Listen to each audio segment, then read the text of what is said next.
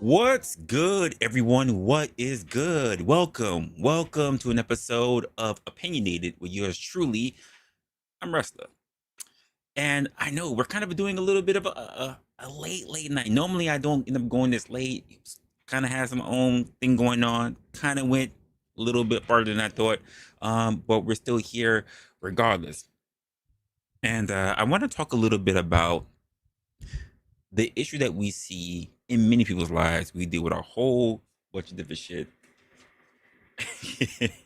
We're dealing with a whole bunch of different stuff all over the place, all over the world, and we all deal with different functions. But before I even get into that, because we always have new people that are walking into the building, if you didn't know, this is a critical thought channel, and what I try to bring forth are thought-provoking conversations, sometimes a little bit provocative, sometimes a little bit controversial, but in all, we tend to be everywhere in our life, especially with the advent of social media that we have today, which means that we go to our favorite creators, we go to our favorite spaces, we come there to for multiple reasons. Sometimes we seek information, sometimes we want belonging, sometimes we want to make friendships, but we end up being in spaces that tend to double down on our own personal beliefs without having any new perspectives. And over time, that becomes something that could be more hindering than anything else. Now, when we have those conversations in real life, they tend to come down to our family, our friends, people that's closer to us, even our coworkers. So I ask you a very important question when you decide to come to this channel. When you decide to open your mouth, when you decide to share your opinions, are they based on your own genuine, authentic thoughts? Or are you just parroting off these subliminal messages, the indoctrination that you have been subjected to for over time? Just a little bit of food for thought.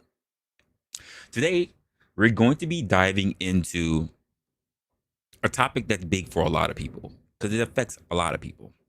And it's about how we are going to move, especially at the end of 2024. We are in the fourth quarter. We're already halfway through the fourth quarter. And whether we realize it or not, we're talking about the convenience of how it might actually be a trap for us instead of helping us when it comes to dealing with finances that we have, financial literacy, all this different stuff. Now, let me just also say this ahead of time. I am not being a financial professional for you. I am not here giving you financial advice. I also stated that in the description as well as the normal description for the actual channel as well.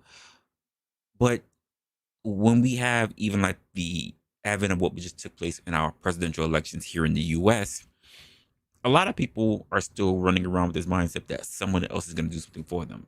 And I challenged that on last episode. So we're going to go a little bit more deeper into that because, quite frankly, I think this is a more personal conversation that hits all of us close to home. I understand it is a Friday night, so people are out there spending their money that they just got instead of figuring out the trappings as to what they're spending money on, why they're spending the money the way that they are, and how it actually help them. For me, I'm sitting home, I'm chilling with you guys, and I'm drinking a beer. That's how I choose to spend my money. This cost me, not the mug, the beer itself, under $3. But you're probably out there spending over $8 for the same thing. Think about that for a moment. And you can say, I'm paying for experience. Oh, you're paying to have an experience with the same people that you could see having an experience really doing something active instead of sitting down and drinking a cold one. Think about this. What exactly is the experience that you're bringing forth, even for the people who are out there now? Whether you are a person who is in the bars, in the clubs, we're gonna hash into all of this. But of course, before I even get started and all this stuff, I want to thank the people who already walked into the building, which I imagine is not gonna be many because the people out there losing their money right now. They visited the Gucci store. They finally made that big purchase that they wanted to on Amazon. People out there trying to get buns, probably for the third time in their life. Let's have the conversation.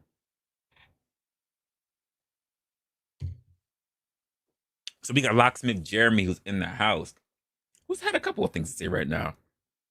We were talking about little finances. He said you don't even take a chance. I absolutely agree on this. A lot of people don't take financial chance, but also a lot of people are just not able to as well. Let's just put it that way. And then he says, Mel, Mel, Mel, Mel, Russ is trying to fuck you. I don't know about all that. I don't know about all that. I didn't say that. That's his words. It's not mine. And don't even worry about that. I imagine everybody's going to be catching me when they're driving home, whether they lost their money, whether they lit, whatever.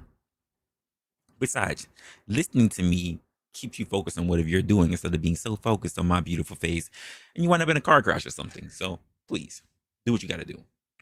All right. So let's get a little bit into this, right? Let's get a little bit into this for a second. We live in a time where nearly everything is a click away.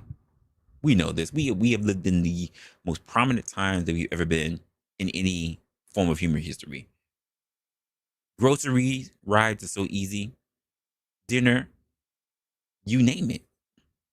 But I've been wondering, is this obsession with convenience costing us more than it is helping? Now I want you to think about that for a quick moment, especially for those who are listening, those who managed to come in from the chat, whatever. What's one thing that you rely on, especially when it comes to convenience, that you never thought about before? Do you feel like you're struggling with it? Rather, do you feel like you're struggling if you don't have that sense of convenience? I would say for a lot of people, it's like people would normally cook on a regular basis, but because we have fast food restaurants, because we have fast food delivery, the concept of developing the skill to be able to nourish oneself is something that's become a little bit obsolete now. That's a bit of convenience that turned around and hurt a lot of people. Not shitting on the aspect of people who are able to go to people with a little bit more professional touch, but it also has spurred the expense account for a lot of people. Convenience isn't just making things easy. It's also changed the way how we think, how we make decisions on a regular basis, and how we manage our money. I'm talking about people are skipping financial education. They're delaying savings for emergencies. They're racking up debt because they're thinking with the mindset that I'll pay it back later eventually. Convenience is slowing us down, robbing us of our long-term future. Not that, Christine, what's going on? Say you refuse? Hey, for the one time that you turned around and refused, there are hundreds ahead of you that turn around and say, absolutely, I will. Listen, Christine, I'm not even gonna lie to you. The way how I got this scheduled out right now with this show, I think even after because I'm lazy about it right now, and I'm thinking about going to get Domino's because Domino's is not far from me. I'm thinking about doing it just because I know I'm not gonna eat the entire pie tonight. I'm gonna eat half of it now, half of it later. So I know I'll wake up and also have something still to eat. But all because I didn't want to take out any chicken breast. I didn't want to take out any chicken thighs or whatever to be able to take. I don't know. I'm so lazy. I don't even feel like breaking down the chicken right now. You say that, but Domino's has crack in it, right? That's the only reason why I go. It's crack. You said you won't eat pizza either. Okay, now you're just being weird. You're just being weird because I think you're the person that like cauliflower tofu or some shit like that. You're being weird right now, right? I don't know anyone who does not enjoy a good pizza. I am a New York guy, and I know people who live out in the sticks who say they can't wait to eat pizza. The same way how I know everybody who comes to New York City will turn around and say, I thought I loved Chinese food and Chinese chains. But the moment I came to New York and I ate Chinese, even from your local greasy spoons, you know what they turn around and say? That's been the best Chinese I've ever had in my life. And you know why? That MSG, baby. Not Madison Square Garden, though. Not Madison Square, but you can take that to the bank with you too. You see, this is exactly my point. You must be some vegan or some vegetarian. Not shitting on you because of it. Do your thing. I would take down vegans and vegetarians too. I just can't convert to your lifestyle. Assalamu alaikum. I can't do it. I can't do it. I am a meat eater. You cannot be a. You know what? We're getting off track. Like, I was about to get a little vulgar early. I was about to get vulgar early. We're not. Listen, Christine almost. Listen, if you're not paying attention. By the way, shout out for Caucasian Sasquatch for the interview he had, because he reminds me now so quickly. If I don't pay attention, Tesla he can slip out. So I gotta make sure you sit the fuck down here next to me. You don't move. Let Resla do his thing. If I don't pay attention, he's gonna fly out. He looks for the opportunity. He's the demon that's looking for an opportunity to speak to y'all.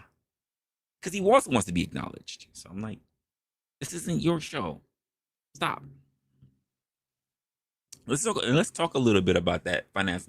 But I can't believe that you just said gross. You really just say that about pizza. What the heck is wrong with you? Now I get it. You don't have pizza wherever the hell you're at. You're not even curious about making pizza at home. But gross? Do you know how many people will fight you right now, Christine? You know how many people will fight you right now for saying gross to pizza? I'm just saying. Yeah, absolutely you're broken. Broken people must be saying that they're not gonna eat freaking pizza. Are you kidding me? Are you kidding me? They were Listen, Jeremy said it before. Talking about Mel. Mel would fight you. Mel will eat pizza. She said she'll even see seafood pizza. She just won't eat tiny vaginas. Clams, by the way. Mussels. But she'll still eat something on the pizza. Everybody I know will eat pizza. But you said gross. Resta would fight you because he likes to bang for Little Caesars. Gross? Nah, I can't rock with that. Can't rock with that. Everybody likes pizza. I think you just don't really have it around you, Christine. It's all right. It's all right. We're not shaming you for it. What I'm just gonna say is that let us know what your location is. You ain't got to give us your address. Maybe open a PO box or something. And if you manage, you can, folks. Can you do me a favor? Can you send Christina pizza?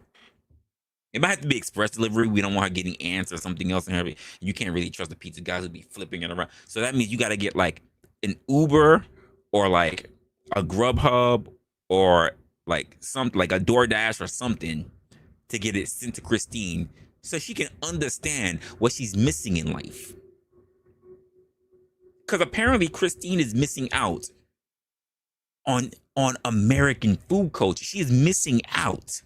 She's missing out on what it really feels like to be American.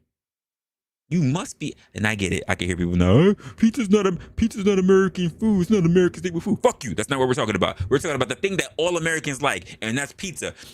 Christine, you are old enough like I am, ma'am, to celebrate the Ninja Turtles. The Ninja Turtles like pizza. They like pizza. We're all old enough to understand Teenage Mutant Ninja Turtles. They like pizza. So for you to turn around and say, gross, pizza, gross. No, there are chicks who literally live on farms who say, I love pizza whenever I'm able to go into town. You said gross, though.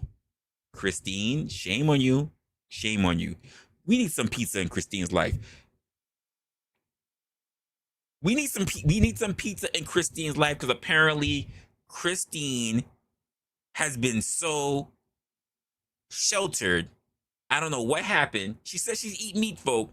So that means she's not a vegan, which means that we need to be able to deliver her a pizza. So, folks, you know what? You know what, Christine? Don't even tell us where you live. Just tell us what state you're in. And if we feel like there's a Christine out there that we know, because we gonna hit the mark on one Christine out there. Everybody, send a Little Caesars, send a Pizza Hut, send a Domino's, send your local Italian chain, send them a pizza, because you understand that there's a Christine out there that is not that Christine who does not understand the value the value and the cultural expectation that she indulge in pizza. This is crazy. I'm doing something against the channel right now, against this very episode. I am asking for financial literacy sake and not spending that money. I'm telling you that we need to do that because we need to make sure that not that Christine stays within the culture of America. America. She must. And send her your favorite slice. Your favorite slice. My favorite slice is bacon and jalapeno. But that's just mine. Send her your favorite slice. Send not that Christine your favorite slice so that she has so many options. But also, she can get tired of everybody coming to our house that she has to keep freaking picking up meals from so that she can understand just how patriotic and just how important it is to eat pizza. But no pineapples. Absolutely. GS is absolutely correct. No fucking pineapples. I hate that shit. If you eat pineapples, stay to fucking Hawaii. Stay in Hawaii.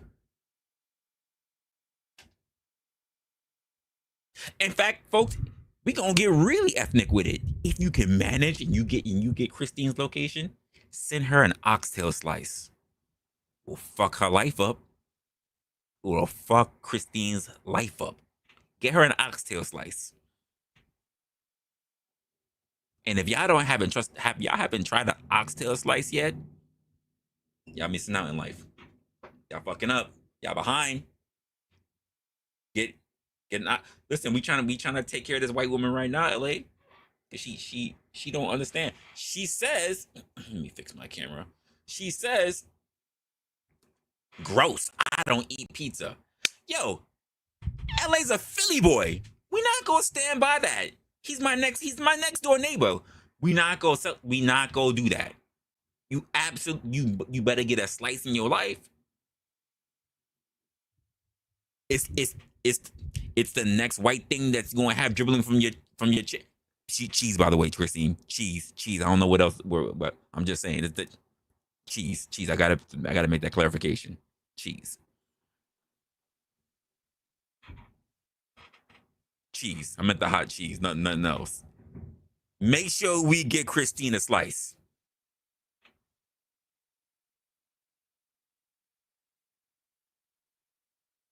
Get her a slice, please. She needs a slice.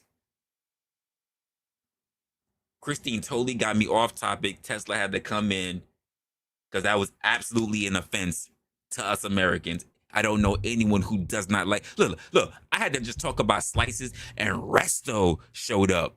Let's go. Yo, Resto's in Korea. Make sure that you find out Christine's location, and from wherever you at, make sure you send her a slice from Little Caesars. This chick is talking about gross. I don't eat pizza. That's blasphemy. That is blasphemy. There were people who were in the Iraq war, shooting in Desert Storm, dodging bullets, shit whizzing by, hit the ground real quick and said, damn, I could use a slice right now. And you're gonna say gross?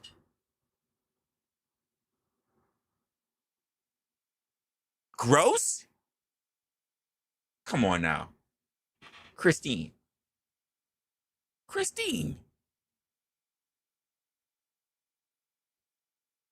This isn't the front. This is not cool. This is not good at all. I want everybody to find out how to look and send her as many options as possible. Send her as much pizza as possible. Exactly. Easy. Breakfast pizza. You ever had the pizza that is so thick that you had to eat it with a knife and fork? Yeah, dessert pizza. Exactly. What are we doing here? Yeah, apparently so, Resta. She likes to get cussed out. This is crazy. Pizza is the American staple. Chicago, Jamaican, New York, Brooklyn style, Chicago style. Well, we don't fuck with San Francisco style. Let's just keep it a buck. They don't really know how to do shit. I'm not gonna lie to you. Mediterranean pizza, Italian pizza. There's so many varieties. What are we talking? Christine, what do you mean? What do you mean? Please, can we get some pizza in Christine's life so that she never mentioned this shit again? I'm pretty sure. You know what? Lady Luck is way on the other side of the pond. Shout out to Lady Luck. Lady Luck, do you love yourself some pizza in the down under? And for all we know, they stick all the ingredients on the bottom side of the fucking crust of the fucking pizza. Lady Luck, do you like pizza? Because over there in Australia, they gotta do shit ass backwards for no fucking reason. Can you tell me if you guys put the slab of the pizza on the bottom? Either way, if you eat the pizza, do you like it? Because for all we know, they got marsupial pizza. I don't know. I can't tell you what happens in Sydney. But all I know is I bet it's banging. Lady Luck, can you let her know? Oh, no. No. Lady Luck, leave the chat room. Leave the chat room. Leave the chat room. You're not gonna put that fucking Hawaiian pizza shit in here. You're not going. No, just leave. This is an episode for you. It's not the episode for you. How dare you bring up that is the Passion of the Christ. What are you doing here? Pineapple? No. Pineapple does not belong on pizza. Fruit outside of tomatoes do not belong on a pizza. You never hear guava on a pizza. You never do. That's not a thing.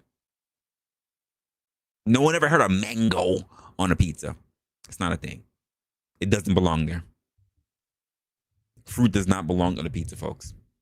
The only reason why we're even making the technicality for tomatoes is because we don't want to have a fight with the actual farmers. They grow it, they get to call it a fucking fruit. But we're not calling pineapples on pizza a good thing. It's not. It doesn't belong there. You don't have the same way how we don't talk about, in case I gotta say it, I don't know why, but pause. Nuts being on a pizza. You never hear about pine nuts. You never hear about peanuts. You never hear about walnuts. You never hear about any of that shit being sprinkled on the top of a pizza. Pineapples don't belong there either, folks. That just doesn't belong there. It doesn't. Lady Luck, I'm shocked. I'm shocked. It doesn't belong there. Here's another jigaboo who was out there in the islands with his fucking pineapples and his mushabai, whatever the fuck it's called. That don't belong here on the mainland either. You stay over there, castaway in sea. That's what you are. You're not Uncle Tom. You're Tom Hanks. Castaway. Stay out there. Pineapple. The fuck are we doing here? That shit does not belong. Fuck you and Wilson and your pineapples on pizza. Castaway. Stay out there on that island. What are we doing here? This is not the way it's supposed to work. There's no other fruit that's ever been. We're going to introduce that shit. I get it. Maybe Hawaiians didn't have a lot. He said, pull up.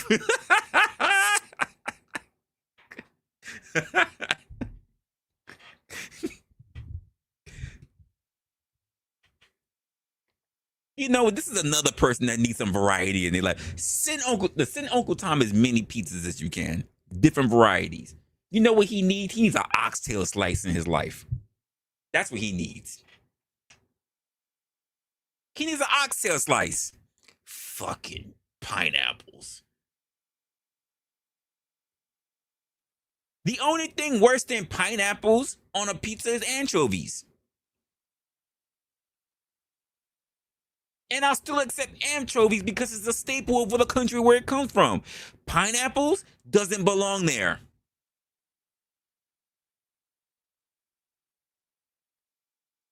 Yo, listen. This is what I'm talking about. That doesn't belong there. You should be vouching for something else more cultural. Like, what are we doing? That doesn't even. In fact, y'all don't have pineapples. You should be vouching for something else. I would more happily eat a snake on my pizza than pineapples. What are we doing here? So this is what we gotta do. We gotta send Uncle Tom a pizza because apparently, fuck that other shit going on in Hawaii. We gotta turn around and send not that Christine a pizza because apparently she don't know shit about fucking pizzas and is not being very patriotic right now. And then we gotta go ahead and we gotta send Lady Luck a right side up pizza because apparently they fucking up down there in the down under. Those are 3 people on the list, folks. 3 people. We have to support. We have to support our community. Those are 3 people on the list right now. Uncle Tom, Christine, Lady Luck. They all get a slice from us. From wherever you hail, they all get a slice. But just make sure that when you send it to Lady Luck, that shit is right side up. She don't need to hold all the toppings and shit on her fucking hand while she takes the bite on the fucking top of the bread. Send her a right side up pizza. Make sure that you make that specific in the notes when they deliver that shit to her. This is crazy. I'm supposed to be teaching, or I'm not even teaching, I'm supposed to be talking about finances, but I have to now tell everybody to break their pockets because this shit don't make no sense. Hey, I'll eat rat before that bullshit fucking ass pineapple that don't belong there. What are we talking about here? This is crazy. Does not belong. It is deviant. It's like Abba and Pre. It is deviant and we don't want it. This is crazy. So many other great choices in the world. And you opt for fruit. Again, you don't care about mango being on a pizza. No, kick that shit out the door.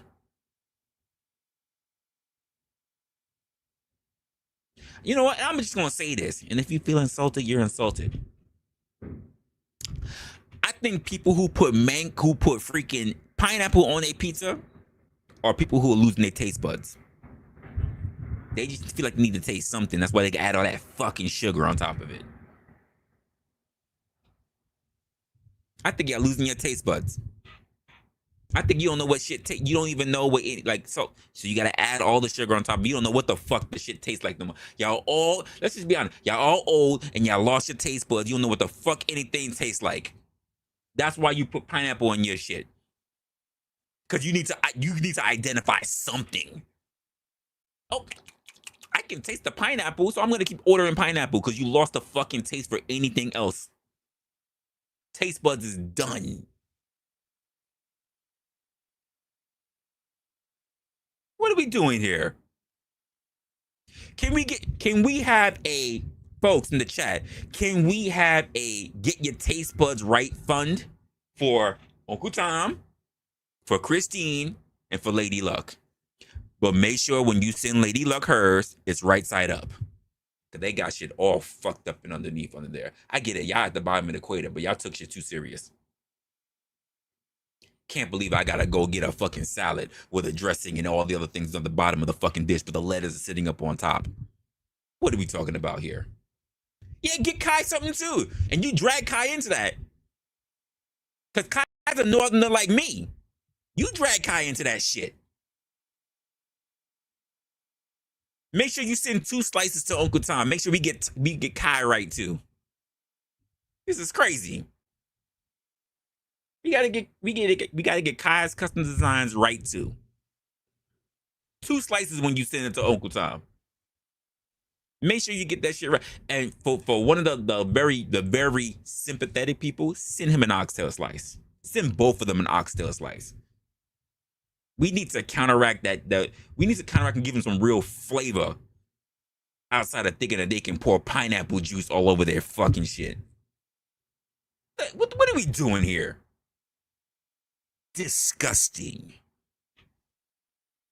I would sooner season my freaking pizza with gunpowder than eat fucking pineapples on it. The hell we doing? Listen. Oh, that shit got me off topic real quick. What? Damn. That's an affront to nature. It really is.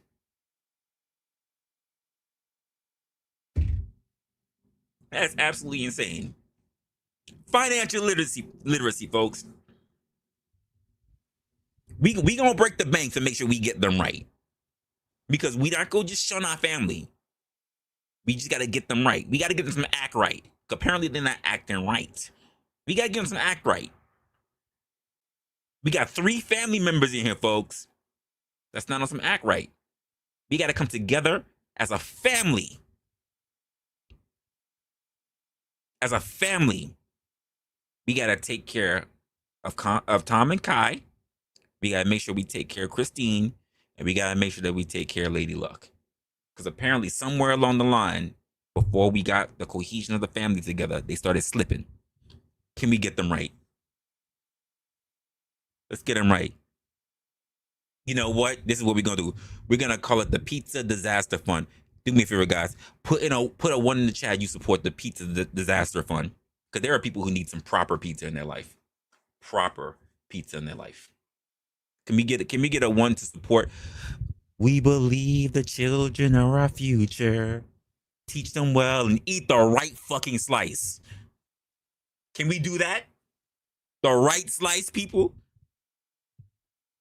Show them all the toppings they possess inside. Give them a sense of pride to not eat that bullshit pineapple. Can we do something about that? Can we get them right? Let the children's laughter remind them what they should eat. That's what they should fucking eat, not that bullshit ass pineapple. Can we get it? Can we get it for them? Oh, y'all threw me off. Y'all threw me off. Y'all threw me off. Hashtag right slice. Absolutely. That's what we need. That's what we need. Hashtag right slice. What? This is crazy.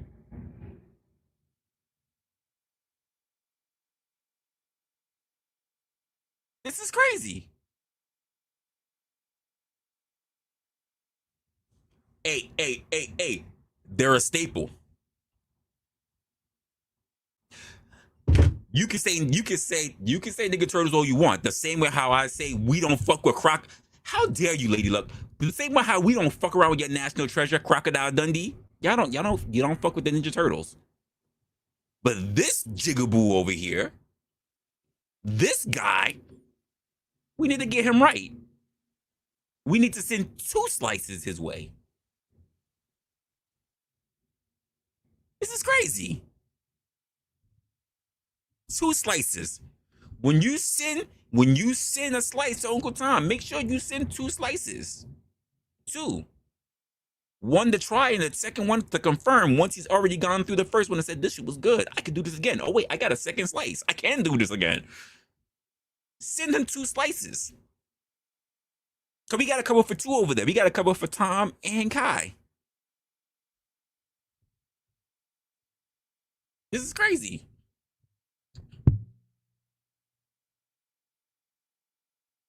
Disaster fund, folks. Pizza disaster fund. Hashtag right slice. This is wild. This is wild. Woo! Got me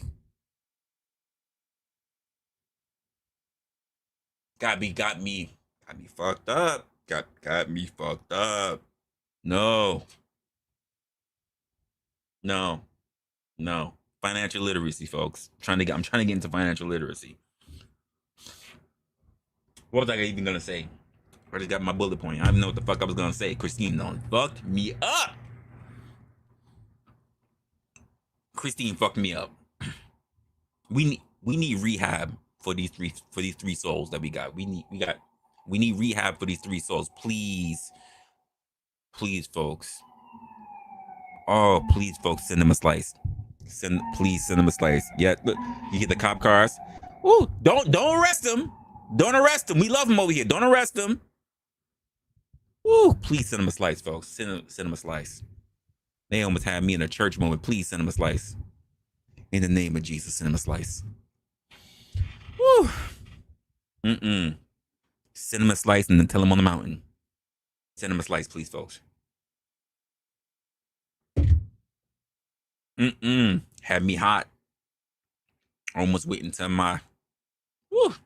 That's crazy. All right, folks. Let's talk a little bit about financial literacy. Got me fucked up. No. No. Let's get a little bit into financial literacy. I'm totally off the mark now. Had me fucked up for about 40 minutes now.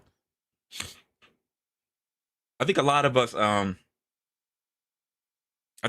were never taught about money. Apparently we were never taught a lot about money because we was buying the wrong shit. Like pineapple on pizza. Like weird ass spam sandwiches and shit. Anyway, we were never really taught about this stuff in school. And I think this is a big problem. I think people today, because of that lack of education, is still going paycheck to paycheck. And they're going paycheck to paycheck not because they can't earn enough money, but rather because they fall into the trap of what convenience is. Convenience is easy credit. Convenience is a quick loan. Convenience is living without a budget. But convenience is not eating that goddamn pineapple pizza. I'm just gonna tell you that. That should not be in your budget, folks. I like pineapple, just not on pizza.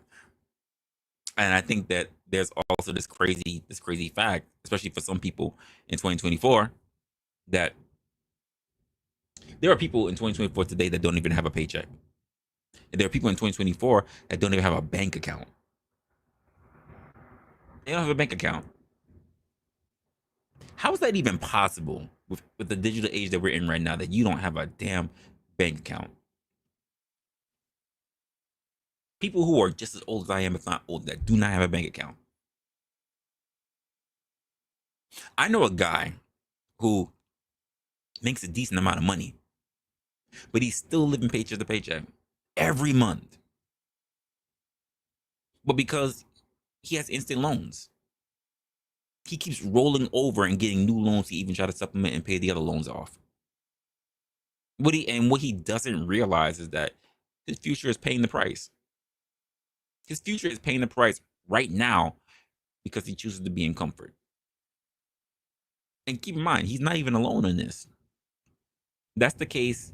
That's the case for a lot of people that's out here. And look. I'm not saying you shouldn't treat yourself well. I'm not saying you shouldn't treat yourself, period. Just don't treat yourself to pineapple pizza. That's not treating yourself. I think you should have a saving plan. I think you should have a rainy day fund. And there are people who are counting on credit to always be there to back them up.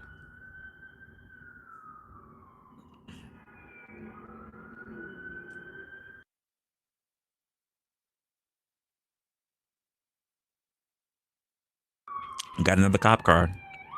I got to call these people and tell them not to pick them up. Don't pick up Christine. We're gonna leave Lady Luck alone. And don't go on Tom's property.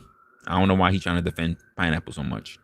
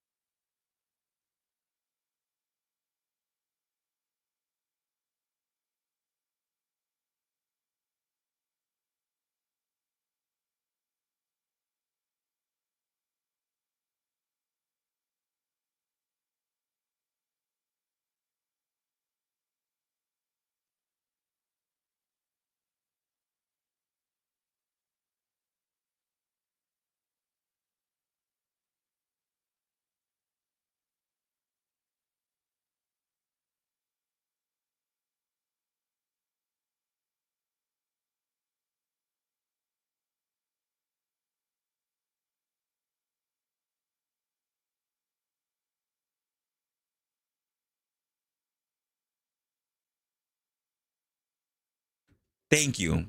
I don't know why I was muted. Thank you. Thank you for letting me know. Trying to block out all these. That's what it's like the fourth or fifth freaking car that came by. Yes, yes, folks. I see. I'm muted.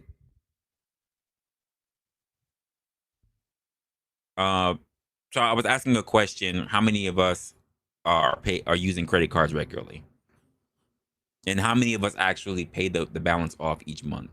Or are we seeing a lot of people who are the typical people who are paying off the minimum balance every month? They're not even paying attention to the interest, which tends to be almost as much as the actual balances and stuff.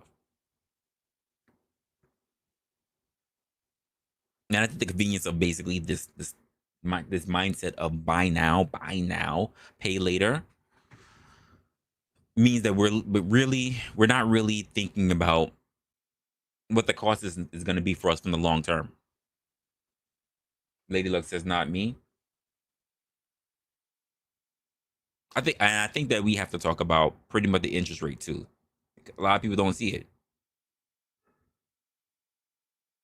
Yeah, no, Lady Luck, I absolutely was cussing out pineapple pizza on while it's muted. That's crazy. It's blasphemy. I think people think that they're paying like $500, and but when they have interest, they don't understand that they're paying way more than that when they're doing the minimum balance. And I think when it comes to personal responsibility, especially when it comes to that role of mindset, that it's really about convenience when it comes to people's heads, come to people's mindsets.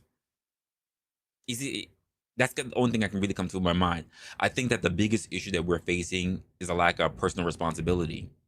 If you want to use the word accountability, fine, you can use that. You can use that as well. But typically, when it comes to financial freedom, we want to say that I want to be financially free. But are we really making the right choices for ourselves in order to get there? Most people I speak to, it's not that. Convenience can be a trap. It is. But the thing that puts us there is our mindset because we turn it into a prison. And I think we need to start really thinking in terms of long term goals and not just the quick fixes. For example, how many of us have a clear plan to walk away from a check to check lifestyle? Be honest. How many of you have a real solid plan to be able to walk away from a check to check lifestyle? I think a lot of us have plans, but we're not actually in a position to be able to take care of it. Period. And I'm not talking about the plan that says that we need to get rich in order to be financially free. I mean, just not to have to say that I have to think about my next paycheck in order to pay the bills to make sure that I'm staying afloat. I'm talking about people who are thriving and not maintaining. I'm talking about those who just want to talk about making better choices.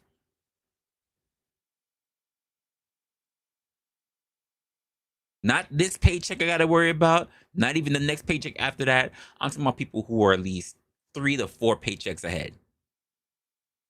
When bills come in, they're not worried about it because the funds have already been there weeks before.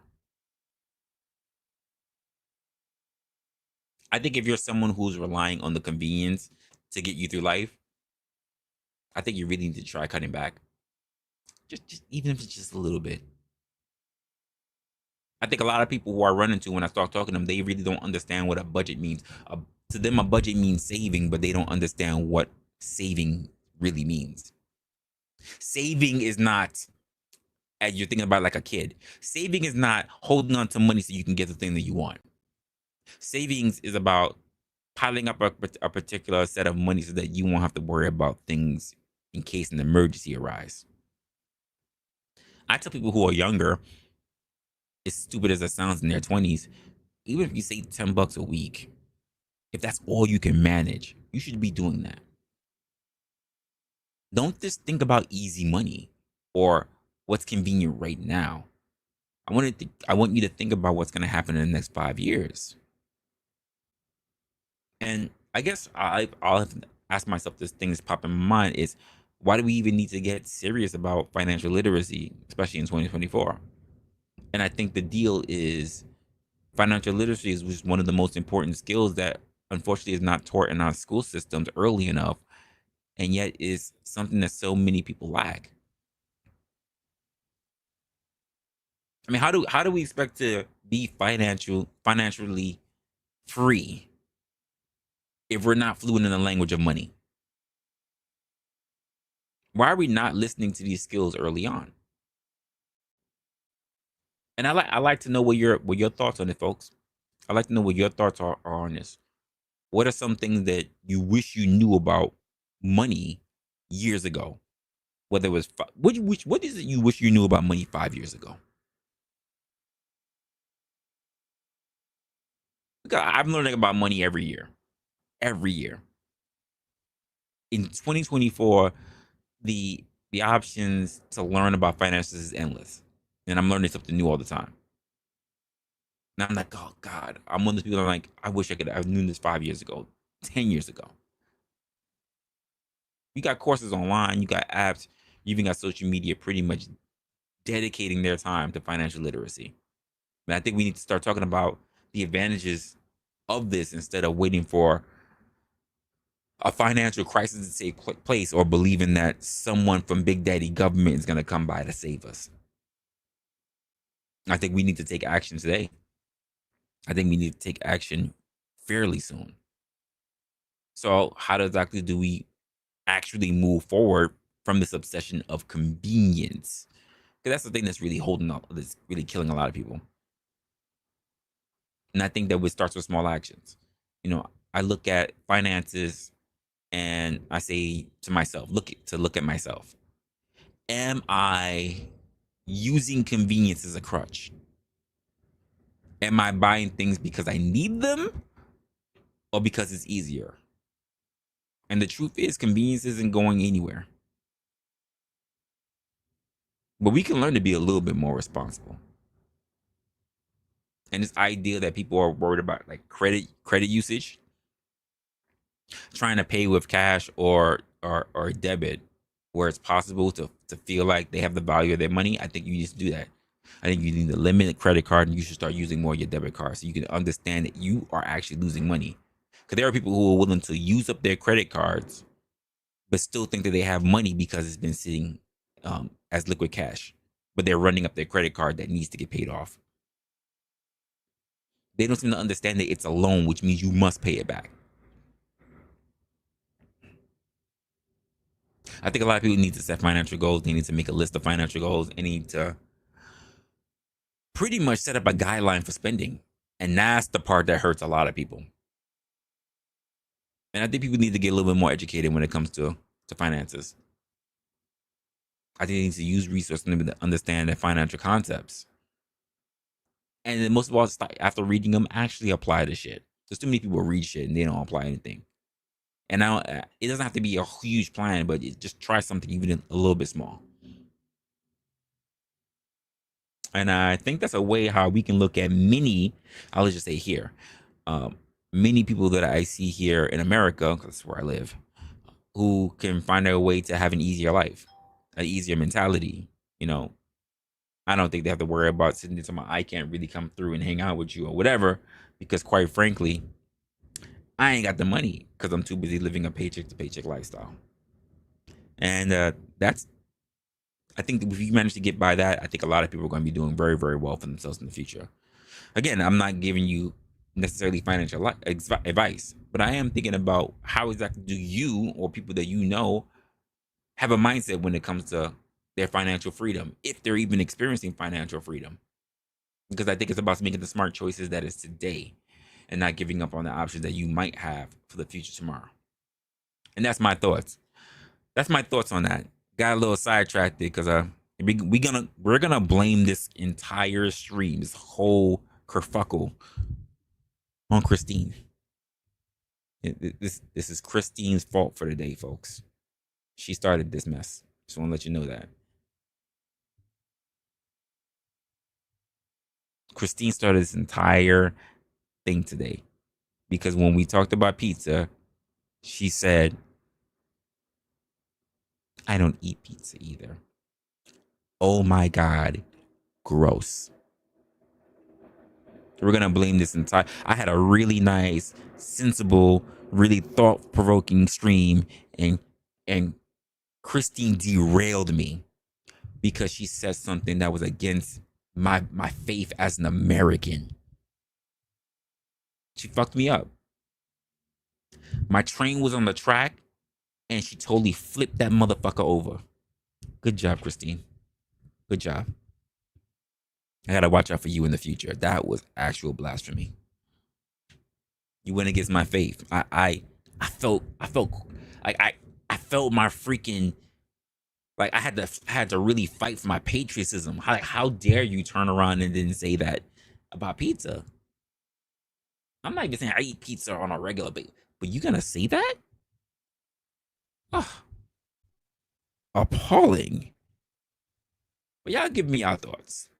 I laid down a little bit of groundwork when it came to the idea of financial freedom for the most part. I want your thoughts because I have a feeling that we need to talk a little bit more about pineapple pizza. Yeah, I absolutely did. I did. I got triggered. I got triggered by pineapple pizza. It's not a thing. It's not a thing that we should be going through. It's not a thing that we should. I can't now. I feel like I gotta rename my entire stream about pineapple pizza. This is weird. This is weird. This is not what we normally do. I never thought that could be a weird topic, but we might have to get into this whole aspect of pineapple pizza because it's just we need to settle the matter once and for all. That's disgusting. I'll even take Lady Lux as just being a little misguided because she's got her hand all messed up all the time because she's got all the toppings on her bare hand from being upside down.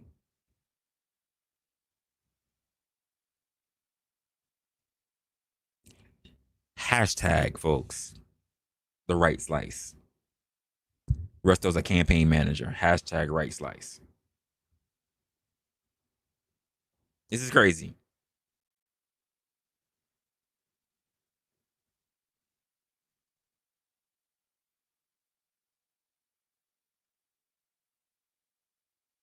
This is absolutely crazy. All right, folks. I got the link in the chat. If you want to come up, it is open now. We can talk about whatever. It is Friday night, folks. We can talk about whatever. We can talk about finances. I know it's a little bit serious. I know more people losing their money than anything else today. But we can talk about that. We can talk about whatever's on your mind. Like I said, link is in the chat. I'm gonna do a little bit of promotion. I am actually going to go ahead and get me a little beer because it might be a good night with you guys. It might be a good night. Let's see where it goes. Like I said, link is in the chat. And yeah, let's get to it. Let's get to it. Woo! In the darkness of night, we wear the blue, ready to fight. Every move we make, every step we take, undercover blues, our lives at stake. Beneath the surface, we find the truth. Evaluate, cop, searching for proof. We serve and protect. It's in our blood, but sometimes it's tough, misunderstood.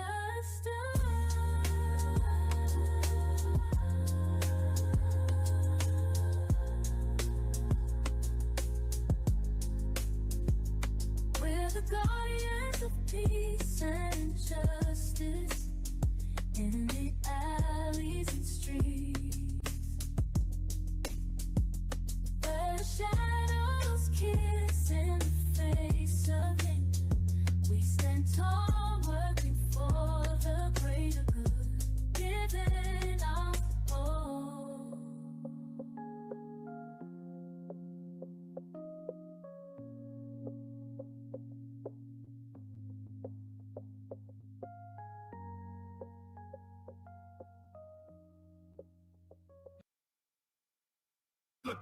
Grab a drink. Light you a blood, sit baby still, fast and fly. Evidence plain, no dick holding, no blankety black shit. We chilling with the crew. You welcome for the session. I hope your time was pleasant. Now did you learn your lesson? Welcome to the porch. Welcome to the porch. Yeah. Welcome to the porch. Welcome to the porch. Welcome to the porch. Welcome to the porch. Yeah. Welcome to the porch. Grab you a drink, light you a blunt, sit back and steal, facts fly. Evidence playing, no dick holding, no blackety black shit. We chilling with the crew. You welcome for the session. I hope your time was pleasant. Now did you learn your lesson? Welcome to the porch. Welcome to the porch. Welcome to the porch. Welcome to the porch. Yeah. Welcome to the porch.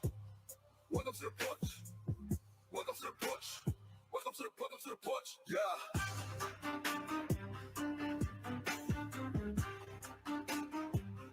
Welcome to the porch. Yeah.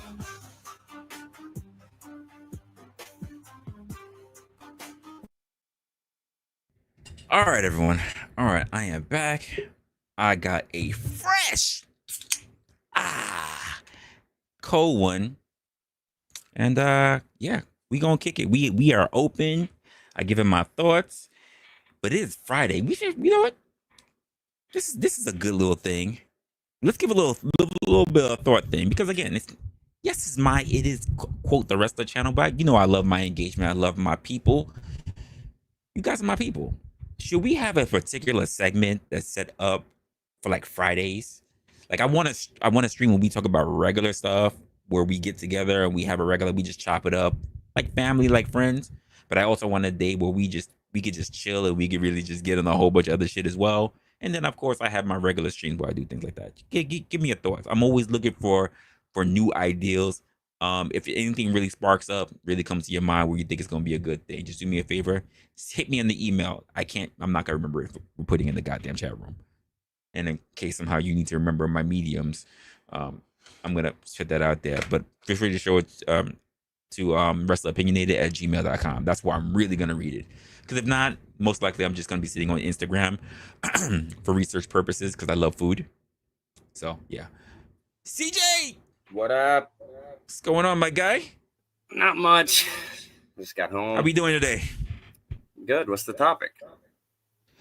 So we're really just talking about the price that we pay, you know, for the things that are easier in life, and it's really just a conversation about people, especially where we're here in the fourth quarter, about financial independence, financial freedom, rather, because a lot of people don't understand exactly what that means. A lot of people spend a lot of times, their waking times, really just being on a loan, whether it's actual loan, business loan, personal loan, credit cards, which are loans. And we talk about having a nation where we have people. I think the American dream should just be having financial independence. I'm not saying wealth.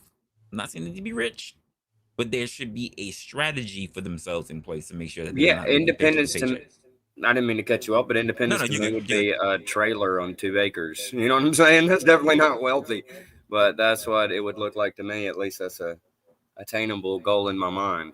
So, well, I mean, if you got your plot of land and you got your trailer and your trailer's paid off, I mean, yeah, exactly. Well, that's what I'm talking. I'm not talking about leasing a trailer. Yeah, that's what I mean. It's like something I could buy outright and own it on top of which has been my goal for a while. But yeah, paying that price is real. Like I'm doing it right now. It's kind of rough. Yeah, I'm we're all going wanting to give up, and I know I'm never going to, but it's just like. So I actually since we're talking about like homes, because I think that's one of the things that people really jump on real quick. It's about shit. I ended up closing that. I shouldn't have closed that. About home ownership, right? Let me hold up. Now I just freaking totally messed myself. I messed myself up. I took something off that I shouldn't have taken. Let me put that back up there. God damn it! All right, I'm gonna. You mind if I shout my stream out real quick? Absolutely. You know what? Drop your link in the back, and I'll put it in. I'll put it in the chat. All right, cool. We'll just do that. I'm gonna do a stream at 9:30. about my reaction to some of this liberal, like the liberal. I watched a stream today where the liberals were The liberal freaking out tears. on, and what is it? This is the liberal tears that is out there right now. Yeah, which I truly find entertaining, but some of their perspectives on men in general is what I was gonna kind of talk about, because I don't pick either side of that whole game, and I don't know. I don't know. I have a different opinion. I'm sure it's been talked about before, but it's not a popular opinion, I don't believe, because the popular opinions are on one side of the spectrum. That's my favorite type. That's my favorite type. The ones that are not popular, I love it. I like to leave the work on me so that people know I'm not completely full of shit. You know what I mean? I listen. I like it when it's controversial. I like it when it's provocative. I think that's where the real discussion begins. This doesn't. We are well past times of the Navajos, even though I love our ho. But when there's no peace pipes here, like quite frankly, it is what it is. We need to really get down to brass tacks. Really need to have that conversation. But yeah, absolutely. And for CJ, when he has his stream, guys, be sure to check that out. His link is going to be in the chat. Thank you, Russell. Nah, it's all good. It's all good. I know I'll be, so now that you gave me your stream, you let me know you're going. I'll take a look at your stream as well.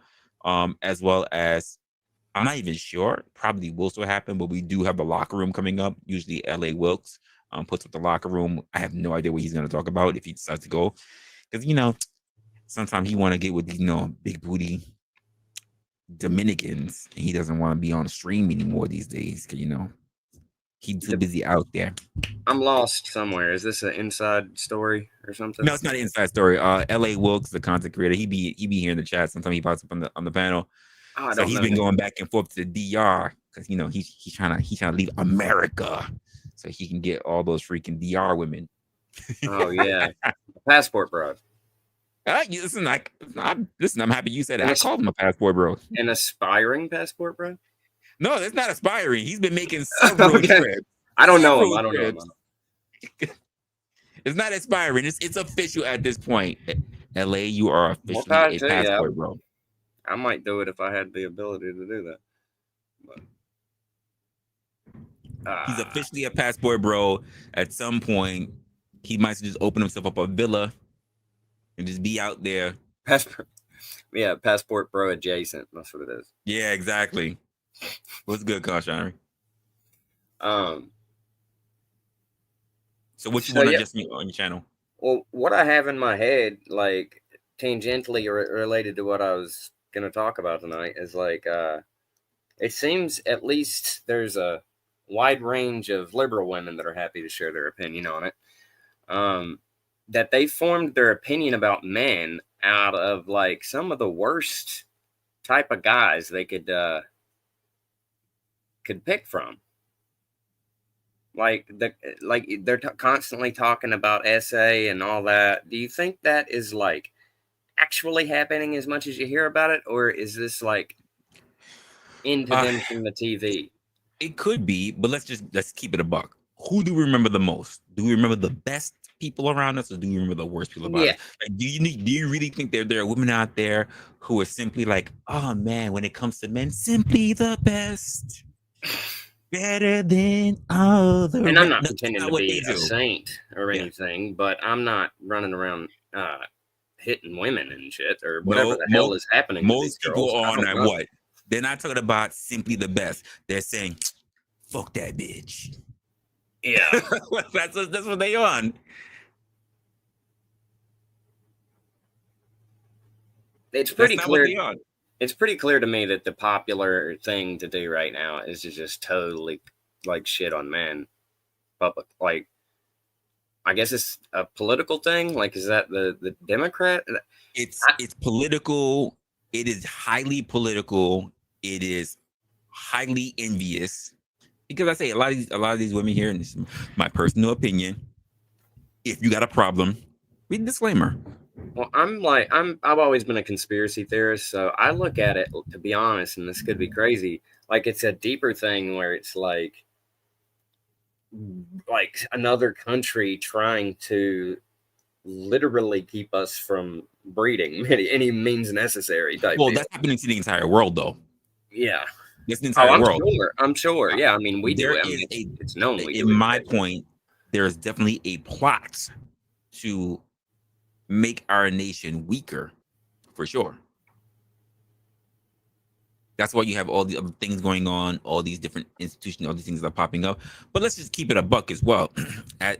Men have been holding the forefront for a long time, and the idea of just thinking that people should just roll over and let you have it without a fight. The one ladies, ladies, love you, but what's something I hear, and while it's not something that I find appalling or anything, I find it a little bit disrespectful. Just when we use when we think about the context of words, when I hear that we fought for equality, no one put on any helmets and went to war.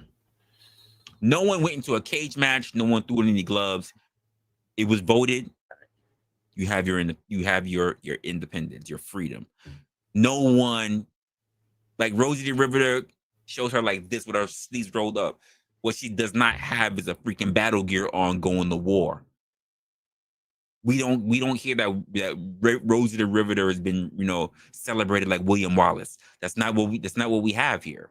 So that word fought for, that's very disingenuous. And I don't even know. I don't know where I fall on the whole political thing. I thought I was a conservative till I started trying to hang out with them. I flip flop back and forth my whole life, but I'm just conservative on some things and liberal on others. And I have my own reasons for doing that.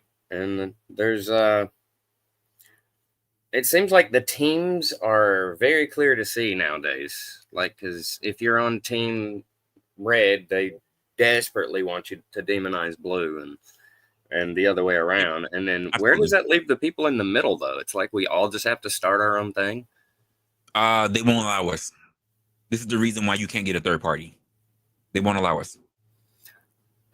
It's either red until you're dead, or you just blue in the face and you die. Sorry, I didn't mean to say. And then a lot of the people that would be the third party that I've seen will pick one just because they know they can make money that way. Well, yeah, you know what I mean. I mean, let's be honest. We see plenty of independents go live, and they do it for the campaign raising. They don't do it because they actually think they got. Right. I mean, come on. Let's be honest. Who thought? No, not to shit on my. Hold on. To my black folks, I'm not shitting on you, black folks. I'm not doing that. Let's just keep it a buck. How many of y'all actually thought Cornel West had a fucking shot?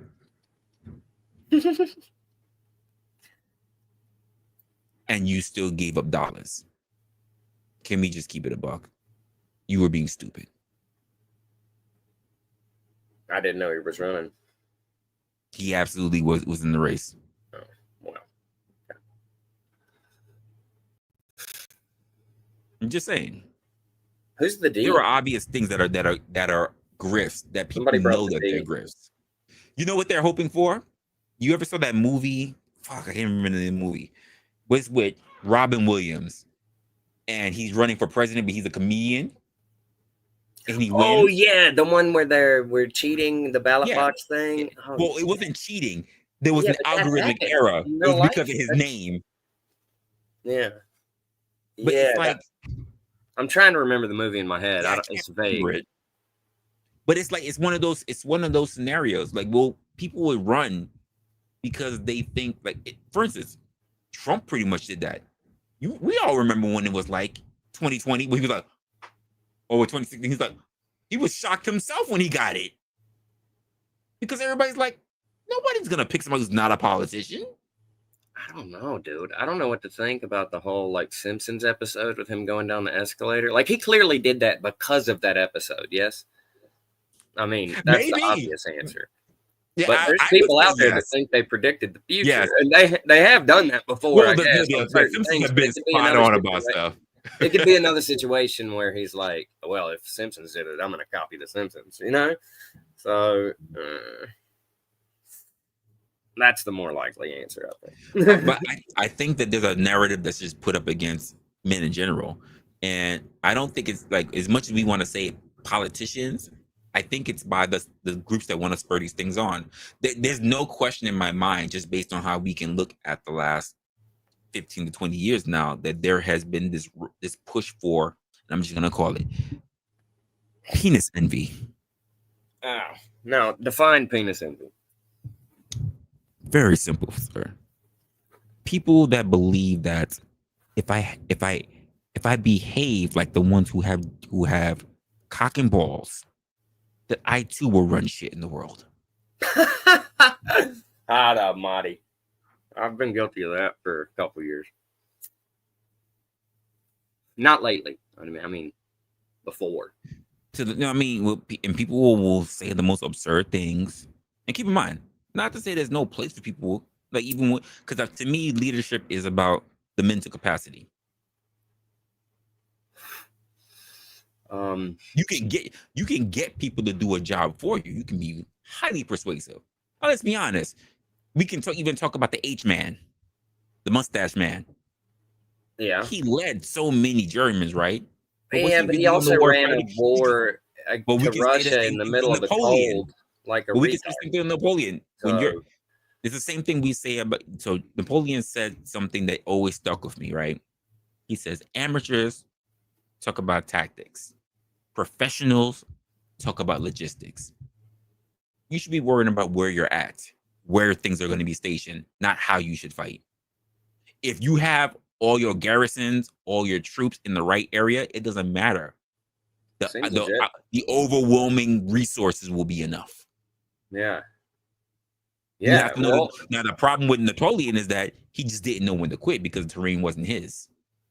I hear you. That's funny because I get my strategy stuff from gaming. I used to be a Counter-Strike player, and I would stay up all night, like coming up with strats and stuff. And you're right. If you have things in the right place, if you do it at the right time, you get to a point where it's like, yeah, I'm one of those guys that like to play like StarCraft and World of Warcraft. Okay. So I think about strategic placements. I'm a chess player, so I like to know where I'm putting things at. I'm only shaking my head because I never cut my teeth on that. I tried playing it a couple of times, and it was so in depth that I was like, I do not want to spend the time learning this. But I know a couple of people that got really good at it, so I assume it's fun when you're good at it. What's good, Mayo? We're in open portion, by the way. If you want to come up, yes, I was just listening to you guys. Dan, don't ever sneak up on me on my own panel again. I forgot I brought you up. You were so goddamn quiet. I asked who the D was. Don't ever do that to me again. I brought the D, man. Yeah. No, just sorry. I came up and then I started focusing because I'm on call. I'm in potential call. I gave you two news. What's happening here? Rain has been crazy. We've had a whole bunch of events like mudslides, flooding, etc., all around the country. So, since I'm a first responder reservist, I'm on call just in case. I'm thinking all this North Carolina stuff they did with that hurricane. They're making it such a big deal. Like I think it's got a lot to do with we got lithium around here, and they want like more of their people in North Carolina or something like that. Because I don't think it was as bad as they put on. Maybe it was in Western North Carolina, but yeah, I guess it depends. I was out in it that morning, and I guess it depends on who branches across the road and shit. But like, it wasn't going to get away, or like, if you got a 4x4, you could have driven over anything that happened. You have a 4x4, yeah, not even a 4x4 would have been able to drive over a category 4 or 5. Wait, okay. I'm not saying a hurricane. Con, what do you mean by Walmart? What's up with Walmart? I think Walmart came up in the conversation before, right? Oh yeah. I refresh my mind on these conversations. But like the rush for the government to come out there, they haven't came out there ever for a hurricane like that. Why this one is one thing I can't think. When was the last time we had a big hurricane that came out for? Was it Sandy? No, I mean, no, no. we have them every couple of The one that years. happened in Louisiana with Necropolis. What hurricane was that? I don't know, but as far as making it all the way to North Carolina, it's kind of rare, but it does happen every couple of years. It seems like, and that it didn't get that response on any of the other ones. So I don't know. Hmm. My opinion. But That, by the way, Dan, that was Conch trying to start some shit. Yeah, Mayo, what's good? yeah. What, gentlemen? I ain't stupid. No. I mean, dude. And that links for everybody, folks. Anybody, we're open right now. CJ, let me tell you something. Living in a part of America where my country doesn't get hit a lot by hurricanes because of its geographical aspect. What we get hit is with the indirect effects. So, trust me, a category 5, like what happened a month or so ago. That was the what was the name of that one? I forgot. it's not a 5 by the time it gets here. It's like a 2, if that. No, If that, I would doubt it's even a 2. it hit you with a category. It went up category 5, and at the moment it hit you, it was already category 4. So still, I'll look it up. I know that. it I was, know that's not right. anyhow, you guys talking about women and the whole thing ordeal. Well, we were talking about penis envy, and then we went into hurricanes. Too bad we didn't get the Penis typhoons. envy. What do you mean by penis I envy? immediately thought of Locksmith.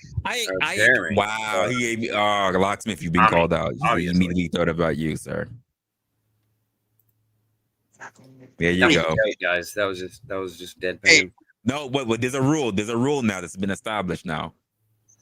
You end up saying his name like 3 times, he wind up popping up. This motherfucker's Candyman now. He stay popping up for some reason. You keep mentioning his name. Resla?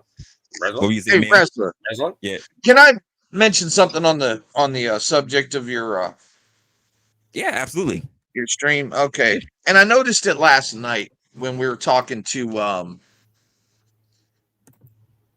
Sweezy 76,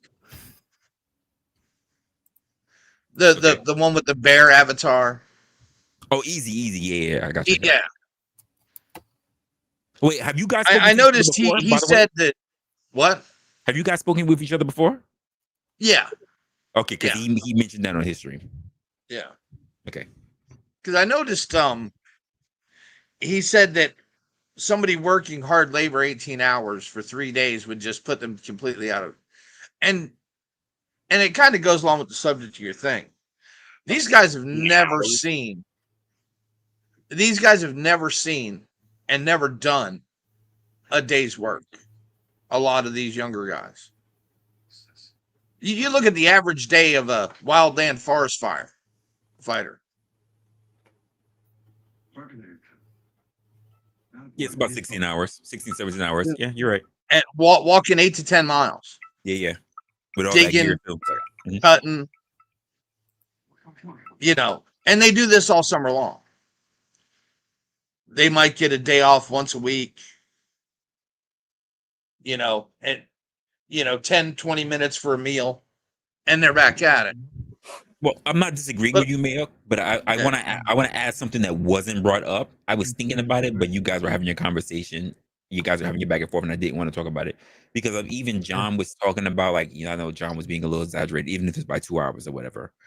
But we have to also admit that stress builds into the body, and people do have stress fractures, things like that from overexertion. So that means people need to have breaks.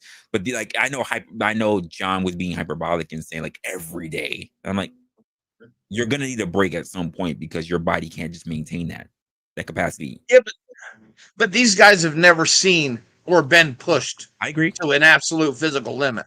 Yeah, they really don't know what they're capable of.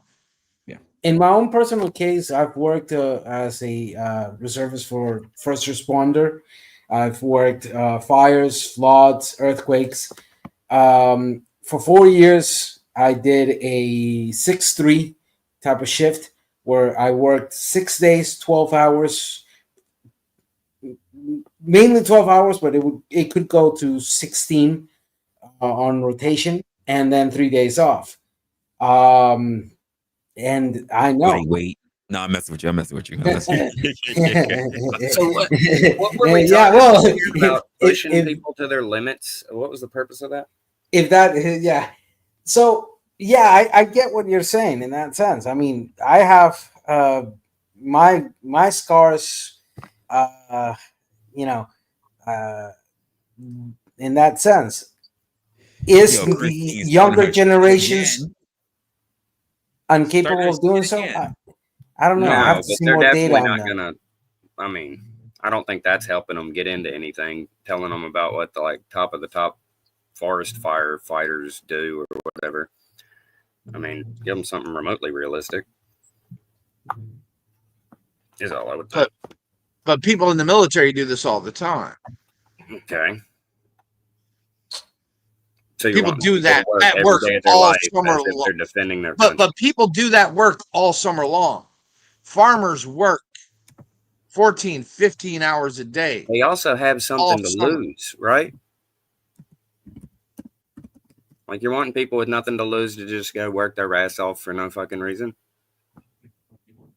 Who are you talking about? I'm just saying, like, I'm not gonna work that hard. I mean, give me something to lose, maybe I'll fucking work that hard. Well, the concept was also No, relevant to people who are in prison and how we should be doing prison reform. Oh, okay. I'm okay. Well, then my bad. I missed yeah. that part. But That don't makes get sense. me started on that. But what I might I'm understand saying is, the but what I'm context better. saying is, he didn't believe that is possible because he's never seen it and he's never done it. Oh, you guys are talking about a different guy's reaction to So something. yeah, it was Yeah. on a panel that we had last night on Oh, the my job rights bad, dude. discussion. I was like going off No, on no, a tangent. you're good. You're good. So No, No, no, I'm not saying everybody should go out and work 18 hours a day. Yeah, I didn't know what you were talking no, about. No, Yeah. yeah.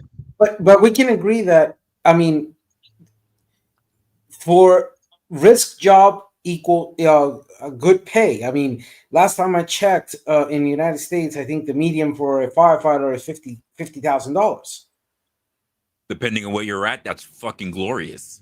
Even if Yeah, keep in mind, they're not full-time workers, they're part-time. That's Yeah, still fucking great. I would Yeah. work a lot more than I do if like That's a fact. I was keeping up something like that. Like if I had already invested in something that I Think had. about that. I mean, here 50,000 part-time. here a firefighter, well, throughout Latin America, I know the median is around half of that, 22, 23, about that amount, and depends on your rank on that sense. But still, if we're looking at that particular jobs, of first responders, there's a high risk. I mean, there's no doubt that the work can kill you. And I bet they get paid really well. They do. They do. And again, I've seen a lot of part-time shit. The same way how we talk about, like, well, I'll say people who I speak to, they work in EMS. But they're all, well, not say all, but the majority of them are fighting to become a paramedic. Because paramedics work in firehouses. And they get paid an exorbitant amount of money compared to EMS workers. Because EMS workers, they're the ones that deal with the possible person who ODs, who touch people with freaking drug needles, who got to get chased by dogs. They're the ones who deal with that shit. Now that you mentioned paramedics, you just remind me I have to get my Paramedics, they show up with FDNY. Now that you mentioned paramedics, that just reminded me, on April I have to go get my recertification. Thank you for reminding me. I have to write down on my calendar. Hey, I'm a compliance guy. What can I say? I had to make sure you're up to code. Make sure you're up to code. Shit. Yeah. Sometimes I get but no, though. Sorry, Resla, if you got something important. I was just spitballing. Mayo Cook, and then CJ, you can get your thoughts off. no, it's just that it occurred to me that we have two entire generations who've never seen anybody work like that before, and they don't even think it's possible. Right. I hear that. It was like pulling teeth. I'm sorry. Or rather, and you can cook right after. Or rather, not that it's impossible. They just think it's inhumane. Go ahead, CJ. I was just saying, it was like pulling teeth getting me off of that computer, man. Like I used to be sit on the computer for 8 hours a day type person, And I just, it was the first year or two, maybe. It was like all I could do to show up every day and just carry the stuff from the trailer to the freaking job site and back. You know what I mean? Like, so I kind of feel for these kids because I don't know what the hell they're gonna do. Especially never playing. Like I've always said, I've said a bunch of times. At least I had 10 years playing outside with the kids and stuff before the internet completely took over. Yeah, the world's totally I can't different. imagine never having that and just never even being outside. I would be terrified to fucking do Well, any real I type think it's a job. matter of where you live, though, CJ. To be honest with you, like, so for instance, I'm in New York City. Like, I grew up in a very, I I love I love being in the age that I'm in right now. Some people say that before the internet and everybody had to be outside and everybody got into whatever, and I look at it and I go, that sounds kind of good. And then I look all the way in the future now where nobody pretty much goes outside because all the dangers that are outside. I came up in a very healthy medium where I can say You, I remember prior to before, like literally the internet has grown with me. I had before the internet. I'm old enough to still remember a rotary phone, yeah, me too. a rotary to VHS. phone You to know, now where that we like. I think back on it, when I was a kid, I used to get along with people, and somehow I've lost the ability to do that. Well, keep in mind, it was your family's responsibility to put you around other kids or other adults that you can learn how to socialize. And that's not a thing now. My mom used to See, tell this story where I was on the playground and I taught all the kids on the swing set old timey rock and roll and had them all singing it whenever she picked me up. That does not even sound like now. so Resla and me were born in early '80s, and we lived our teenagers, late '80s, early '90s. Right on that moment of transition where there was internet, but it was all majority was ADSL or the remember the phone tone. Well, keep in mind Uh, when we were born, PCs were just being implemented to be in people's actual homes. barely. They were only business, and they I, only came in three colors. The screens only came in three colors. That was it. yeah, yeah, yeah. Or when you were connecting into internet, and then your mama or your dad would come around and said, "I have to make an important call." Yep. Or you're right in the middle of downloading whatever it was that it was taking Like 30,000 that hours 66K wire so they can put it in How the about uh-huh, phone. The this? phone. and put it in the phone. Yeah, and you're like, you're left there with your trousers hanging, and you're like, what the hell?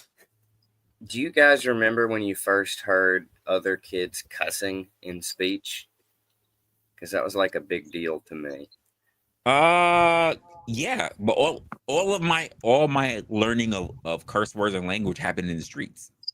Did it? It didn't happen Okay. at home. It actually happened in the streets. Well, I'd You'd heard be my walking down the parents street, say somebody it, say, fuck you. You're like, hey, fuck you. but I distinctly remember in seventh grade is the first time I heard one of my friends do it. And I was like looking around, panicking like somebody was going to hit me or something. And Oh, you're so lucky. yeah, I had one of those When kind I of tell childhoods. you that No, in the no. Bronx, you ain't gotta My, worry about that. You gotta worry about people just opening their door and just start cussing for no god there. If you don't give me my fucking cigarettes, you're like, Yeah, now I'd heard my parents do it, but I don't remember ever until that moment ever seeing other kids do it in front see, of them. You know what I mean? Like where that's they could hear it. And in then, my oh culture. yeah, In my well, culture, I thought about even to today, fathers in my experience, father started that because it would be the mothers that be like, Jonathan, you're not gonna say anything to him. He's like, don't curse in front of your mother. It's like, but it reminds me of the Love and Basketball. I can't do this shit, and the mother's looking like, and he's like, what did I ever tell you? A man shouldn't say can't. That's right. And she's looking at him like, oh yeah, don't curse in front of your mom. Like it's weird. Shit. Like it's just the way how that life came up. yeah, well, you learned that early then, huh? A man shouldn't say can't. dude. Since I'm half Venezuelan, one thing we grew up was with bad words. There was one word all my parents and all my grown-ups used to say that is a bad word. That is coño. Coño means vagina. So, for example, if they hit their toe on a table, you will hear them say "Coño, qué dolor." So so that was my first few words. It did not come from my peers; it came from my parents. I learned a lot. I grew up in a I was the only black family in the entire building in a Spanish community, and my entire building was Spanish. And I learned so much just being there. But it's weird how the human mind works because I can understand more than I can speak. And that's weird because if I can, you would figure if you understand the word, you can speak it. But that's not the way how the mind works. It's so No, interesting. it's logical. It's just that you, perhaps in your life, you hadn't had the chance of having more people close to you speaking in Spanish mainly, so you would be able to then fluently or Well, yeah. speak. That's the beauty of. So, for instance, for me, my mind when it comes to language is like I don't. For me, I don't learn language. I acquire language like a baby. I need you to speak slowly and small. Like when I started learning Japanese, right? It was because I literally had people who were even people that I dated. I had a girlfriend who dated, and she would say things like, like, look, this is the tree. The tree is green. Green. This is what the color of the tree is. It's green. And I would have to learn the words over time. You know, there for me it's hard to learn language. I'd rather just be around people who are speaking and I pick up things over time rather than me sit there and Oh, try to go that's through a book because that. it's really difficult for me. That is the best way to learn a language. I mean, for example, me on Japanese, I watch anime sub. I never watch dub. I I always never watch watched dub. sub. I never liked dub myself. But anyhow, and right now, yeah, there's some words I can hear in Japanese, like chotomate. That means wait, I think it was, Yeah, or expressions like different expressions like kuei, kuai, why or baka, or things like that. I stupid? Yeah, catch them, but if I mean, if you put me to try to speak Japanese, I'm Bakero. So you know, vaquero. So, exactly. yeah. So the more you hear, the more you start catching those type of things. But if you put me to speak Japanese, I'm not gonna be able to even muster a sentence, much less I, I some. got I got lucky. I got really lucky. Not only was I already studying Japanese for 2 years, but I managed to get a Japanese girlfriend who wasn't that great at English. So we were great partners with each other, and we met in college. So I got really, really lucky. But then after the breakup, I didn't use it for over 10 years, so I lost it. I remember things if I'm really watching a show, but then I have to also when I hear words that are off, I have to ask myself, am I hearing Japanese entirely? Because there are people who mix up Japanese and Korean as well. Oh yeah, no, and the new slangs that are coming out of Japan and stuff. Yeah. Yeah, I've run into a lot of girls who end up slipping a lot of Japanese language or even syllables into and freaking Korean. I'm just like, that didn't sound right to me.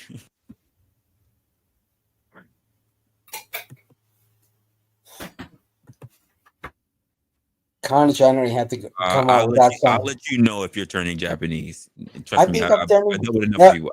he's referencing a song. I think I'm turning Japanese. I think I'm turning Japanese. What Yeah, was it? there's a funny song called Tokyo because of how Tokyo. Yeah. because of how freaking Americans keep calling Tokyo that rather than Mhm. Tokyo, they call it Tokyo. I know about Final Fantasy.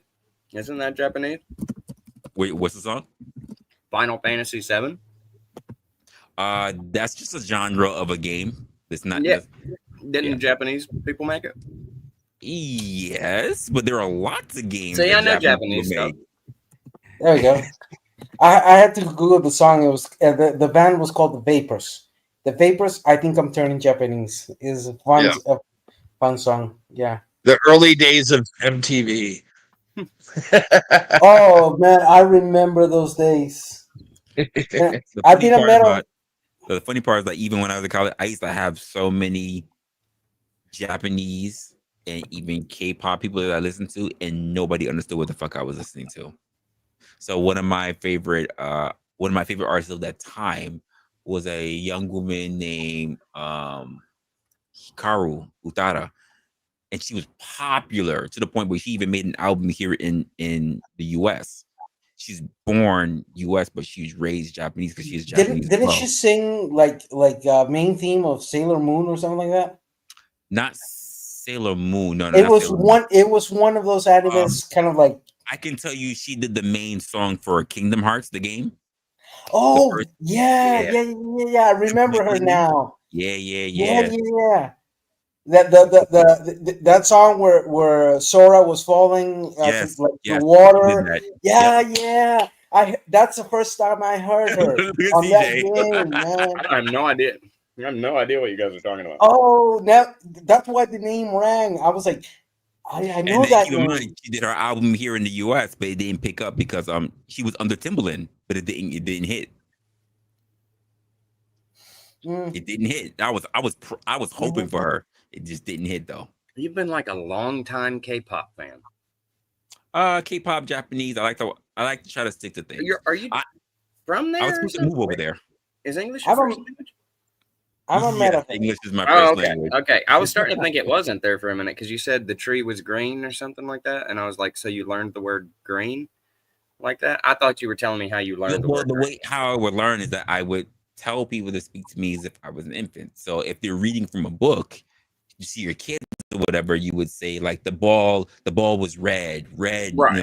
red looks like this. This is red. So if you were learning another language, you would want it Yeah, told to you like that. correct. I get what I you're saying. Yeah, I would acquire the language rather than just try to Mhm. associate with the words. Resla, I don't know about you, but when I started watching anime, I had to wait over 2 3 months to get each episode because we didn't back at that day we didn't have Crunchyroll or any of those Oh no, you stuff. had to buy it. You had to go to You Chinatown had or to, whatever, yeah, buy it yeah, on yeah, DVD. on Yeah, absolutely. DVD, and you had to wait for the DVD to come into. If not, start getting a bootleg Yep. and the recording. Oh man, I remember those I days. mean, I think the That's how I earliest. watched One Piece, man. I Uh, watched I one still refuse to episode. watch One Piece. My girl screams at me. You need to watch One Piece. I refuse to watch One Piece. Mm, yeah, I'm an old school. I started watching One Piece, 99 turn of century. That's when I started watching it. I've been watching it for that time. But my first anime, my real first anime before One Piece, uh, the Knights of the Zodiac, Mm, I don't think I Caballero know del it. Zodiaco. My Yeah, first Saint Seiya. anime, my first anime was one called Crying Freeman. The second anime was Sailor Moon actually. That was because You have I was dating an Asian girl at the time, and so my second anime was Sailor Moon. My third one, I'm pretty sure it was something else, and I'll just say my fourth one was Dragon Ball Z. And that really just spurred me on. I hate that I never got into Dragon Ball Z because I think I would have liked it. Just I've heard streamers well, talking about it and just listening to their stories, it feels like something I would have got into. But I dude. never was No, drawn it's to never it. late, man. I It's was a never big too late. Pokemon The guy though. song It's a and let me Pokemon. yeah. Yeah, I had the Game Boy games on black and white and stuff. Yeah, same That here. was I had the it. game. I had the Pokemon Yellow, Pokemon Silver, Here, I Blue. love I that had all that shit. I shit. stopped it. You know who's a big Pokemon fan? Resto Chesto. He's Is a he really? big. He's a big Pokemon fan. He's still unboxing cards, sir. I'm not. Yeah, I don't do it anymore. But I was really into it when I was in middle school, and I had the Tamagotchi thing you'd wear on your like belt or whatever that you'd have to keep it alive and feed it and stuff. Okay. Do you remember Yeah, In that phase where yeah. Dragon Tamagotchi Ball was a thing? Uh, Dragon shit. It was Pot. No, no. Everyone in my school had one. I swear to God, What was it it was called? crazy. That was hold on. elementary school. Dragon Ball Z. Now that he mentioned Crime Freeman, I used to watch Crime Freeman. How the mafia, the whole thing. I kind of watched it probably at the same time that you did, and I have not seen it ever again. Now that you say Crime Freeman, I gotta go back and watch that. I probably Oh, haven't seen Crime I got Freeman exposed to in. my first hentai. It was called La Blue Girl. Wow. Oh My no, first no, no, hentai was La Blue Girl. La Blue Girl. I mean, Yeah, Yeah, I know exactly what you're talking about. cold fighting demon ninja clan kind of thing. But she's like the Yeah. heir to a demon house, but she's also were there half tentacles? human. But there's this Wait. whole sex fighting thing. It was crazy, CJ. So it was absolutely insane. Yeah. Resla, Look, can you put the we ran video? May off. He's like, I am not making part of this I shit. want you to check this out. Dragon Ball Z was a big hit in Latin America, and they translated the song to Spanish, and that song became even more iconic than the one in Sir, Japanese. sir, I listened to the one in Spanish. I'm gonna say it for me personally, it was trash. I could not get into it. Oh man, for me, I'll tell you, I get it. I will say I can't stand the English version. I will stick to Yeah, the Japanese. me neither. I stick mostly to Japanese, but in the case of Dragon Ball Z, because they started passing it on TV, we only got the dub The in English one, Spanish. I'll probably take the Spanish one over the English one. The English one was fucking lazy. It Oh was yeah, the super English lazy. one was super lazy. So whenever we saw Dragon Ball Z, it was through the TV and in Spanish dub, and the song. I mean, it for us that song became iconic in Spanish. Can I just say this much? How much Japanese culture has influenced America in terms of anime, in terms of manga, not manga. Get it right. All the old guitars, the Japanese ones, are the ones that are like collector or like vintage type items. Like They are. they do. A lot of Oh, things how well. could I forget about one of the biggest animes ever that's been out there? Inuyasha. Inuyasha, of course. There's no question Inuyasha's up there on the top. But I tell a lot of people like it's never too late to get into anime because there's so much stuff. There's so much anime. It's fucking ridiculous. It is crazy how much anime is out there. Because for instance, I'm a guy. I love food. I love cooking. So what kind of animes do you think I take a look at? You're I look there's at another cooking ones. anime I look at here. like kind of like Hell's Kitchen. Like Gordon Ramsay's Hell's Kitchen, they literally have animes like that. I love watching those shits. Oh, have you ever seen Food Wars? Yes, that's exactly what I'm talking about. Yeah. I watched the whole Food Wars, man. Yes, What was his name? The orange guy dude, the main character. Soba. Soba. Yeah, and every single Yukihara Soba.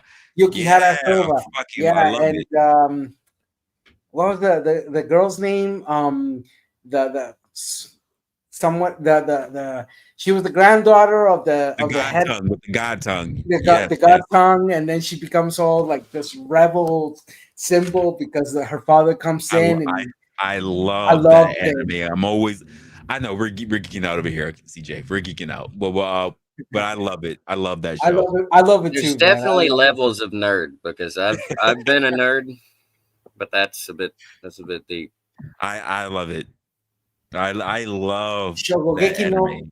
no Soma. That was the name in Japanese. Shogogeki That's no not Soma. true. Yeah, because Shogogeki was the tournaments. There were the tournaments. Yeah. Guys know Yeah, all this Shogogeki shit. no Soma. If you like food, I if you're know interested in a tournaments- couple dudes that weren't nerds that like Dragon Ball though. So there had to be something. There's something there was a else to it. distinction though. There was a difference. See, now nerd just became all encompassing. There was a Yeah. difference between a nerd and a geek. Not Okay. everybody's classified as nerds, but there's a Okay. difference between a nerd and a geek. I used I'm to be both. a geek because a geek would be someone who's more into tech, and a nerd will be something more into science and numbers. Yeah, I was both. I was a nerd, a geek, and also jock because I used to play Geeks baseball. used to be cool, nerds were not, and now everybody's classified as nerd. It's just being classified as just being awkward. That's Yeah. all. Just Bro, here says, and now you're all just incels. Look at my mix.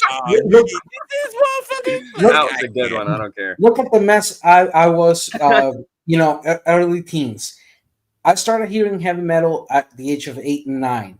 Mm. At that time, I was both a nerd and a geek. I was interested in the numbers, in the science, in the books, but at the same time, I was interested in the Great anime. Great fucking anime. oh yeah, the There was song, the main my content. song. there was this black guy I went to school with that was really into punk music, and he turned me on to a song called Turbo Negro. Do you know that song? Never heard it. No, He was like a white black guy, but he thought it was hilarious. That is, I don't know. He liked telling people his favorite song was Turbo Negro. Apparently, that's a oh song, my, a punk song. Yeah, we My definitely had punk- rock in my household. my I just heard punk somebody era. recently playing. Actually, I just heard one of my neighbors recently playing Nirvana, Teen Spirit. I looked at him and I'm like, "What do you know about that?" Well, little Yeah. Mexican guy. I said, "What you know about that?" No, You know who my turned me on punk to era. DMX? My dad. Yeah, that was It's yeah. weird. That was my Look. mom actually. It's kind of weird. My I just punk remember getting in era. the car with him after school, and he's like playing "Party Up" or one of those songs. It's just Look at those guys. I My- love hitting old schools when I'm running up somewhere. Say if I drive into somewhere and I got the music playing, hitting people old school, they just look like, okay, all right.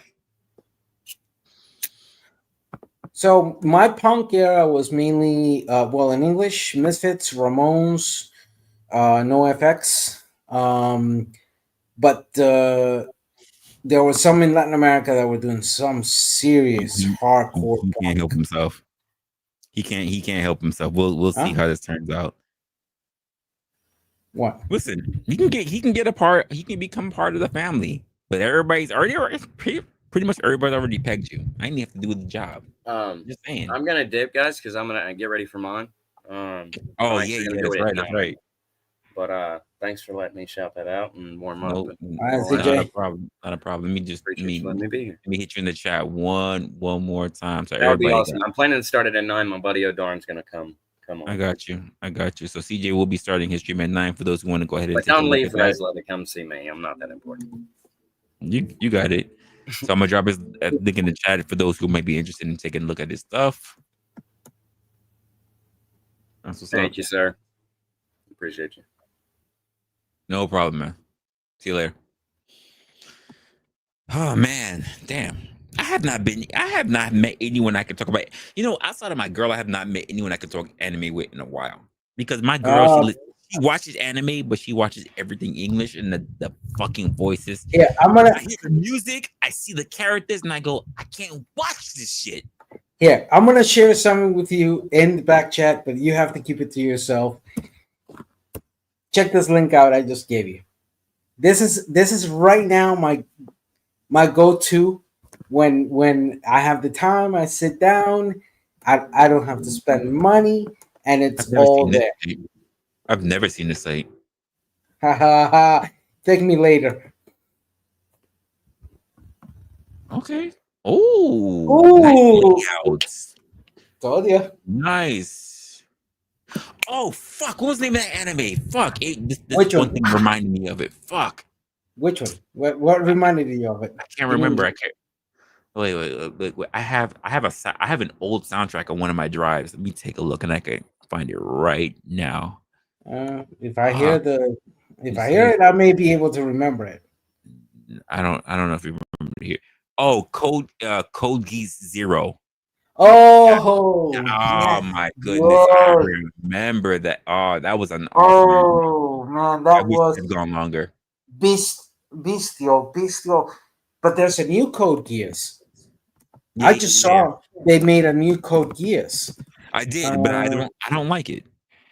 Because that was the story after Lelouch. Lelouch, the whole thing about him being like this smart ass motherfucker who He was listen. He was fucking awesome. he was a beast. He was a Listen, beast. I fucking love it, guys. We're out here. Listen, we're out here geeking out, but at the same time, if you wanna come in, you wanna have a conversation about whatever. It doesn't have to be just this. It's whatever. You remember? I love intellectual characters who have this moral sense of justice. I don't know. It, That's it, why, regardless of what happens, no one's gonna be Yagami Light. no, No one's ever okay, gonna that be. no, fine. No I'll one. grant you that one. No, I'll give grant you exactly. that. But No one's ever however, gonna. hold He was. on. He was a menace. He was a No, fucking. no. He was a menace. Oh, I loved it. The way how he. I like. I'm not. I'm normally somebody who thinks ahead of time, but he would do shit in the way I'm like, kill him, kill him. I can't believe that he got away with that. Well, he got away. He got away with a lot, man. I mean, but what's the name of this one? It was alongside Code Geass. It was around that season's. I told Stains Gate. Time traveling shit.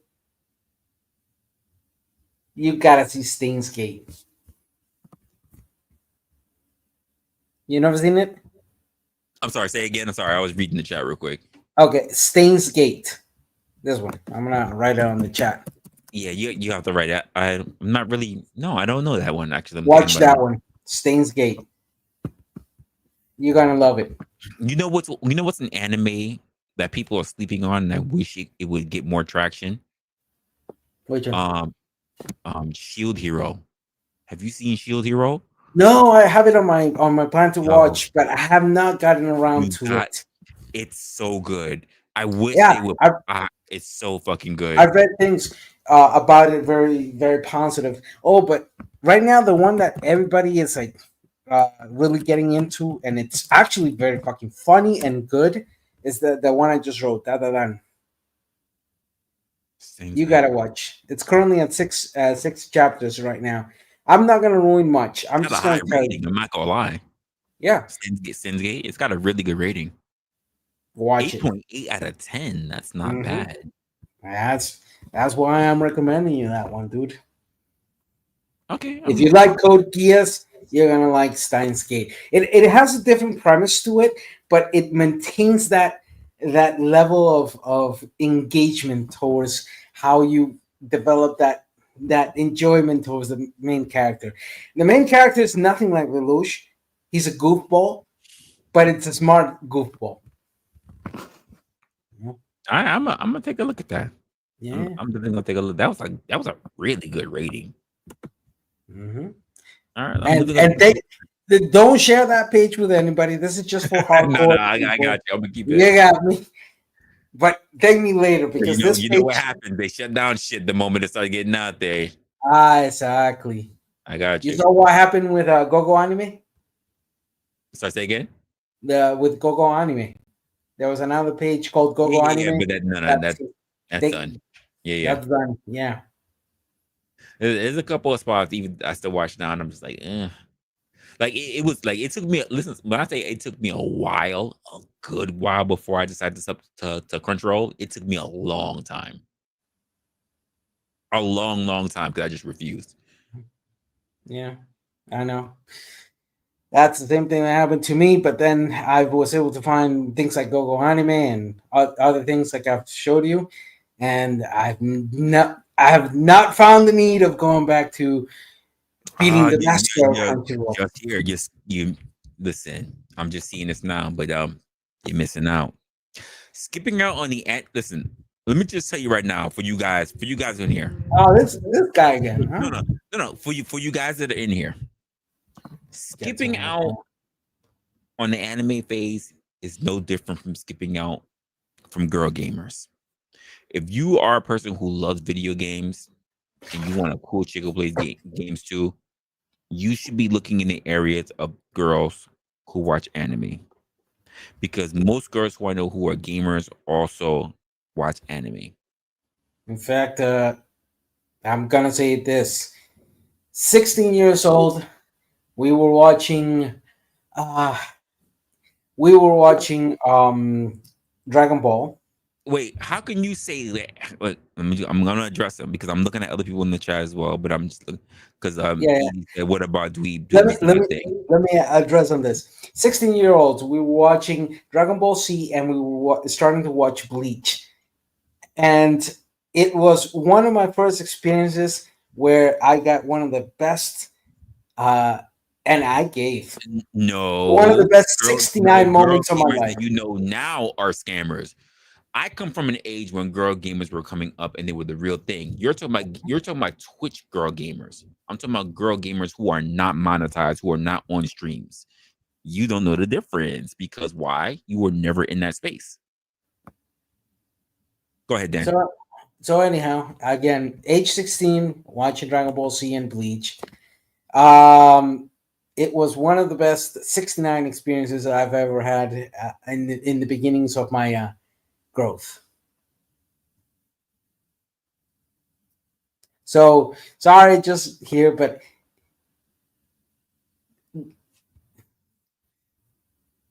I grew up on the era where girls and anime and You're right, gaming. Christine. You missing out. You missing out on life. Oh yeah, I'm hearing you. I'm hearing you. yeah. Oh, now that I was reviewing my watch list, You're absolute. Yo, this is so disingenuous. That's not the reason why they don't reproduce. Let me tell you one of the big. As a person who was knocked down Japanese girls, that's not the reason why they don't reproduce.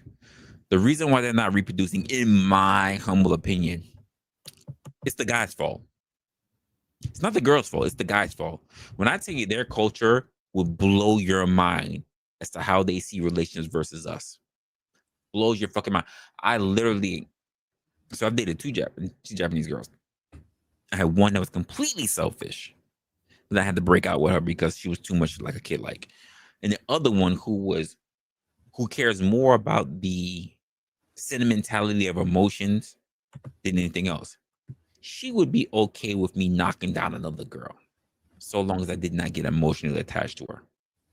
That's how a lot of them run in that society. They, even if you want to look up, apparently you don't look up enough of what happens in those cultures, because I definitely did once I ran into that type of girl. There were girls who were okay with their men going out and even paying for the box, because why? It is just a physical exchange. It is nothing more than that. But I will say also to this about those girls, they are way too engrossed in the same thing that I would say that's a big problem with my culture as Black people. They are way too engrossed with name brand shit. That I will say. and plus, if he really wants to talk about the problem of the Japanese reproduction rate, please take into account that two of the major Oh, yeah, cities no, were you're right. bombed. You're right, Conshanry. You're right. It is extremism. It is definitely liberal extremism. But it was still a great fucking film, regardless of how you say about it. How? How is that noted liberal extremism? Oh, I he was consider no. Wait. Come on. You gotta admit. You no, gotta admit. no. No. His whole thing was all about justice. He definitely had a whole lot of lib ideals. He absolutely did. Nah. Well, perhaps it's because Absolutely. for me, liberalism at the Latin American mode. So I consider the notions of liberalism in the United States to be completely and utterly erroneous. But to me, it seemed more as an Wait. How many authoritarian. people base their ideals based on actual liberal policies that actually take place here in the U.S.? But you said it's erroneous? Yeah, the categorization and the How definition of many people base liberalism. what? No, how many people base the idea of liberalism on the political scope of how what goes on in America? Only U.S. citizens. That's not The rest, you're a that's the liar. rest You're of you're us. No, you're a no, no. liar, The rest of us, we recognize sir. how U.S. Sir. defines Russia liberalism. sees it the same way. The Arab world sees it the same way. Freaking Europe sees it the same way. No, Hell, but Australia that sees it the same that's the way. whole point. So you're We outnumbered. see. What do you mean? Most No, of no, the no. most of the Hold world on. sees it that way. No, no. Even China's affected. Hold on. When we're talking about liberalism as the structural idea Yes. of those principles of freedom of Democracy, sir. dem- Democracy. okay, It so is contagious. here we go. And Here we go. liberalism tends to follow right in the matter Here we of go. Here we go. democracy. Okay, hold on. You as a North American, what do you define uh, as your own education in North Wait, America. hold on. Stop. That question. You started off. You said U.S. and North American. You as a U.S. citizen that mainly has lived as in the United States, how it, what does United States define as liberalism?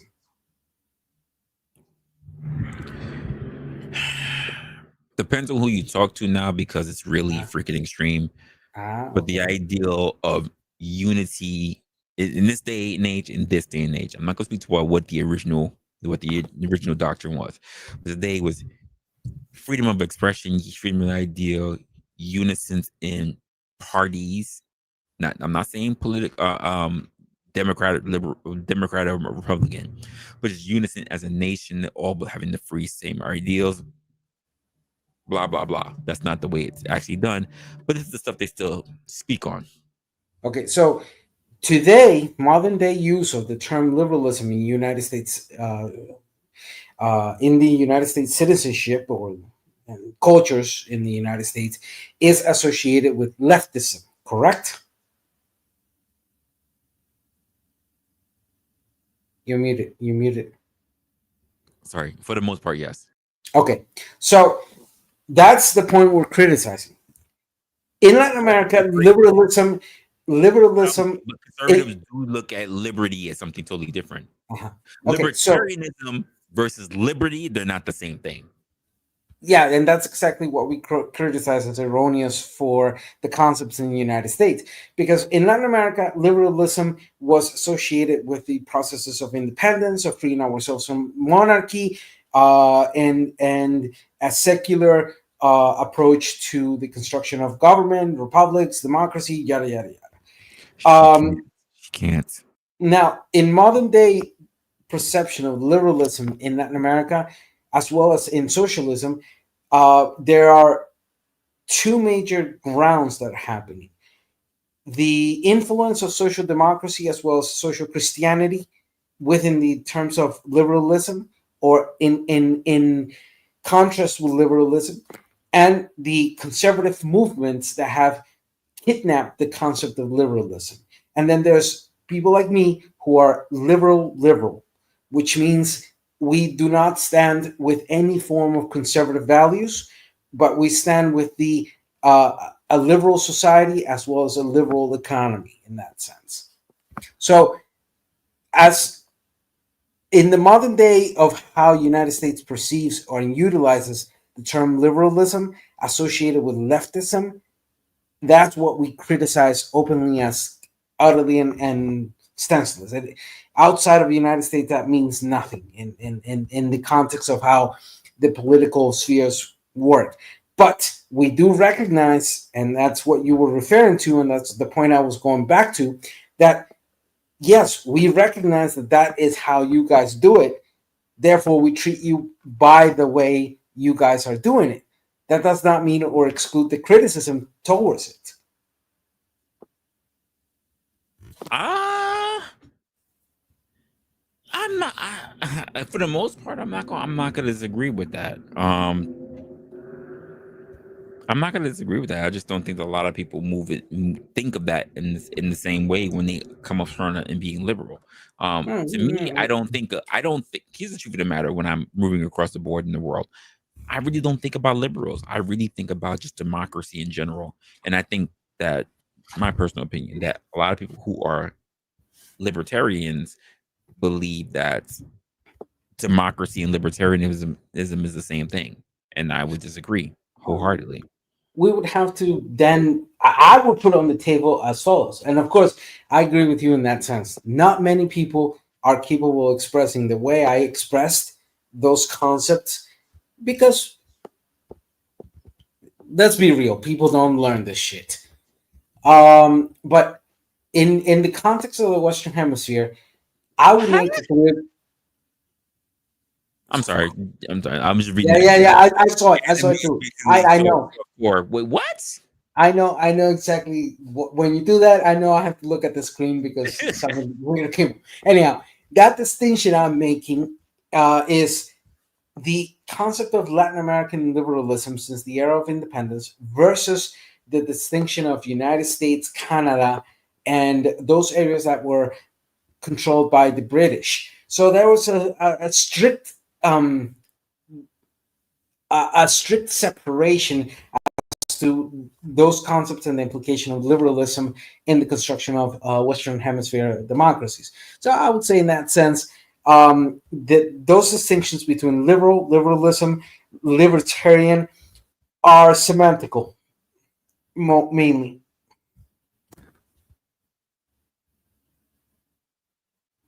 And it would depend if you would, if you're approaching either from, let's just say, a libertarian Austrian economic school, or if you're approaching on a more modern thought of school, or a more Asian thought of school in the libertarian sense, the concept of Can you make sense of this? say that the position went down is equal to So chicken I being. said earlier, reproduction is going down is equal being the key word, to Mm-hmm. children being 10 times smarter. Mm, I mean, if you don't find yourself thinking that there's an oxymoron sound in there. mm-hmm. Mm-hmm. Big ass oxymoron. Not shitting I on you, mean, it's the I idea. mean, okay. So hold on. Can you put it back up? I said it earlier. Fine. Okay. Reproduction going down is equal to children being 10 times smarter. First question, how? Second question, based on what? Third question, what indicators of the lowering of birth rates in a XYZ country have been equiparated to the quote unquote intelligence? Are you referring to the outdated idea of IQ, or are you measuring intelligence in a different way than the failed idea of IQ? Just ask.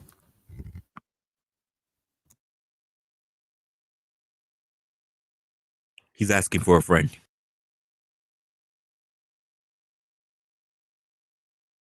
Yeah, yeah, I'm asking for a friend.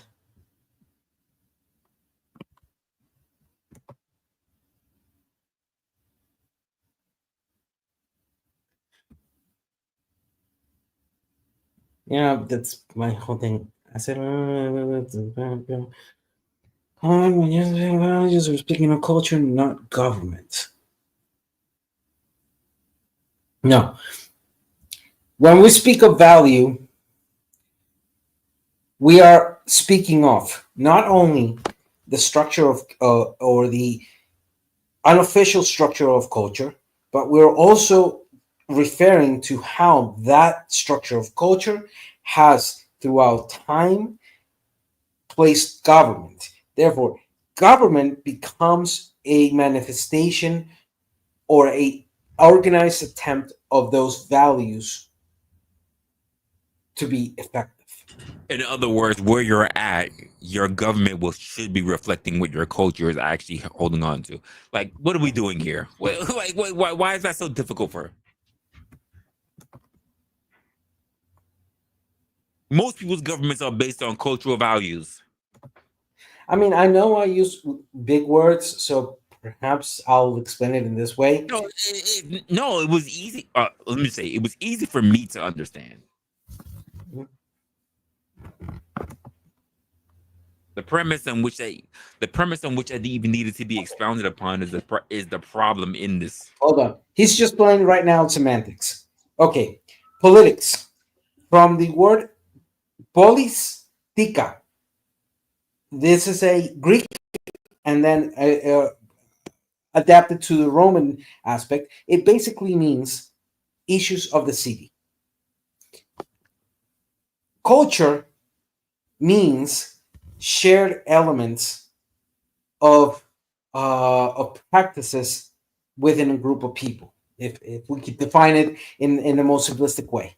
Therefore, politics as the issues of the city are the day-to-day reaction and actions of culture. Wait, when you say being right generally means less government, do you mean being right in terms of how a party moves, or being right as an individual in the mindset? What Like exactly do you Hans mean by Schoner being right? said, If you mean being polit- right as a party, yes. And if you're being mean, right, in terms of an individual, the answer is wrong. Okay, if we're gonna strictly just talk in this modern way of categorizing the political sphere, and if we're gonna specifically talk about Okay, liberalism, but he says in libertarian, public. He okay, says it no, in no, party. forget about that. Traditionally, up to today, in the last 200, 250 years, liberalism has been not only the base structure of our democracies, where it clearly limits the actions of governments to a certain degree through the constitutional mean, and this is clearly shown via vis-a-vis the separation of power. That is a clear limitation of and control towards how governments can act. Constitutionally, the separation of power is that. Okay. Now, if we're talking from a ideological, feely, touchy point of aspect, sure, modern day libertarians as well as modern day liberals in the United States have no fucking clue that that the idea of separation of church and state, the idea of clear guidelines in the actions of government is precisely because we recognize that big governments become tyranny. The government's majority becomes tyranny. So at this point, at this stage of the game, you cannot measure the understanding of liberalism, liberal, or libertarian exclusively and uniquely from the categorizations of one population of the world, United States. And that goes back to my original point. That's a criticism we have been making. They are backwards. They're wrong. They are completely and utterly twisted. Can I ask a question to and I want your thoughts on this on this too, Dan. As someone who has observed people who are from the north, right? And then for everybody else who's in the chat who managed to be from the north, I guess not Lady Luck because she's down under. Um, just here, do you want less government or do you want more government? I would Yeah, just what do launch. you think about that? I would launch the counter question: What what is less government? What are we referring? Is it less Less, military? less imposement on individuals' lives, as in more on a state level basis and not necessarily on a federal level. Okay, so I'm gonna abstract it from because the confusion is as follows. When you do it, I need you to do something for me. I need you to bring it to a point where everybody's going to be able to understand because Yeah, it's a very important question that people conflate very yeah. often. I'm gonna be very simplistic. One, on federal systems versus the centralized systems of republics, even in centralized systems, meaning that there's a central government on a small country or a medium country that has an XYZ size, even in those countries, there is a decentralization, There is a reason. Go ahead. an autonomous way of the provinces or the rural or the outside areas of that centralized government to govern themselves. That's why from Mexico down to Argentina, plus here in the Western Hemisphere, we elect mayors, we elect representatives of the municipalidades or the municipalities or whatever semantic you want to call and of those regions. So, understanding that, one, less presence of a federal government is absurd because even in the Constitution of the United States, that decentralization of power has a limit. The problem is that the modern day conception within the United States is that they assume that the states internally in the United States are nations, and that's not true. The states currently are not nations. They are autonomous to a degree. What is that degree? For example, states cannot enter trade agreements with a foreign nation. That can only be done by the federal government. States cannot have military, their own independent military, they cannot have it. I can continue mentioning on that. The point being is that then the question is, what is the idea of small governance? Does it mean that, and I'm going to go extremely local, that in the county of, I don't know, give me a name of county somewhere. Right now, I'm blanking out the name of Fulton, county. Fulton County. Owen County, whatever. Yeah. In the county of Owen, the people who are elected as the governor or the mayor or whatever position, and the representatives to that county, huh? Does it mean less government, that you want private companies picking up your trash, private companies providing you the basic services that you need to survive, like water, electricity, etc.?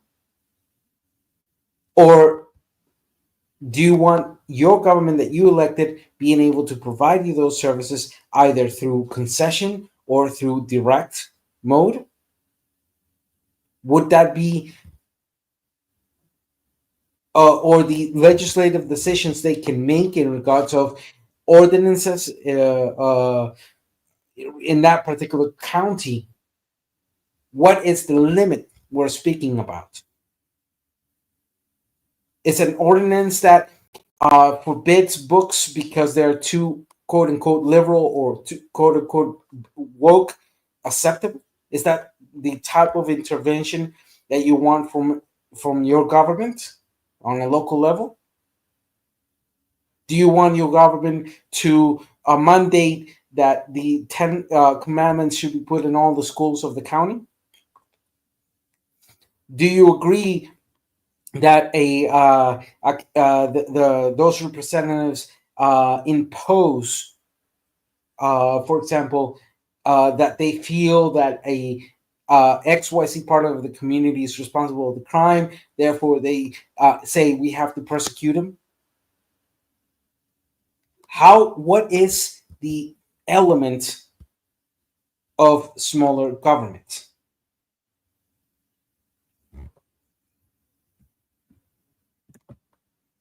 I don't know. I tried to make it as simple as I could, and I know I extend No, I'll be myself. honest. Like you may have lost a few people. You may have lost a few. Fuck. I tried to make it as simple as I could. Because for what I got here is like people are still in the chat are just really making the difference in between liberalism and government, and the distinction between those two approaches, and how Republicans move as well. So I will say that pretty much. Hey, babe. So pretty much stating that there are definitely people who, yeah, it's in terms of being a Republican, you absolutely want less government because, quite frankly, let's just ask a very simple question to the chat, and whether it's I don't know what's going on with my camera's acting weird. Here we go. That should be doing it. Yep. Um, um, but rather, do you want more government oversight to be able to tell you what you could or could not do, or would you rather be up to elective officials of a particular state to be able to do so? That's really the core question that I would ask. And I think when it comes to most people who tend to be Republican, they say people will leave it up to the state, rather than people who are liberal will say no, we should think it affect everybody as a whole, which means we should have a government mandate. I want to know, for the people that are here in the chat, which one would they rather have?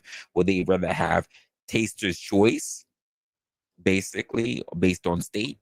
I'd rather have a taster's choice, or would you rather be in an area where you say the nation rules all? You know, and what I would ask is, Isn't the idea of United States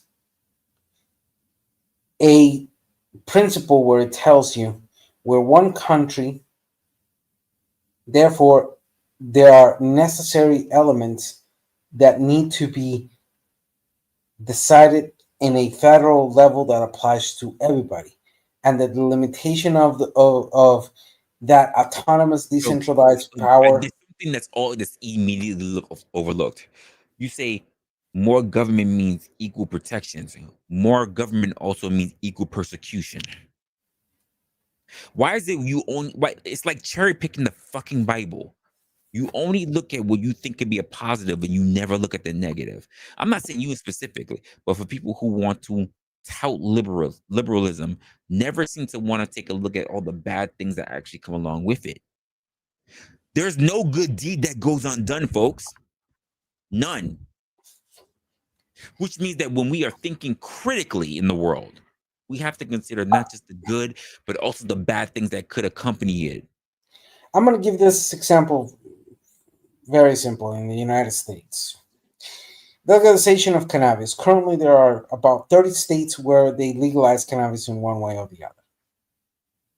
I just love how people will throw caution to the wind because they think they can benefit while looking at the majority of how people are outside of themselves. Because that's the problem that we have here. Most people don't want to look outside of themselves. So let me go back to this Everybody point. else, like, oh, Check out what I'm going to do. And this is Latin America who knows a lot more about the structure of the United States than keep in some of mind. many But others. me just saying that, Dan, that makes me sound like a liberal because I'm considering other people's feelings, even though I'm not liberal or conservative. Hold on. Yeah, no, I get you. But look, pay attention to what I'm about to do. Marijuana has been legal in about 30 states out of the 50 in the United States, correct? But that means that the internal decisions of those states that legalize marijuana go contrary to the federal law that still makes marijuana illegal. So, Federally, it is. federally, it is. So, today, all those states that have legalized marijuana are breaking the federal law. That being said, the application of that means as follows: there's a grade of tolerance from the federal level of saying, fine, you guys legalize cannabis, okay ish. However, if that marijuana moves from state A to state B, that is a federal crime. If that the money you're making out of that marijuana goes into the banking system, that's a federal crime. So, giving you the example of marijuana shows to you that no matter how much people talk about state rights, they haven't read the Constitution. States' rights is an oxymoron. States do not have rights. States have decentralized power to administer themselves, but you're still one nation. And in the example of cannabis, we see that if there's no change in the federal level, there's going to be a counter or a conflict happening between federal law and what the states are doing.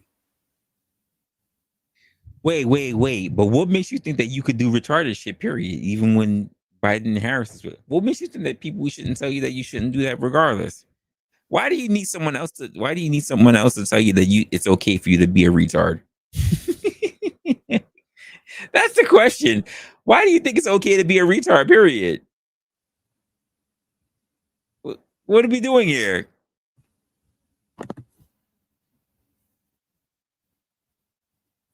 Did I make the point clear, or did I lose people? I don't know. I don't know. I mean, the chat hasn't really responded on what you said. Yeah, but you got what I said. You got the I base get of the what I was saying. yes. Yeah. So just here said lost in the sauce, bro. All right, Ralph, I gotta step off. I just got the message. I gotta go to a meeting because of the rain. Let's see what happens. Probably there was another flood or another slight thing, and they're needing hands to get on the deck. The problem is we can't go out because if we go out right now that it's still raining, we're putting first responders on the line. So if we do that and another flood comes in, we can lose people. Wait. Well, okay, okay. Let me defunding what policies exactly? And No, sorry, defunding the police. not policies, police. Defending what police? Not you, Dan. I'm talking about just here. Defending Ooh. police for what? Give me a moment. I'll be right back. Report. Why? Let me ask you a question. Why should people be defunding the police? Again, not saying for or against. I want to know what your perspective is. Why people should be defunding the police? Because who are they gonna call when the time comes? Let's be honest. How many states? We have 50 states. How many states actually have militias, localized militias? Can you answer that? So who's gonna help them? And how many people of those localized militias are people who are professionals and actually taking care of safety? That they've gotten official training to be able to have the know-how to help defend people. Because what most people say is that the quote police department is not there to defend you. They're there to enforce laws. So defunding them does what? Defunding the enforcement of laws, not protecting you. I know we like to say the bullshit of serve and protect, but they're not there to protect you. They're there to enforce the law, which means you should be protecting your motherfucking self. So what are you defending exactly? What are you defending? What are you defunding? Hmm? And when you defund it, where are those resources going to?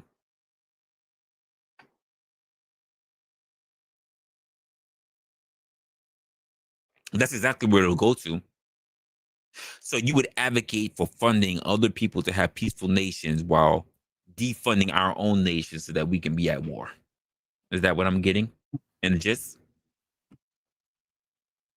Well, I mean, Afghanistan, your country spent $8.1 trillion in 20 years. I mean, so why not drug war. turn here into Afghanistan according to just here?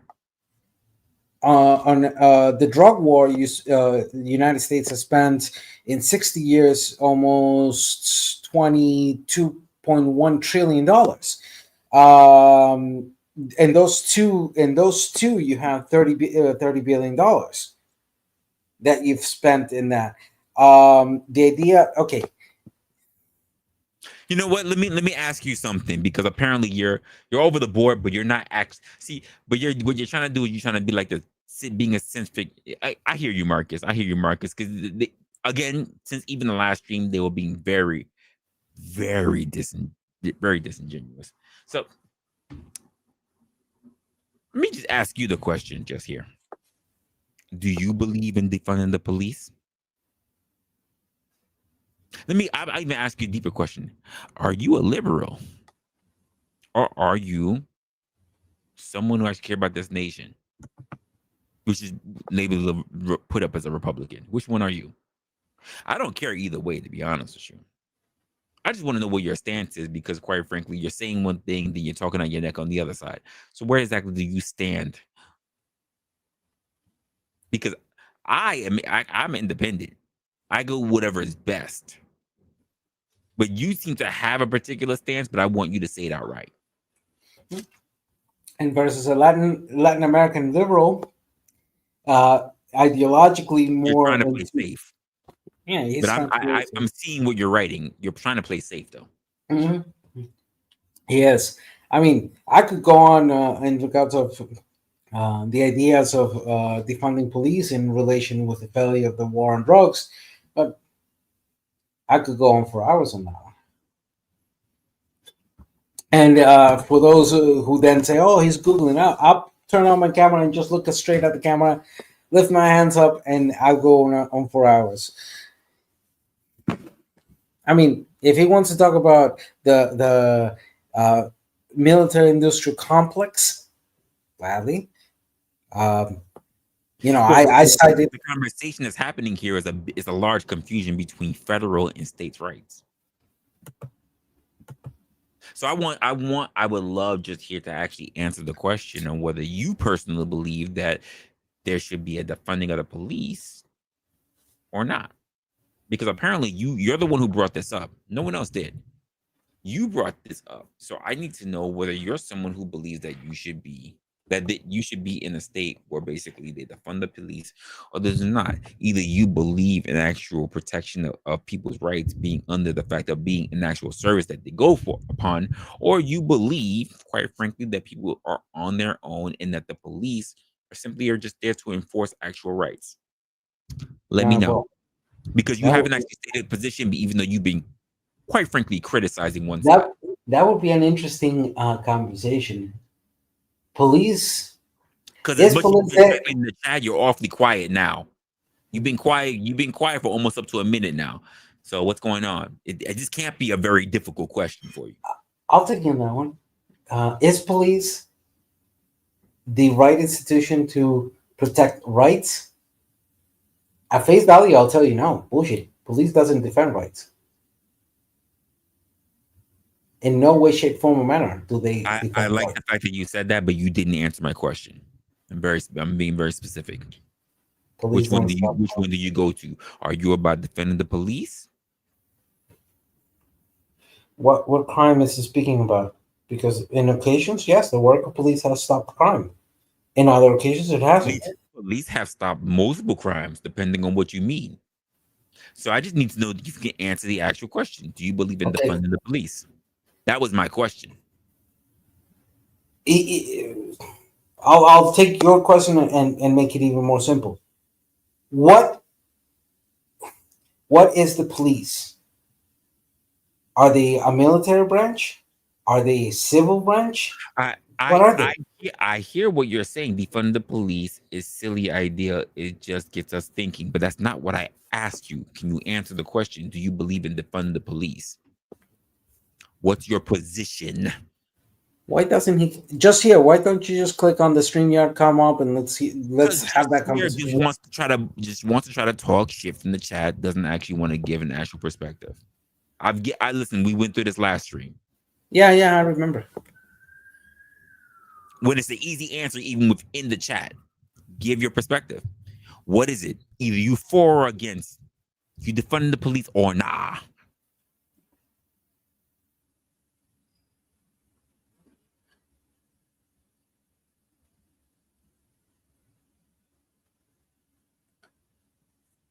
Just come up. Press on the StreamYard. Even ever since yesterday, all you've been doing is fucking, and I'm gonna say it again. Shout out to Resta, who banging from the chat.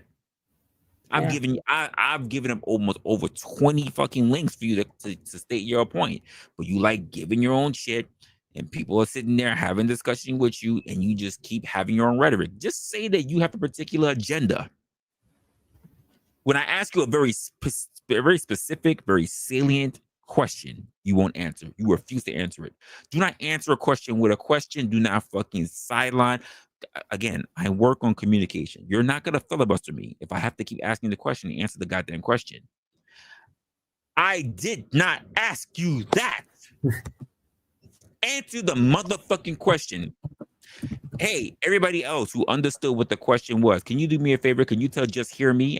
Because apparently they can't hear me. Contradiction to their name.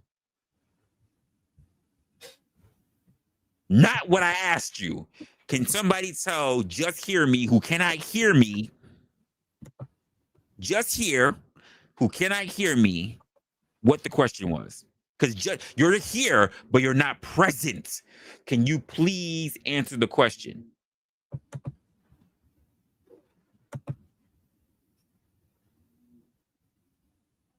I'm aware, but that's what we do here, Conchana. We go up against narratives and talking points. They refuse to answer the question. Yeah, look, it's simple. Question. That was not the question. Are you for defunding the police or not? That is a very specific question. Ask me the same question. Are you? Hey, Dan. Are you about defunding the police or not? I am, to a certain degree, in accordance with the necessary defunding and reforming of police. So you are cool within reason. You are cool. See how easy that was. Are you about defending the police or not? Just here. So you're not cool. See how long it took for you to fucking say that? No, he never hits the link, and he's been again woo banging for a while. Hit the link just here. You don't have to put you on your camera. Just let's have that conversation. And again, to a point where for the short amount of time the person's been here, they can see that plenty of people don't need to be on my freaking on camera.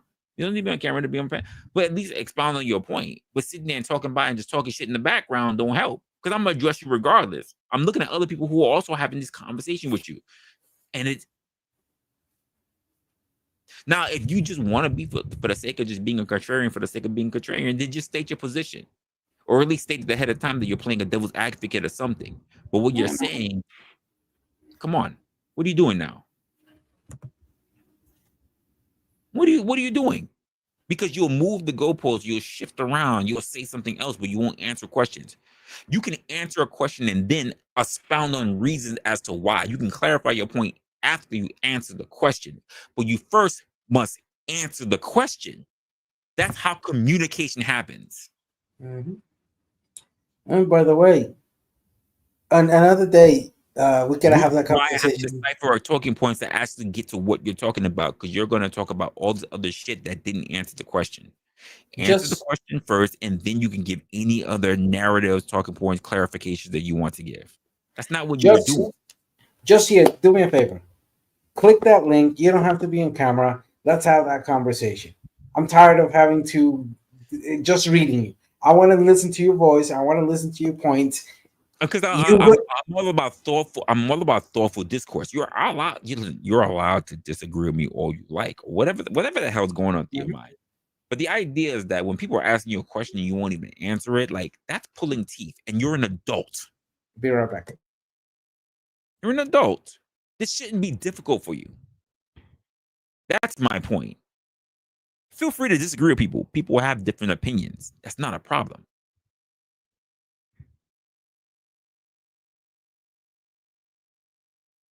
No, defending the police was not more or less government at all. We saw the people who were screaming for defund the police. It was not overwhelmingly the Republican Party. It wasn't. We know who it was. So we can't just say more or less government. You didn't hear an abundance of Republicans actually talking about defund the police. The statement for defund the police only came up after George Floyd, who quite frankly is not a messiah. He's not. He should not be celebrated for the shit that he did. And that's my opinion. And that's part of my problem with this whole thing is that we, as I'll even say in terms of my culture, my people, which I am American, but we celebrate the people who do the wrong shit. Who are not the best for us, but not the best representation for us. In my humble opinion, fuck George Floyd. George Floyd does not represent me.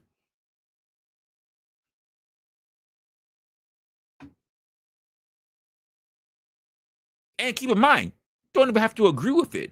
It's my opinion. If you're feeling a way about that, let's just be honest. Here's the link. Come change my mind.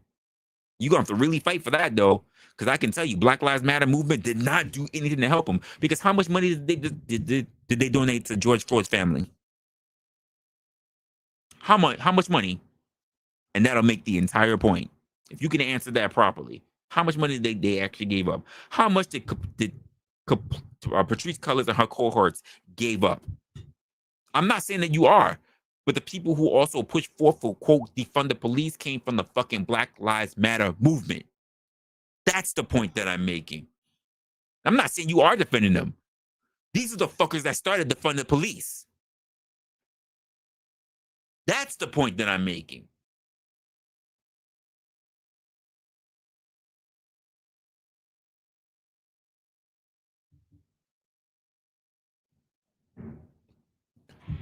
If you're not, Why are you talking about dismantling police stations?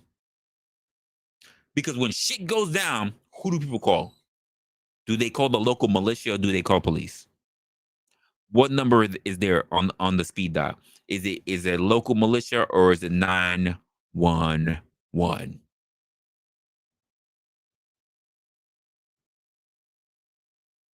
Which one is it?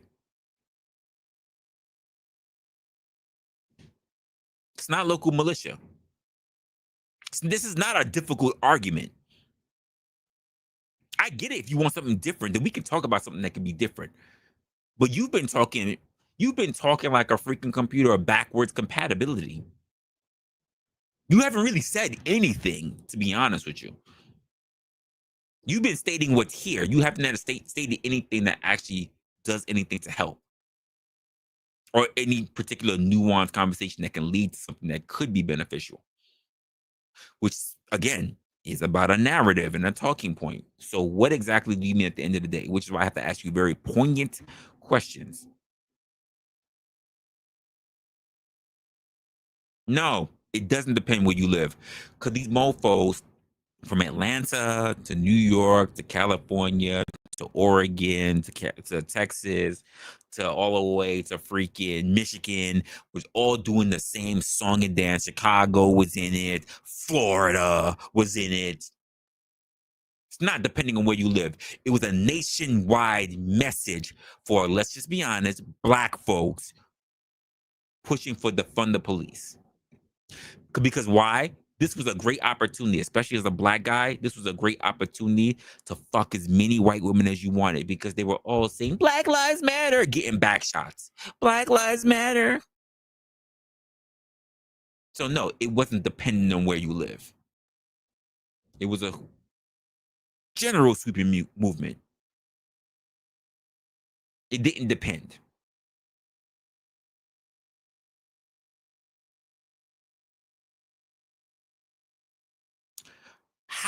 So let me ask you a question. How would more government benefit that?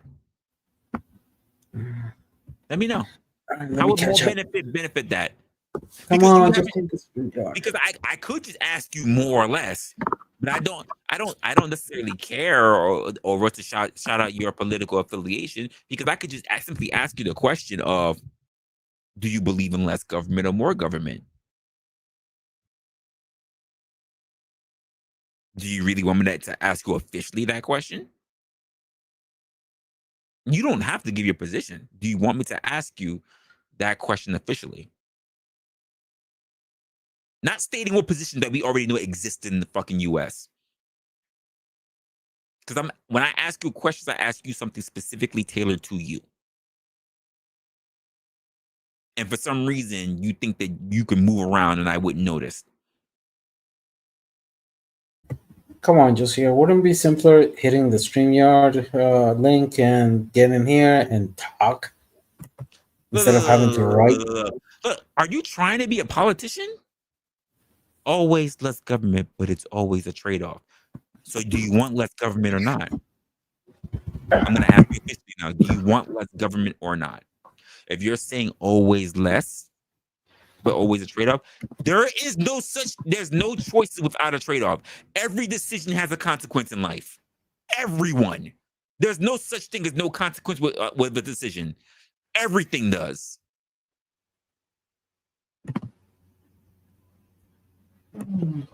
Every decision. Every decision has an unforeseen consequence or foreseen. But that's not the question I asked you. So I'm going to ask you officially, would you like less or more government? If you're saying always less, I don't give a shit about there's always a drawback. That happens with life. Either you breathe or you don't breathe. Guess what? If you don't breathe, there's a drawback. If you breathe too much, there's a drawback. What are we doing here?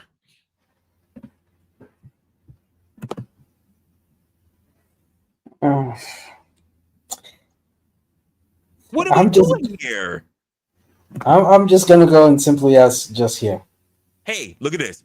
I want less, but conservatives will tell me always need more military spending. You said it. You said it, folks. Take that as what you made. I'm not Okay. calling him anything. Take that what you will, but you heard the answer officially. They want less government, but they feel that conservatives will always vouch for more military Hold on. spending. I, are we? I have to say. What does government mean? Oh, are we going on a? I can explain and I can bring in the source and I can go from an etymological standpoint of Wait, what wait. its meaning is. You say it's common sense, less government. How much government do you think that we have now that's considered to be less? Because it seems like government's only expanding.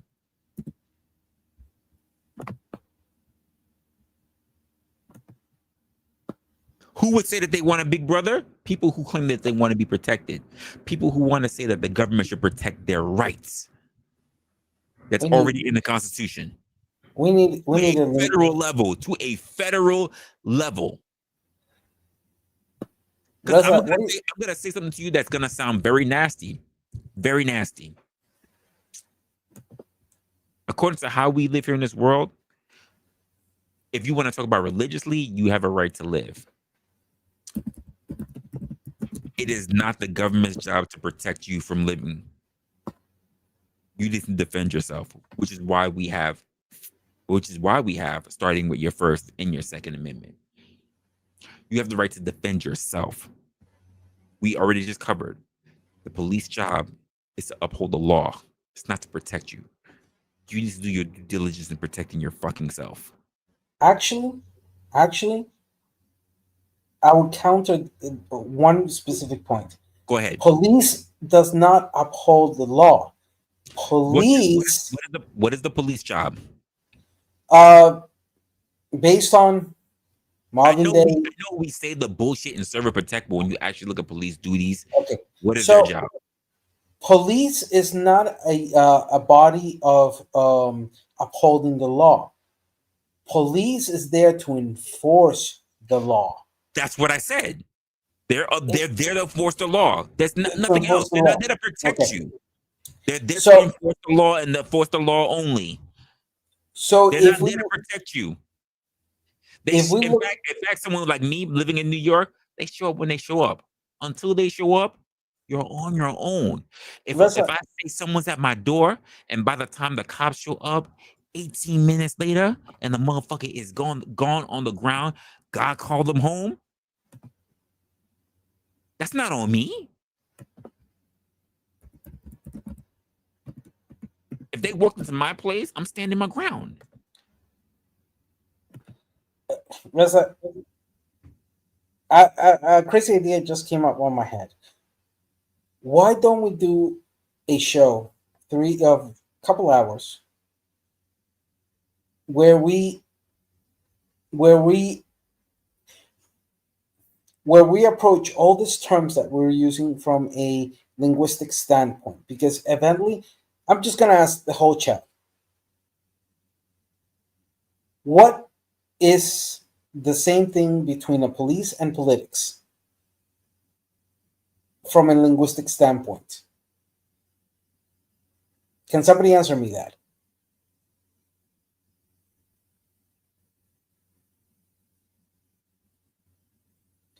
Before we continue on those points, Just here just says something. It says Americans want more police when they see crime getting out of control, but they say don't want police state. Do you know why they have no choice to have but police? Because they cannot just have their own thing. Because if we were allowed to have mob rules, there wouldn't be no reason for a fucking police. If we had proper cultural structures and everybody understood what was the law of the land when they went to their particular states, there wouldn't be the need for police. But because people themselves are so fucking fickle, which is why we need to have standards and rules, which is why we have to implement something like police.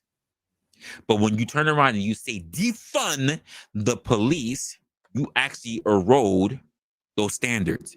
Do you really want to have the possibility of the purge in the future? Because maybe you do. Maybe you do. the job of upholding rights does not fall on the police. It falls on the judicial system, on the courts, not on the police. The police, like we said, is just a question of enforcement. They're a civil body that are there to. Make it. I can equate it to this because this is what we see on YouTube as content creators. People turn around and review other people's content, and you know what they scream in their titles? Fair use. Fair use. That doesn't protect you. And in fact, let me just tell you something that's a secret for content creators. YouTube has nothing to do with the fact that you get your channel stricken or taken down or whatever for fair use, for copyright infringement. Judges do. Policies do. YouTube does not. You guys will say, oh, YouTube took down my channel. It's under fair use. Fair use is not a law that can protect you. You need to do better content. And actually, there's an interesting conflict that happens in YouTube because the laws of the United States are not applicable elsewhere. Just here says, more police bring us close to a police state. Give me a police state. Name me a police. Give me a police state on the books. An official police state on the books.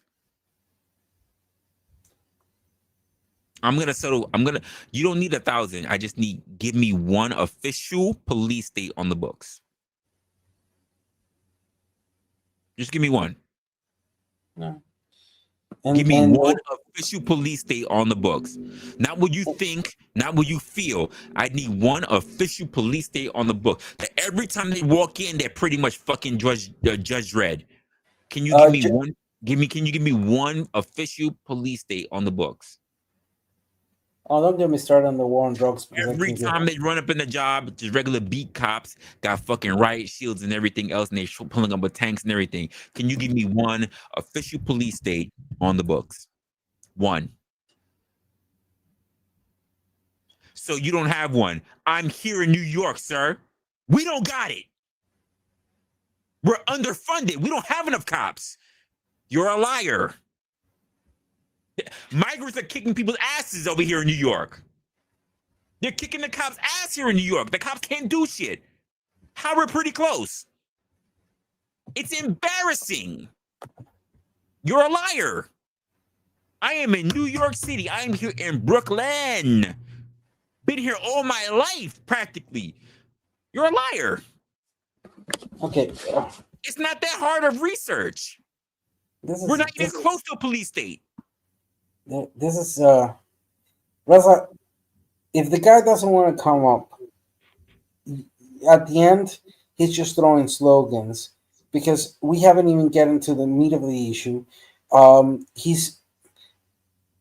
You're a liar again. Most of the time they can't even fucking convict anybody because they don't got no fucking cameras. Wait, do you even look at like areas like true crime or actually look at legislation or actually look at what the evidence is actually put through on cases? I don't think you do. I think you might be getting your research secondhand, maybe watching fucking content creators instead of doing the research yourself.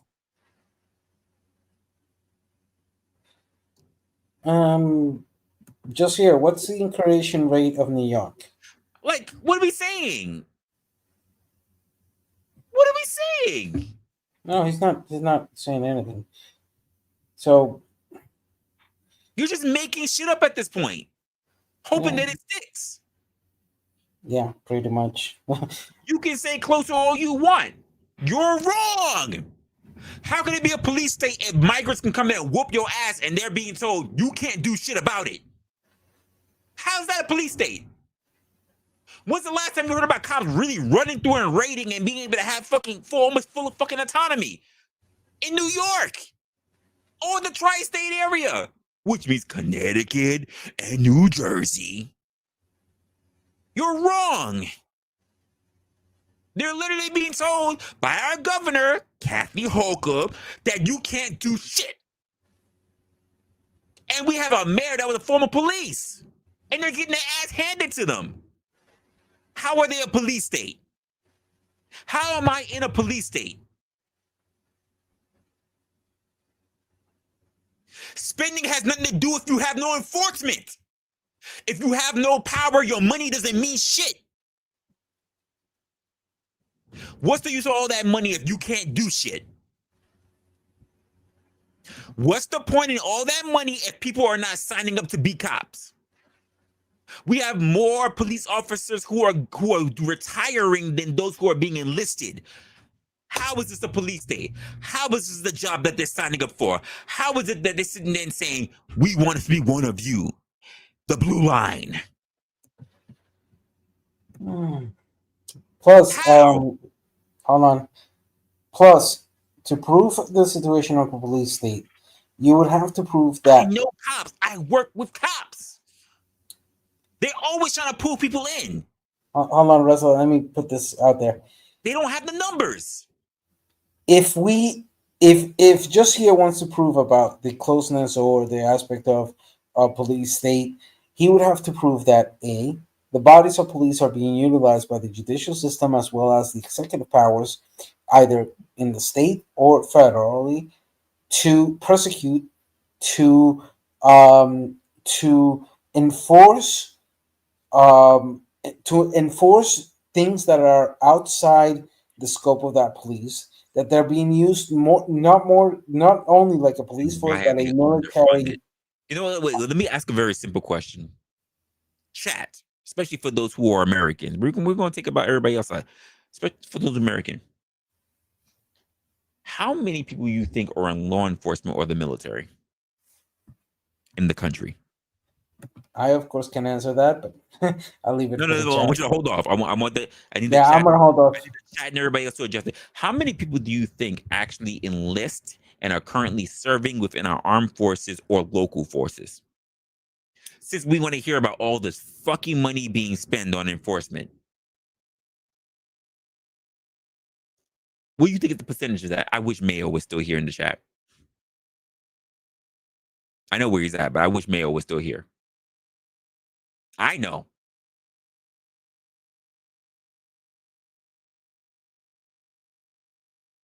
And it's a simple search, but I know. You want to talk about all of this spending, right? How many people are signing up? Because apparently there must so much spending. There must be a whole lot of people in that industry, right? When you hear most of the prominent cities, they're 10, 1-0, most prominent cities are all underfunded. And all those cities are not even sanctuary. They have red tape labeled all over them. Rampant crime. They're a police state, though. Do you understand what the term police state means? Do you understand what that means? It's not just spending. What does police state mean? Because people will take terms and they'll fucking run with it. What does it mean to be a police state? Because it's not about your spending. It's about what you got and what you can hold down. Police state does not mean by what you spend. It's about what you can fucking hold down. What you got when you fucking run in. How many raids do you hear happening by cops? How many people you see sitting there with riots and shields? When have you ever seen a tank, and pretty much a fucking tank, a fucking cyber truck in New York? It's not about spending. It's about what you got. And police stations don't have it. If they ain't got it, I can go down to fucking one police plaza right now. They ain't got it. So what do you mean by police state? You talking to the wrong one. The wrong one. You got the wrong one right now to talk about my state, to my city. You got the wrong one. I've been covering issues like this for a while. You got the wrong one. Because you've been talking about spending, spending, spending. What do they have? How can you talk about spending, spending, spending, and they don't got shit? Spending, spending, spending, but they don't got nothing to show for it. Spending, spending, spending, getting their ass whooped by people that's not even legal. Make it make sense. Make that make sense. Where's the power that they have? Police states, which means they run shit. Show me where they run shit. Show me where they run shit, and I can point you in my catalogs. I can point you in content creators. I can point it up right now of how much they're getting their ass handed to them. Show me where. And just FYI for everybody, the moment of United States that was closer to a police state was the McCarthy era. And right now, the You impacts keep of the talking one. about this money. Explain to me what police state means, because apparently you think money being donated means enforcement. What? In fact, folks, you don't even got to take my word for it. What does it mean to be a police state? Why are you conflating? What does it mean to be a police state, folks? Can I answer? Yes, Dan. What does it mean? Words mean things. Okay, hold on. I'm going to put my camera. I'm not Googling.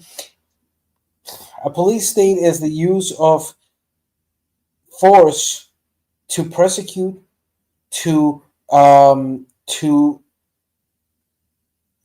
vigilar. I forgot the word in English.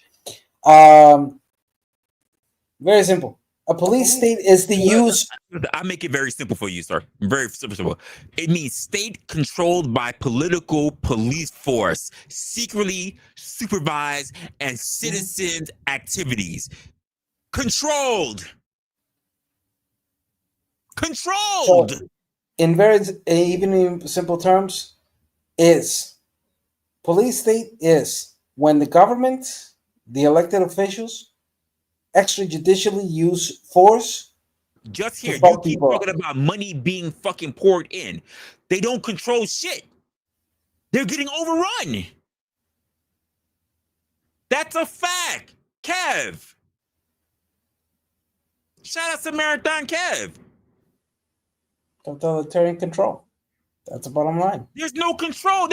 How can you be under control getting your ass whooped by foreigners? And they weren't controlling shit prior to that. You keep talking about money. Guess what? You're an expensive moral cop because you're getting your shit rocked. You're not controlling that goddamn thing. Look, let's not even get started. You know what? When we had the Boston bombers and dudes was coming through with the fucking tanks and the big shields, that was a police state. You've never seen that in places like New York. You've never seen it in New York. Look, simple as this. This whole conversation without a... I'm going to propose it to you, Russ. We got to do a show where we have to do a show explaining... You're a liar. I'm sorry. That you're a liar. Oh, good. You're a liar. When the shutdowns happened, I could freely walk outside my house, and they were sitting there tomorrow. Only essential workers can get on the train, and I'm gonna say, suck my dick. And I used my rental card, and I fucking went wherever. If I want to see my fucking family members, if I want to hang out with my fucking friends, I absolutely told cops, suck my motherfucking dick. I wish you would stop me swiping on this train. And you know what they did? They said, "You're good, sir." They didn't stop me. Resla, I think that a show that would benefit everybody would be a show where we sit down and we educate over these terms: governments, police, politics, etc. Because eventually, beyond a slogan type of approach, and this goes back to what we were talking before, there's no education. People don't understand. I launched the question simple from a linguistic standpoint. What is the relation between the word police and politics? Can anybody answer me on that? I said it, and just here still can't get it. Says the fact that overwhelming budget and law enforcement is out of control, but you hail government is wild. How is that a police state? Stop moving the goalposts. Explain how we have police states. And I asked you to give me one, and you gave me, and you fucked up. You was wrong. So You let, fucked let, up. You picked New York. You fucked let, up. let me give a basic example on this. Drug war. For example, the police How was that a budget. police state? It was a government to Oh, shut down the entire country. I haven't been able to How get a was you? point there. How would you do it? I'm sorry. I'm sorry. I'm sorry. But how could you say an entire nation got shut down, but you call it a police state? You sound like a fool. Look. It was not police state. The whole nation. Police state? Everywhere got shut down? Police state? Not the government in general. You didn't say military. You said police state. This is why you keep using the word police state, but you don't seem to understand what the fuck it is. Terms matter. What it means matter. Words matter. Go ahead, Dan. I'm gonna let you cook. In fact, I'm gonna go off camera just to make sure. Go ahead. All right, look. One, there's been a game of semantics in this whole conversation. There's definitely I need to go back to basics and get to an accordance of what all these words mean, because it's been thrown in and out and out. A police state is an authoritarian government that uses the either civil forces or the military forces to oppress people. Simple. Two, I asked the question, and I ask it again to the chat. Linguistically, what is the relation between the word police and politics? Can somebody please put it on the chat? I'll be looking at it in that sense. And three, look, these conversations, without entering into more nuance and into more data, just becomes a presentation of slogans. I'll tell you this. Last night I was in this chat, a whole bunch of Trumpists. They were talking about how Trump is going to bring world peace, etc. And I had to come in as an internationalist and tell them, no, that's bullshit. And this guy swore to me. You're wrong. Can you be fair? Dan, can you adjust these 2 points? He says this. Nevertheless, all Americans experience a police state during the shutdowns. No. Pause. No. The next one. I just gave an example of a police state the entire next experience. Okay, no. The shutdowns were not a police state. The shutdowns were a necessary epidemiological or public health measures that required the enforcement and the control because wait. there was the risk. Let me ask a very simple question, and you can get down to this. So let me understand this.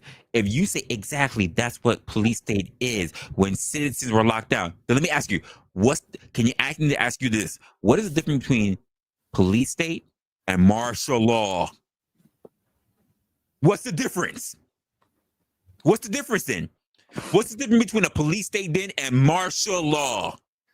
Because martial law is written in the policies. Mm-hmm. It's written in our laws. A very police simple. State is not. Police state is a term. Martial law is written into our laws. What's the difference? What's the difference? You know what we call that, sir? We call that checkmate. That's a W. And for out there on the back, a martial law refers when the president, and only the president, imposes a complete and utter taking out of civil rights and imposing a military control over an area. What does martial law stand for? A police state is a term. Martial law is mandated. It's a law. Somebody needs to go back to their civics. Ley marcial, or also in Spanish, martial law in English, refers to when the president, who is the head of all military, utilizes the force of military to completely and utterly control the whole country or a specific area of the country. Just here. Give me my W. You're wrong. And Just admit it. It's okay. There's no shame in it. You're wrong. okay, hold on, just here. The necessary measures done on the last epidemic of COVID were not a police state in any way, shape, form, or manner. It was on those type of circumstances, when you have this type of serious illness, it is a common practice of republics and democracies like ours to necessarily control the spread of that sickness. How was it lockdown? Was it lockdown through states or was it lockdown through the entire government? Come on now. That's a yes or no. Which one was it? Was it done by the nation or was it done by states? It was done by the whole nation. Look, words mean things. Come on now. There's no logic in what he's saying. The pandemic and the lockdowns were a public health measure, not a police state. I mean, if you want to grab the extreme, because they don't want to be in the martial law. That's why. That's why I told every cop that I walk by, suck my dick. This is why when I walk by the National Guard and they say, hey, are you good? I said, I'm good. What do you need from me? Thank you for serving. Thank you for protecting. And I walk right by them. Not one of them try to stop me. Just say you don't know your civics. Say you're okay with being told what to do and where to go and when to piss and when to eat, whatever. But do I do diligence? We know how to navigate the world. Here's like a quick question. How many times has martial law been imposed in the United States in all its history? I was one of them, Conchanery.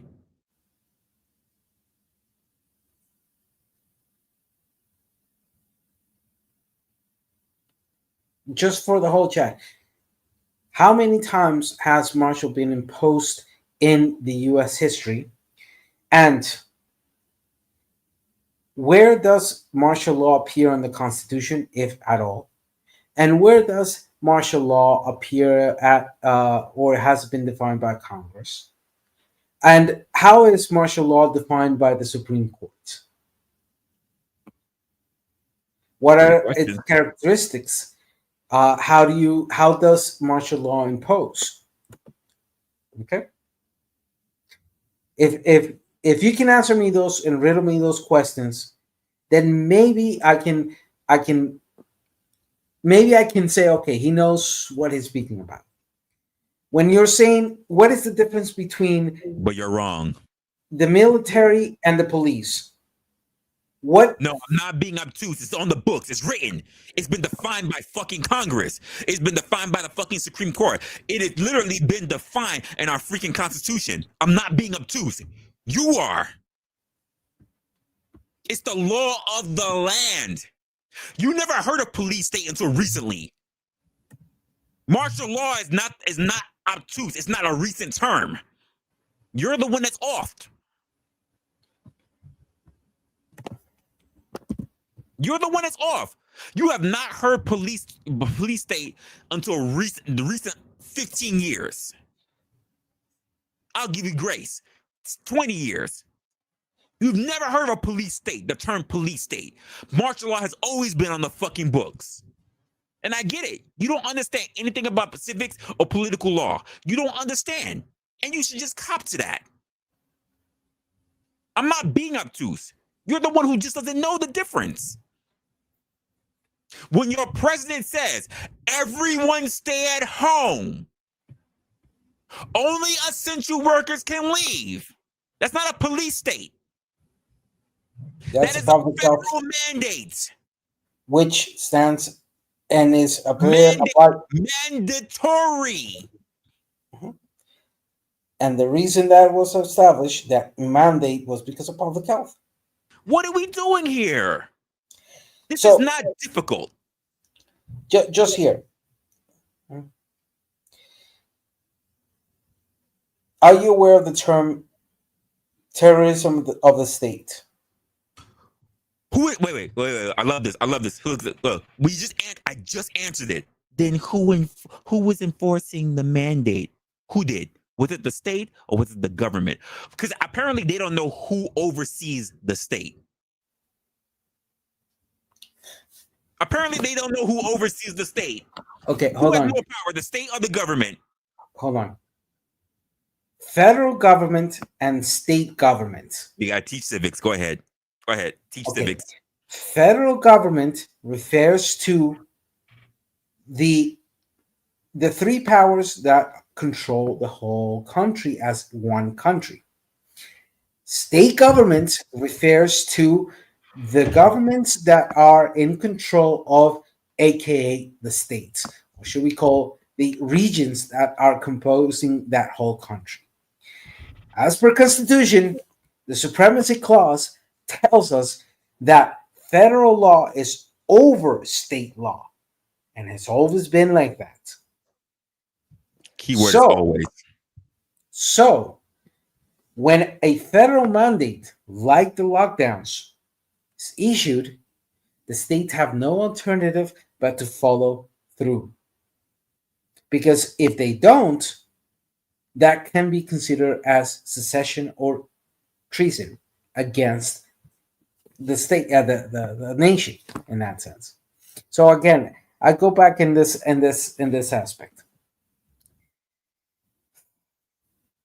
One, when you're referring to the use of civil forces to enforce or to be used as an authoritarian force to oppress people, then yes, we can talk about this idea of a police state. On martial law, the military, which is not a civil force, displaces the civil I've forces. never seen I mean, let me not say never. That's disingenuous of me. I can't stand when I deal with narcissists like this. Because you can have an entire chat, you and me, we're all in agreement about what we know about what we've been taught in basic civics, and this person refuses to be wrong and strong. Sorry, This is, Resla, this is what we talked about, okay, folks. let me address this. Narcissists. Just here. Sorry, Resla, you lost and play yourself. States wouldn't have rebelled against the mandate. So you tell me They have to rebel against a mandate, which is mandatory. What's called treason, right? Okay. Which means that states do not overrule government. Government overruns state, which means they're performing treasonous acts. What are we doing here? Go back to school, please. And the respect that federal government may have to the states, also established in the Supremacy Clause, is a unspoken rule in the sense that to a certain point, federal says states do what states do. I'm not even against the fact that states want to rebel. I'm not. When Florida wanted to do it, I said, shit, absolutely. But let's not call it for what it wasn't. They were absolutely rebelling, which can be looked at as a treasonous act. If they really wanted to take it, they could. So under what? Our laws that we have on the books. So a question to just here. In the case of the United States, do you consider a constitutional right of the states to rebel against the federal government when they feel like Thank you, Khan.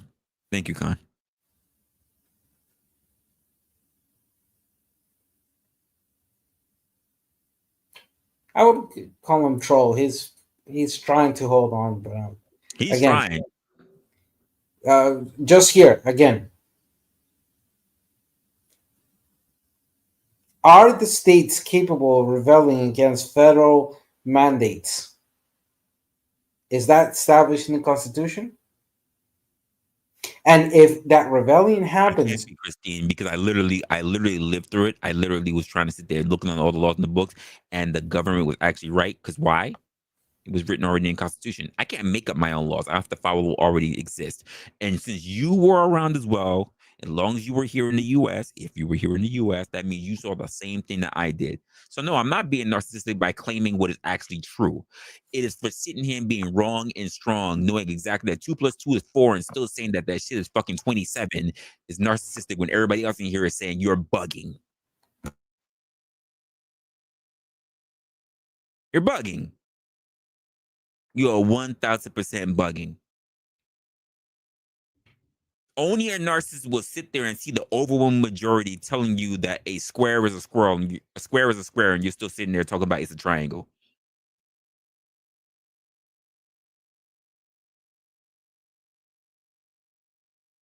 Zero is zero. and he brought the worst example. The pandemics of The this police, nature. again, you never heard of the police locking down a state. Okay. Not one time during the entire lockdown did the police lock down the state. And he's bringing the worst example. In the event of natural crises, just like a pandemic is, there's all democracies and all modern republics have ways to reduce the impact of those situations, and one of them is through those mandates of the government to then establish ways to keep their Got a people question for you. safe. Got a question for you, Dan, when you got a moment. He said businesses were forced to close, right? Was it the police station that said that, or was it an actual mandate that was coming down from the government?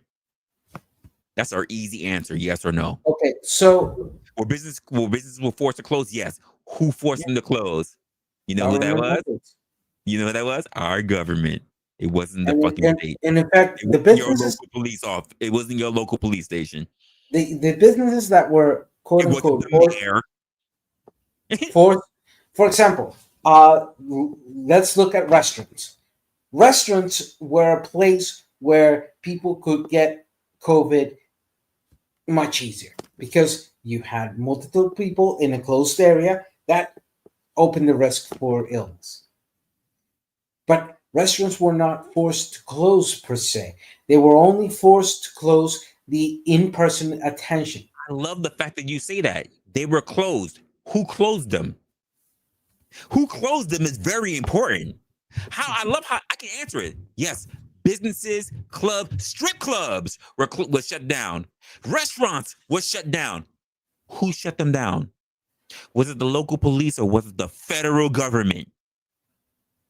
That's a very easy answer. I love the fact that you bring up these questions. No, and Down. Was it the police stations or was it the federal government?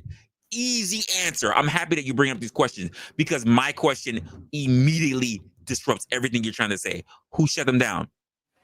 Okay, businesses were forced to close or not. Yeah, who closed them? Was it the state or was it the federal government? and many businesses were forced to close one specific area, which was the in-person attention that created a lot of of people in the same location. Who decided which businesses could stay up and which ones could not? Was it the state or was it the government? It was federal government, and then because of the mandate of federal government, it was the state that had to adjust. Called it essential workers only. Who said that? Because guess what? I can tell you from my state, since you pointed out New York, I never saw de Blasio. I never saw Hochul say that. You know who I did see though? I heard Trump had to do it. You know who else are here having to turn around and say that you should turn around and get shit done? Joe Biden. Joe Biden. Okay, so funny thing is, and a question to it: who enforced that closure of businesses? And I'm going to ask: weren't there businesses that voluntarily and recognizing the seriousness of the situation decided to enforce themselves that closure? That not in every single moment was Oh, there the need of a police. that Hold on, happened. wrestler. Hold on. He's in California. Okay. So again, it was a mixture of decisions happening at that moment. So people who were conscious of the seriousness of the pandemic, who had businesses, found alternatives or had to close. But in many occasions, not in every single time, but in many occasions, that was a free and willing decision being made by the business owners at that moment.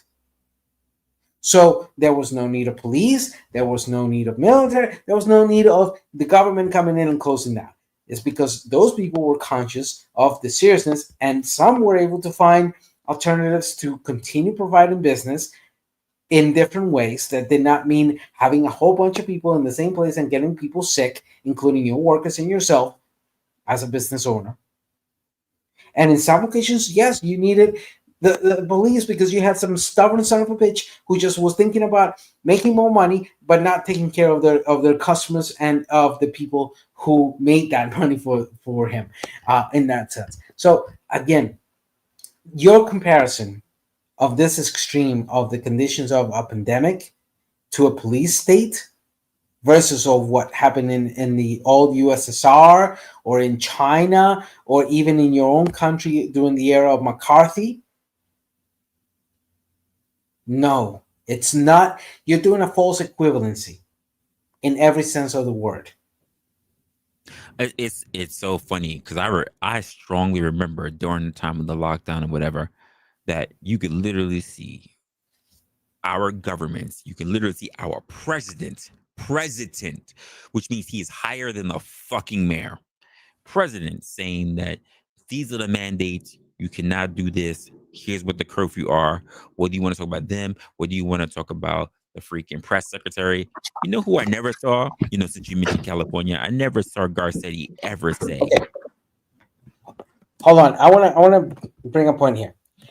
You're saying clubs tried to continue starting open. Okay, so let's just assume that the club was able to stay open regardless of the mandate, and they said, "Fuck the government, I'm free," etc. But then two 200 people, 300 people got sick of COVID because that place enabled that How many being how contagious. many Hold times on, are we Reza. asking the same question? Hold on. We got Let, the let me answer already. let me present this. I So already said just it several times. hold on, Resla. Give me a second. Hold on. Look at this. So this club opened, 200 people got sick. Would those 200 people have the right to sue that club because it was them not following the mandate that got them sick? Would they have the right to sue them? And would the families of those who died because of that This person sue can't that hear. that establishment? What you're wasting your breath. This person can't hear. I'm literally going through all of their freaking shit. Look, watch this. How many times have they said the word, but who closed them down? Who closed them down? Of Who course it's closed them not down? legal. Who closed them down? Who closed them down? Who Okay, closed them down? I keep seeing that and I keep answering it. The chat has been answering it. You have been answering it. They keep asking the same question. The fucking federal government. There was no police station to do so. The federal government mandated it. What is it that you're not understanding? so but again, would you consider a police state if those people sued that If the business? police station had said one time no, who would have stepped in? Because I guarantee you who we kept seeing: the National Guard, our military. Do you believe that the police force has more say than the motherfucking military? You Just keep mentioning closures. Who enforced the closures? Who gave the mandate for the closures? Was it the state or was it the federal government? This isn't difficult. You keep saying the fucking same question to the same fucking answer. and again, The same question to the same answer. like I said earlier, weren't there voluntary of business owners who said, "Yes, I am going to close my business because I don't want my customers to get sick." Who gave the police that directive? You say it's obvious the police enforced it. Who gave the police the directives? Who provided the police the directives to shut shit down? It's that simple. Who told the police to shut shit down? That, in fact, I'm going to answer all of your closure questions with that. Who told the police to shut shit down? We gave you the definition for, quote, police state. Who told the police to shut shit down? Answer the question. I'm not taking any more disingenuous questions from you. Answer that. Who told the police to shut shit down? So, and while you also answer the question of Resla, answer my question just here. If the so-called rebels, like the clubs you're saying, stayed open and 200 people get sick, do those 200 people have the right to sue that club and the families of those who may have died to sue the club? I don't give a fuck about that because I don't want to move away from this point. Who told the police to shut shit down? I love how you keep trying to put shit on a fucking state as if the mayor is the fucking commander in chief. Who told the state's police department to shut shit down? I need an answer. Christine, I don't want to hear all that shit. Who told them to do it?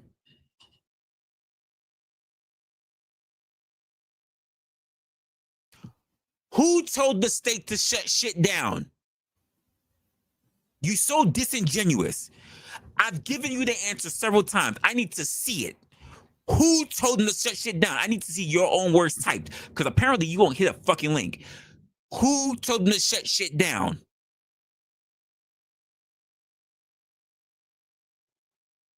I wait.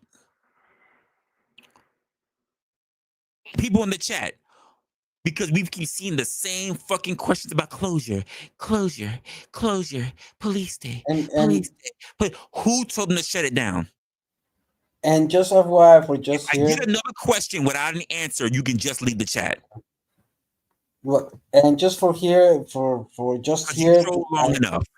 A heads up: there's only one word that you have to write, and that word to answer his Russell's question is a 7-letter word.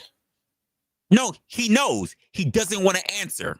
I know. I'm being facetious right now. You know, and here's what I gotta say. You can sit there and think about it for a little bit. Think about it for a little bit. We're just waiting a 7-letter word. That's it. Sit there for a moment. You think about it. You want to be disingenuous. Who gave the order to shut down? He understands. I know. He understands. Or she, or it. We don't know. We can't determine the gender. I'm not copying and moving away from the fucking question that's been asked for at least over 10 or 20 minutes now. This is crazy. For at least an hour, bro. We've been asking that question for the last hour. Crazy. This is a person who doesn't understand math, doesn't understand civics, doesn't understand what directives. They don't understand how everybody can give you the same consensus and you're the only one that's still failing. And I'm sorry, I'm not going to promote the slowest people in the class. I know that's the education system that you probably come from, but that's not where I came from. I'm not promoting the slowest people in the class. We leave people behind. That's the education system I come from. We don't just graduate you because you're getting older. We leave you behind. No. I came from a place where you can do night classes. We don't just give you the fucking diploma. We leave you behind. And in many cases, disingenuous, sit down and study. Mm-hmm. You can sit on timeout for a little bit and you can sit down and study. I'm not doing this shit with you. And Christine, don't be sitting there and fucking copying to them. Well, I understand. Don't be that fucking teacher. Don't be that lib teacher. Give the motherfucker the homework. If he give you the wrong fucking result, fail him. Fail them. Don't say they need a chance. You gave them motherfucking prerequisites. Fail them. No, you don't. You don't. Fail them. Because it's those people that turn around and fail the education system today. Fail them. In fact, call them a retard. 2 plus 2 is 4. Not 2 plus 2 is what I feel like. Fail them. Sit in the corner. Think about what you've done. This is crazy.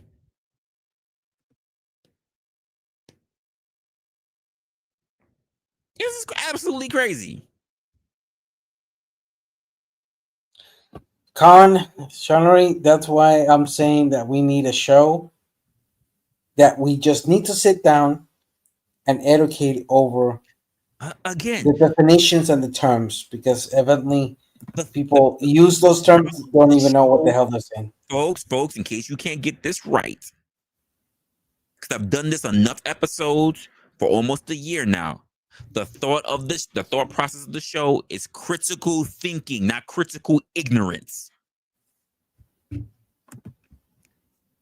That means you too, Christine. Critical thinking, not critical ignorance. Yeah, I know she's being insolent. I don't know why she wants to be on the side of debauchery. This is crazy. This is crazy. I don't get it.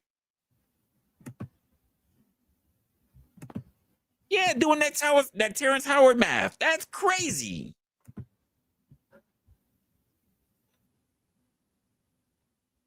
It doesn't match up. Let me check the chat. Just here, we're waiting for that 7-letter word. Just write it. Who? No, they're on timeout. Oh, they're on timeout? Okay. Damn it. Okay, so how's the weather over there, Resla?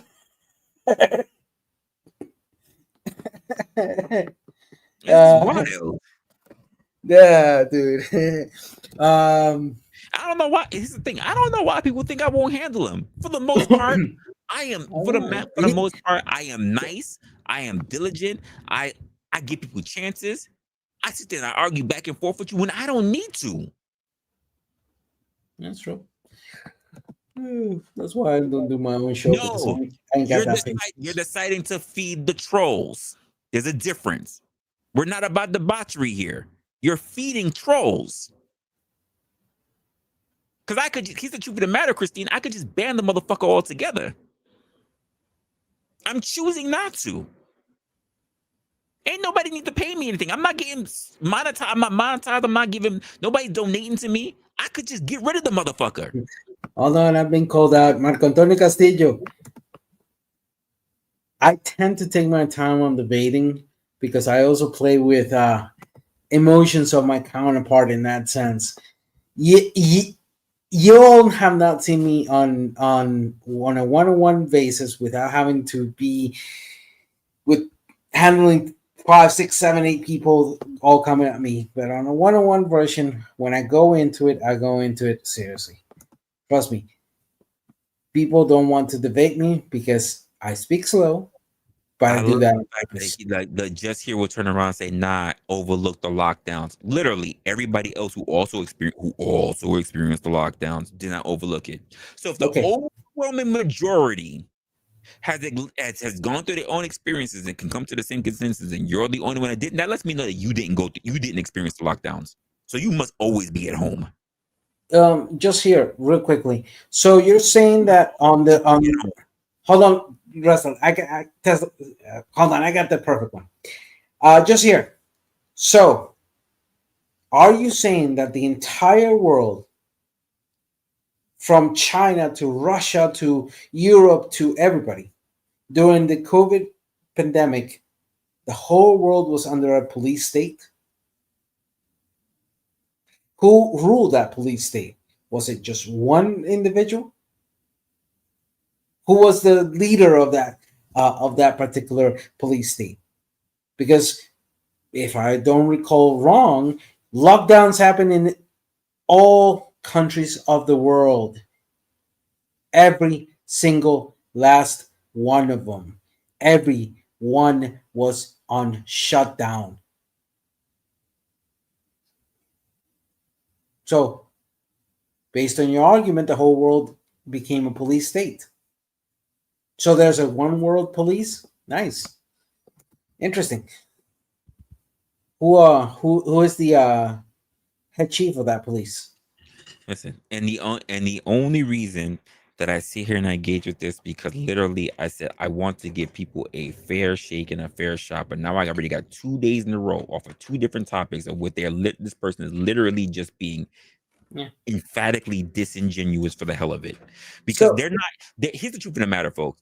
And I'm just gonna keep it. I'm gonna totally ignore just here for a while. I'm gonna talk to everybody else.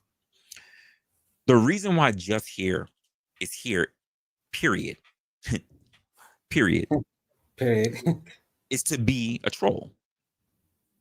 They're here to be a disruptor, and I'm willing to give them a little bit of shine because I'm willing to try to still have an engagement, but only up to a point.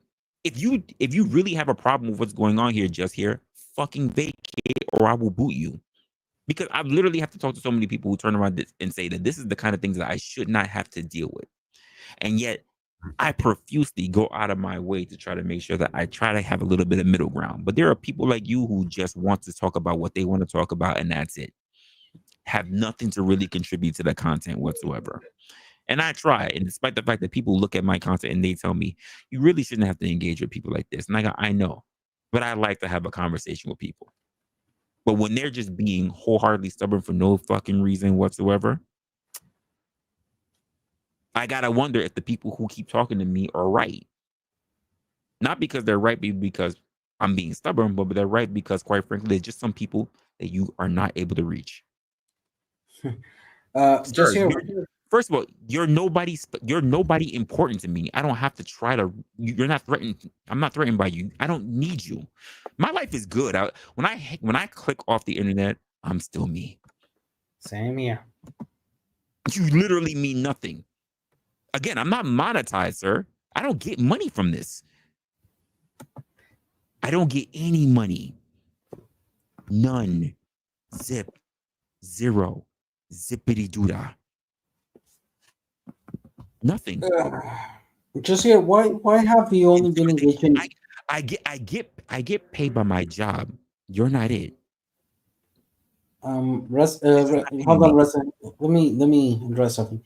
Just here. Why are you and why have you been only addressing Resla while I also have been here on this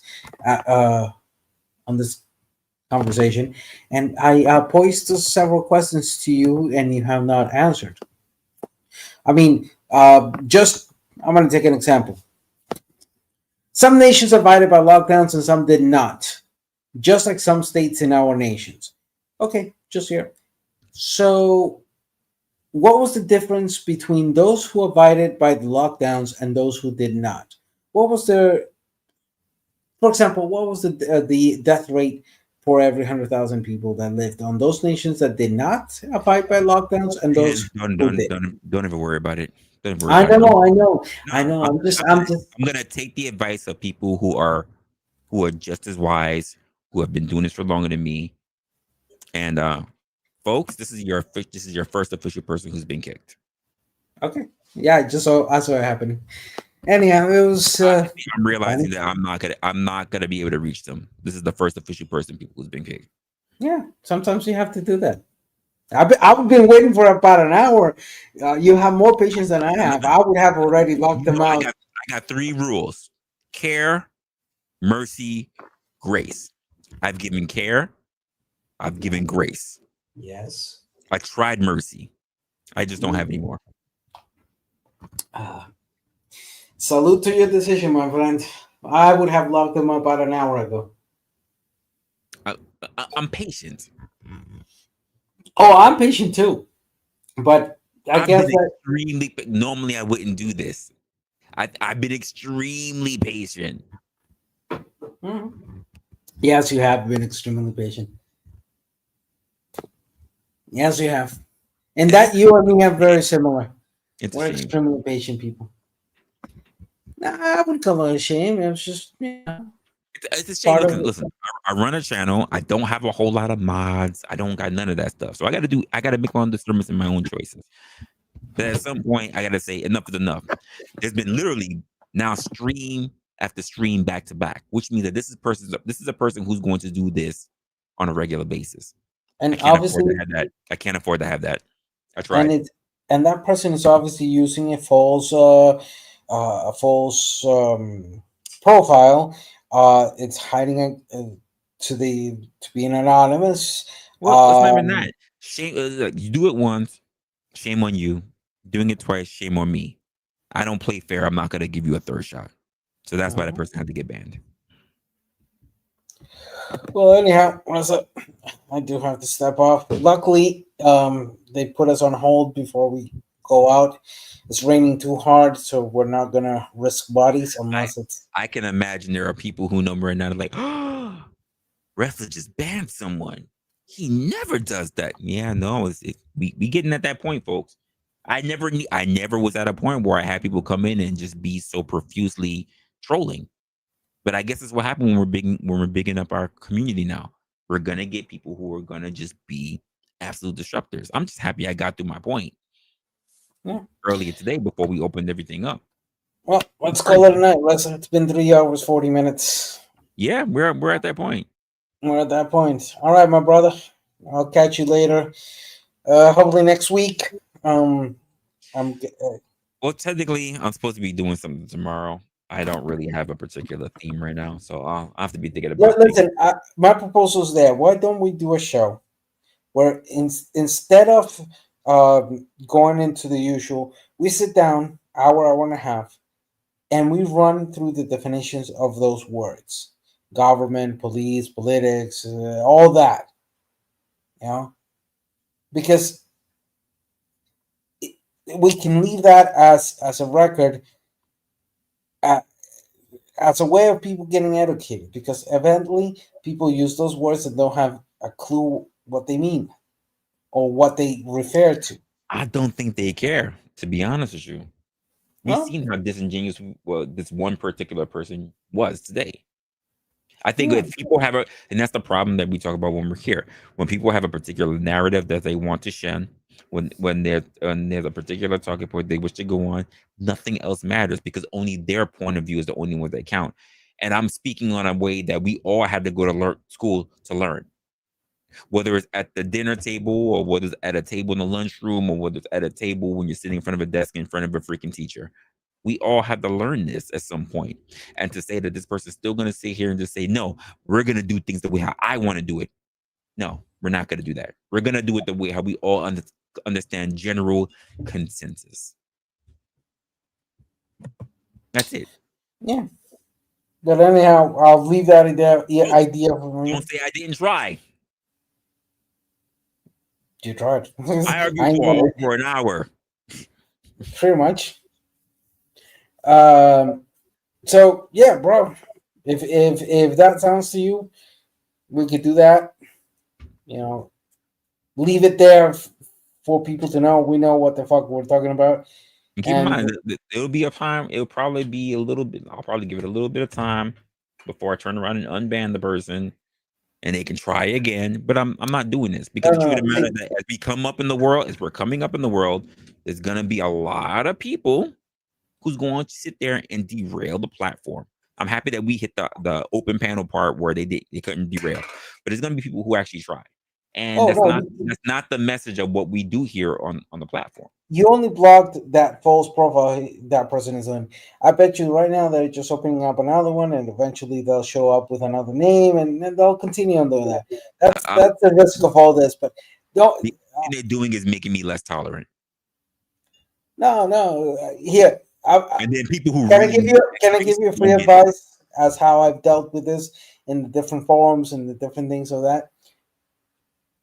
Sometimes, even if you are small like this, the best thing is you can engage them for a little while, but then just ignore the chat or ignore his comments and then go into the depth of the issues and start talking to the chat, not to the specific person on the chat. So, yes, the whole discussion was good in that sense. It was all right, but we can have taken that opportunity to then focus on the broader subject and not just speak to just here. Grab what just here was saying and then go broader and explain the definitions, or go to a more concise explanation on history, on definitions, on data, on things like that. So instead of just focusing on the troll, you grab their ideas and you exploit them. Well, no, I did grab that, didn't exploit them. The fact of the matter is that there's a consensus that's being done by most people. They would not even concede to the consensus being done. What I need to do is I need to take the advice from other people who have been doing this much longer than me, is that when I just see trolls, to not for nothing, just immediately ban them. And that's my thing. I don't want to do that. I don't want to do it. I want to have conversations because I believe that I can reach people. But there are people who they just have their point of view. They're not trying to be reached. What they're trying to do is they're trying. Hey, listen, if Christine wants to go, she wants to go. Because I say this to everybody. If this is not the channel for you, you can go. Here's the truth of the matter. Christine got in her feelings and decided to leave. I never told Christine to leave. She decided to. Look, if Christine wants to come back, she's good to come back. But if Christine decided she wants to leave, it's because she got in her fifis. But she was co-signing the guy. I'm just gonna keep it a buck. And we can even agree, and we can even agree to disagree.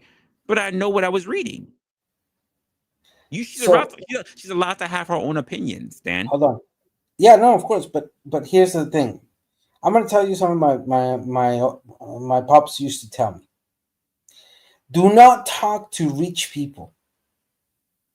You're not there to reach people.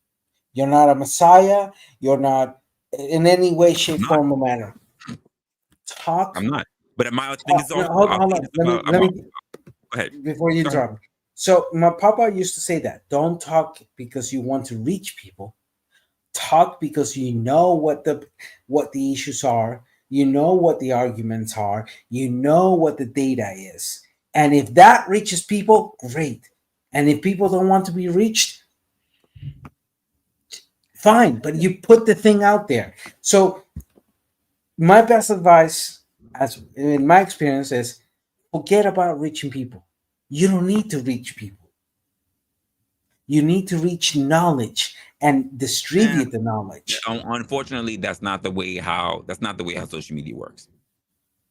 I get it, but sometimes I generally give freedom of speech to an extent because, quite frankly, we are on somebody's platform.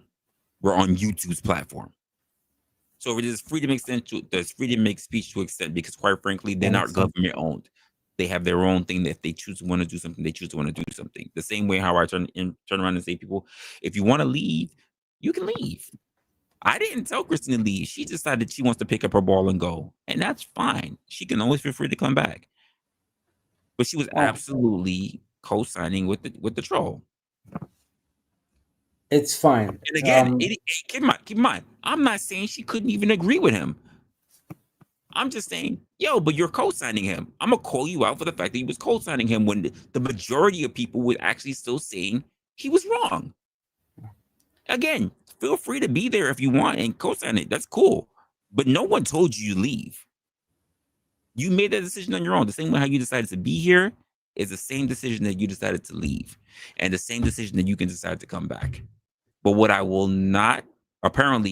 should not do is just stick with people who are just not right for the platform. Because quite frankly, let's just be honest, folks. The whole conversation, the whole stream today could have been about so many different perspectives, but instead it was on that one individual. Yeah, that was a mistake. Which means that they are a disruptor and they should not be here. Because in the idea of having opinionated and having different perspectives, it became that one person's only perspective. And quite frankly, yes, I had to turn around and try to reach that person, but it wasn't working. which means that I was also looking at the chat and everybody else also got jumped on this person's perspective. That one singular individual. Yeah. Which Look, means that they're just not the person for it to be here. Since I it told was them, your you could just leave. They didn't want to leave. They came back 2 streams, which means they would have come back the next and the next and the next to be a disruptor. Go ahead, Dan. And Reza, again, since it was your page, I I consider that it was not my place to guide in that aspect. But right now, as a friend and as somebody who enjoys what your work you're doing and somebody who will support you as best possible, we learn from those mistakes. And my best recommendation to you and forward is it doesn't matter what the standard may tell you of how things are being done. You do you. And I would consider that that will give growth eventually. And like I told you on the before thing, like my father said, forget about rich people. That should not be our north. Our north should be the spreading of knowledge and the competition of knowledge. Well, the thing about coming to the avid of knowledge is that people already have their perspectives. So if you don't challenge what they have and then understand the general consensus of what we can agree on as being something that we all understand. But when you're telling me that the only method for tying a shoe is loop, swoop, and pull is if there's not other methods, is asinine. No, that on that we agree. That's why I'm saying the spreading and the competition of knowledge. Challenging people on their beliefs, etc., is essential.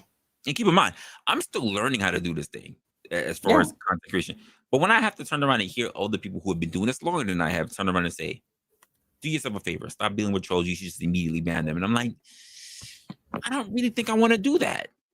But when I run into, literally, I just had that conversation last night to turn around and be here today and deal with that shit to be like, they may have a point.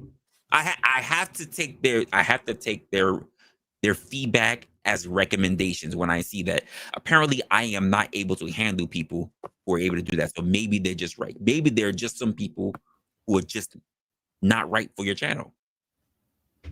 Yeah. At the end, it's your channel. And again, you best decide. I don't have enough people who I can honestly say. I know there are people here who love to see me, and I appreciate that you guys who come through because I'm trying to really build a community. But I can honestly say, personally speaking, I don't have enough people who I can say right now that I have a strong enough trust to hold as mods. There are people who let's just be honest. I'm just going to keep honest with you. There are just people who want to hold wrenches. It's a notoriety. They're not there to actually be mods, though. I know a couple of people who actually try to be mods. Most people just want a fucking wrench so they can see the different color in their name. They don't actually want to do shit. Which is why I need to make a real big assessment as to who I can place my trust in. Because that's power and responsibility, and they want the power but not the responsibility. I get you. And don't ever make me a mod because I like being on the panels. I don't care about the responsibility. But anyhow, bro, I gotta step off and you know me. I mean, you did good. Lessons learned.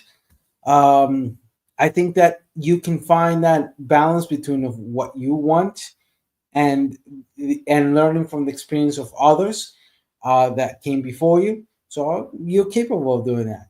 And like I always say before I go, Beshko Wolaba, Pura vida. Walk with your eyes open. All right. I'll see you next time.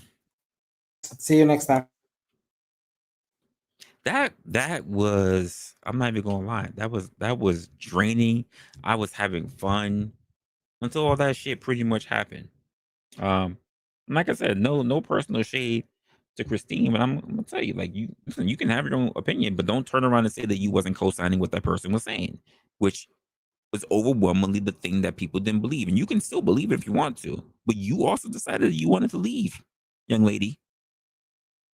No one forced you out. So the same door that you walked out of is the same door that's still sitting open. Feel free to come by anytime you want. That's it. I rock with everybody, but I can't have people that's going to take away from the message of the channel, because as we're getting bigger, as we start growing, people are going to do that. They're going to take away the message of what we're trying to do here. And unfortunately, this was a lesson that was, this was something that, not a lesson, but this was something that was just told to me yesterday. And we even had a good conversation even well afterwards about it, that you have to be aware that you might have to start seeing these type of people. And I'm like, honestly, and I was being honest when I said, I don't know if I'm ready for those people. And guarantee, this is so crazy, because I had that conversation with them yesterday. The same person was there in my last stream. I don't even know who the fuck they are. I did some research, by the way, Constantine. I did some research on them. It's a troll account. They have nothing in that account. They're not a content creator. They have no fucking videos. They have no. They don't even have a fucking playlist. This is anonymous. It's a troll account. And yet I'm still like, well, maybe I could talk in a way or address things in a way or combat in a way that will turn this particular person from a troll into an avid follower. And apparently, that's not the message that they're on. They are the people that I talked about before who just want to be up on the internet so they can be the most dysfunctional versions of themselves.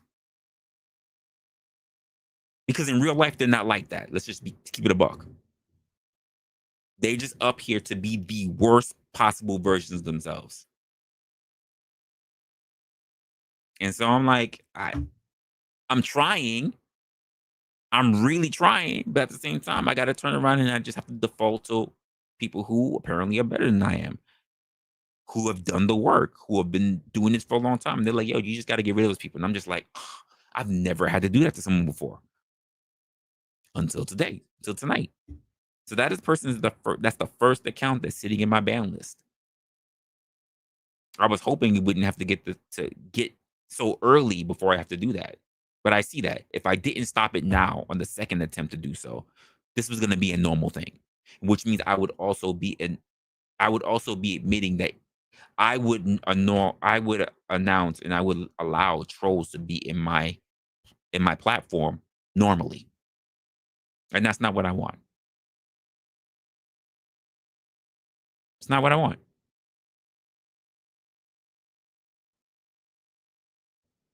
I listen, I appreciate that. But you have to. And again, I don't listen, yo, Sasquatch. Sasquatch. I failed in what we talked about last night. I really, really tried to turn a troll, and it didn't happen in my favor. And I now I have a person sitting, the first person sitting in my ban list. I'm gonna say I really tried. I went back and forth. We pulled the consensus. Everybody was sitting there talking about you're bugging, and they still drained what was going on here. Had to ban them. It was. I really tried, but it was a learning lesson. I really tried, and I did not expect that it would happen so soon. Again, I'm like under 500 people. I'm not monetized or anything. I was like, Jesus, can I do something? It didn't work. Can I make some logical claim that we can already say that this is actually the thing? And they did not agree. Yes, I banned them. I fucking banned them. They are the first person. I'm looking at them right now. They're sitting in my ban list. They are the only person sitting all by themselves in my ban. I've never banned anyone.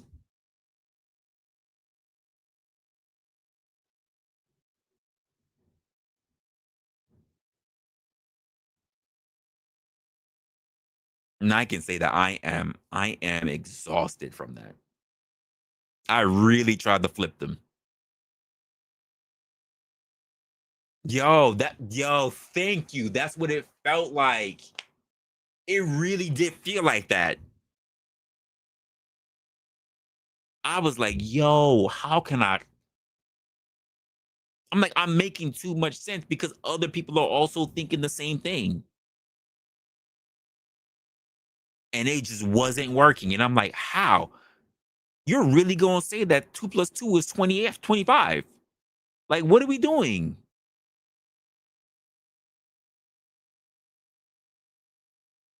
Yeah. In my mind, it's like I'm not popular enough to get these people, but apparently I'm wrong. But it's been 2 streams back to back now. That's crazy. He might. He might. Like the moment it's happening, I'm sitting there, I'm like, no, I can do something about this. And I'm sitting there thinking about the conversation that we had yesterday on Sasquatch. And I'm like, I might just have to do what I'm not ready to do, what I didn't think I have to do yet. And I might have to just ban a motherfucker. I understand what you were saying. Like, listen, don't even give him the shine. Just have a ban. Because I don't have a lot of mods. Because I don't have that many people I really feel like that would do the job. That would really do the job. I have a couple of people that I know that would do the job. Most people, they're just wrench in name only.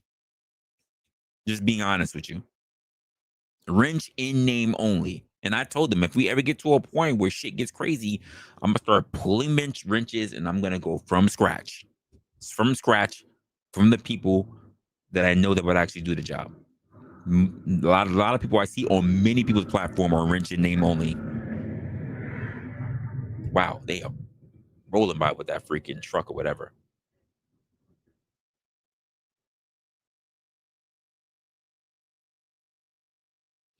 I mean, yeah, again, I don't have a problem with it. I just think that there's an expectation that you, here's the funny part, to other content creators.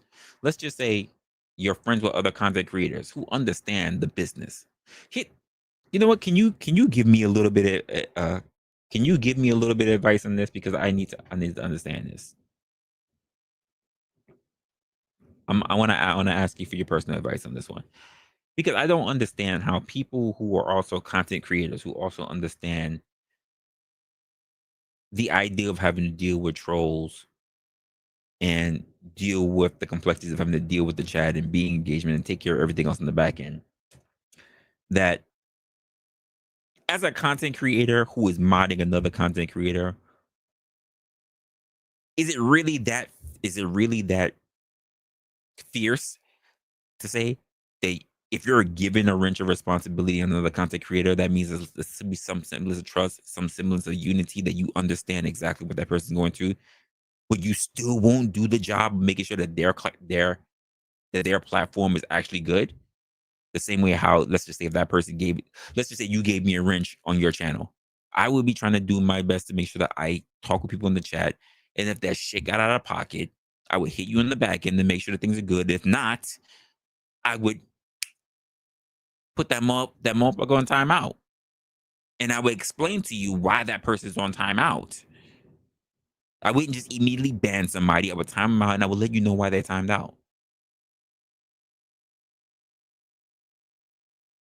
Yeah. And that's what I see. That's exactly what I see.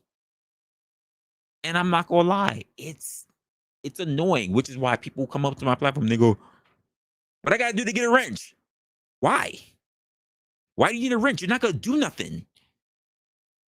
I post my own links. I post my own links to other people's channels. I do all that stuff because, quite frankly, as a mod, for the most part, I'm not saying everybody, but for the most part, I think I have to do all the work myself, because if I give somebody a wrench, I don't think they're gonna do shit. So what's the point of giving you a wrench if you're not gonna do shit? I'm not saying you, Sasquatch. I'm saying from what I've seen in other people's chats and what I've seen from people that I've given wrenches to.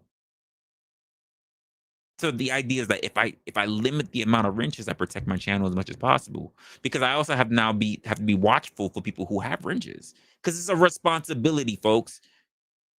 It's not a membership tab.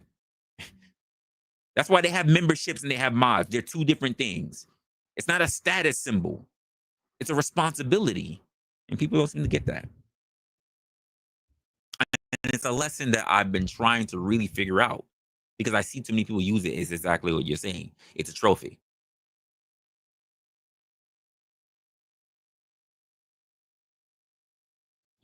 I thank you for saying that, but people don't seem to respect expectations. People think that you can have expectations, you just can't have expectations of me. That's the thought process I see in a lot of people, Conshonry. They don't understand that by me. Like if I gave you the like, if we're good friends, right, Con? And I say I don't really give people copies to a keys to my house, but I trust you. I trust you. You come in, you can kick your feet up, you can go through my fridge or whatever, but you would never fuck my place up. You would never trash my place. You would never rob along people in my place or rob my place or whatever. That that's trust. That's trust. And my thing is like, if I'm talking to you and I give you that responsibility, that you understand that that's my expectation. You would never come into my place. You would never have the wrong people in my place. You would never have my place robbed. You would never personally trash my place yourself.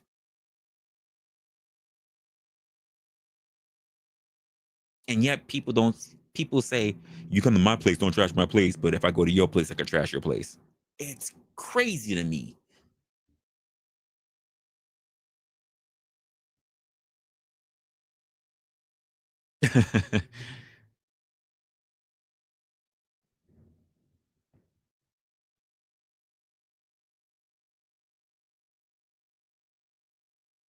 I am too. I for the most part, I would just say, let me know why this person needs to get banned. I need to take a look at it because I've seen channels where people are like, "Oh, I'm banned," and then the host is like, "Why you were banned? Let me go take a look." Because you also listen. I've been on channels where I've seen mods get out of hand. I've seen mods ban other mods who ban other mods who ban, and they're just doing this shit for fucking fun, and it doesn't look good. I've seen that as well. You said sounds rational to you. I am at, but I also think that there are plenty of other hosts that don't set expectations for mods. I've met, like me personally, I've met professional mods, not these people like Conshan and me. I'm not talking about these people that we see in spaces in this area of YouTube. Like I've met people who are on different platforms who get paid for a living. Like they have on their resume that they are a moderator, they are professional. I've seen how they move in people's chat rooms. So I know what a professional moderator does. And that's not something I see here on YouTube. That's not to say they're not around. They're probably just on different sectors. But I've seen what a professional moderator does, and I gotta say, I was thoroughly impressed. It's a job. It's a job, and it takes time to do. It takes time to learn.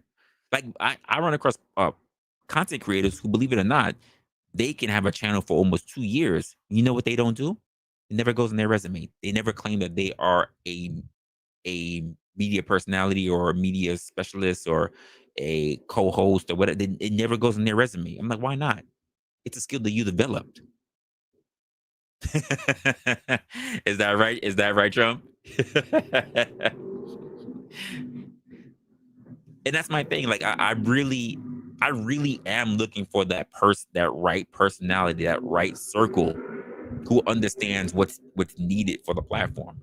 But the truth of the matter is that a lot of people are just they're there to be entertained. They're not necessarily there to understand that there are people who want to tank the very platform that they think are doing good things.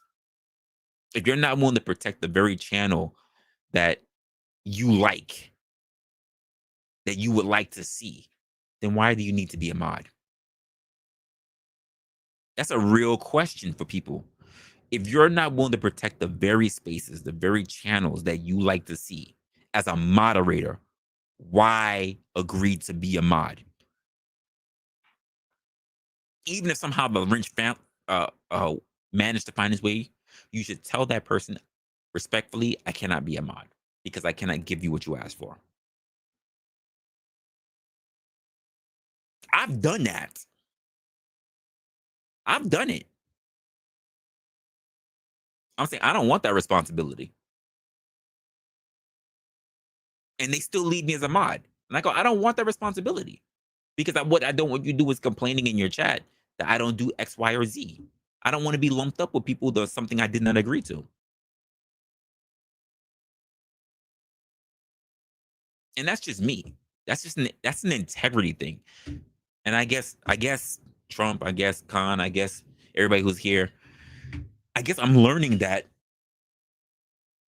Integrity means something different on the internet.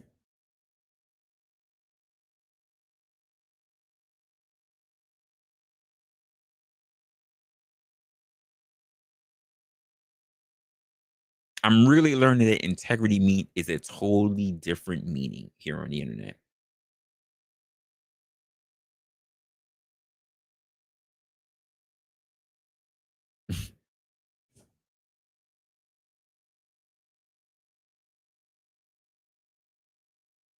I mean, that's the hope. Like I said, there are a couple of people who I really trust are in best interest, but I can't say that for a lot of people. And I keep, as we're coming up, as I see like the dropout discussions, I see that we come up in the chat and everything. I see a lot of people that turn around and say, "Wrestler, you need more mods," and I'm going, I don't know what to do. I can't just start assigning wrenches because I've seen the fallback from that.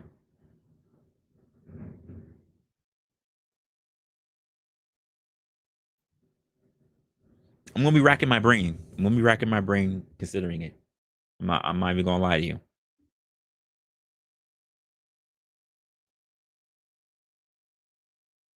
I'm not gonna lie. Tonight with that person is just very disheartening.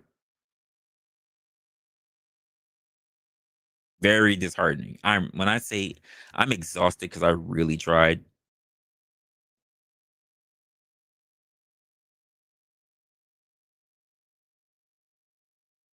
I'm disappointed.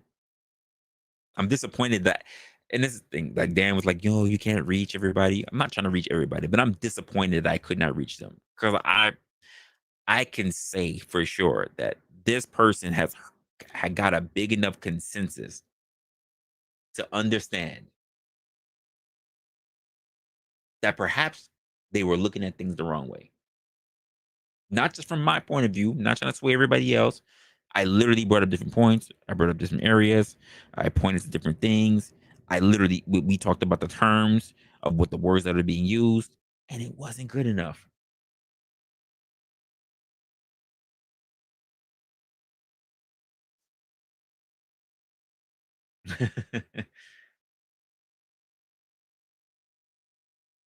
That's very interesting. I can imagine really, to be honest with you, a professional from a disgusting chat, because I'm just gonna assume that they're with the fuck shit.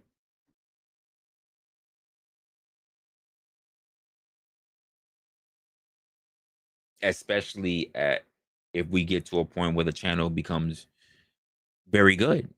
If the channel becomes very good. When the channel becomes very good.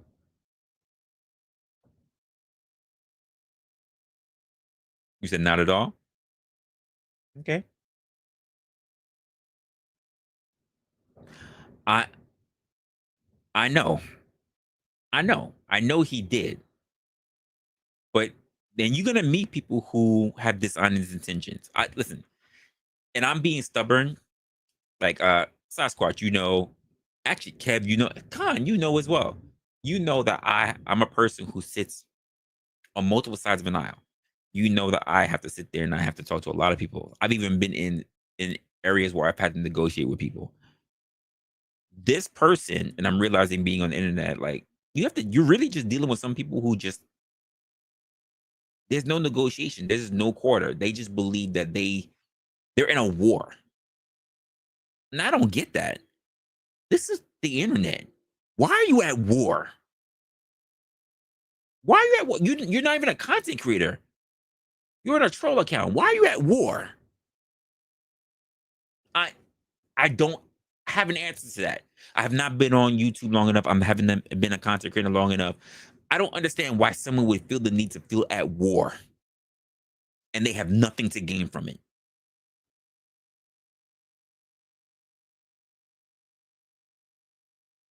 I do not get that. I am utterly confused.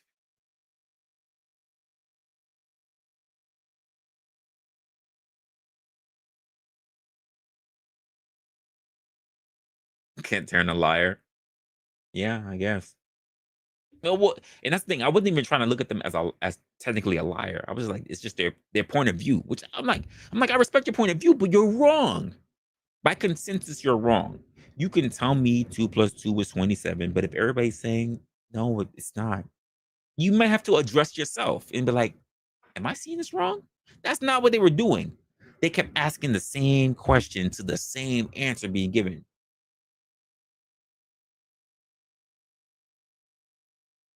And I'm just like, Jesus Christ. And it's just like I was saying, Kev, like if I give my wrench to a content creator, I'm expecting that if we rock with each other as a content creator, because I get it, there's this whole all content creators are competition. To me, I hear that, but I'm not. Because I believe that there's enough money out here for both of us to be rich. There's enough there's enough money out here for both of us to be good. Especially in my humble opinion, if you really think that being the top person is the most important to you, you know what I'm gonna say? You got that. I don't need to be the top person on the fucking Forbes list. You know what I'm just happy with? I'm on the fucking Forbes list. If me and Kev was talking and we had a dispute, like, nah, I'm the fucking top person on this Forbes list. I'm like, you know what? You got that. You could be number 1 on the Forbes list. I could be number 3. I'm fucking fine. I'm good with that. It's not that important to me. Being acknowledged is best. Like, just be honest. Oh, I got the gold medal, got the silver medal, got the bronze. You know what's better? Just being up there to get the medals than not being on the podium at all. There are a lot of people that competed that didn't make it to the podium. Just being on the podium means something. I don't know. This was upsetting, folks. It was upsetting. I don't listen. Maybe it will. Maybe it is. Maybe it's not. I don't know. Again, I'm not. I don't hope to reach everybody, but I would always think that logic and reasoning would be the thing. The thing that if I don't make sense to you, then the logic that it's presented should make sense to you. Even if I'm not even necessarily speaking from my point of view, if I just say this is how you get to 2, it's not how I feel that I should get to 2. It is how it is explained to get to 2. And you turn around and say, no. I'm like, okay, well, explain your reason how you get to 2. And they don't, you're being disingenuous. I had to say that several times. I need you to answer a question. That's it.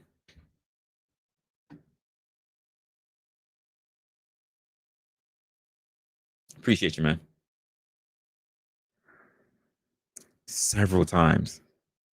Several times I had to keep trying to bring it back. Stop doing that.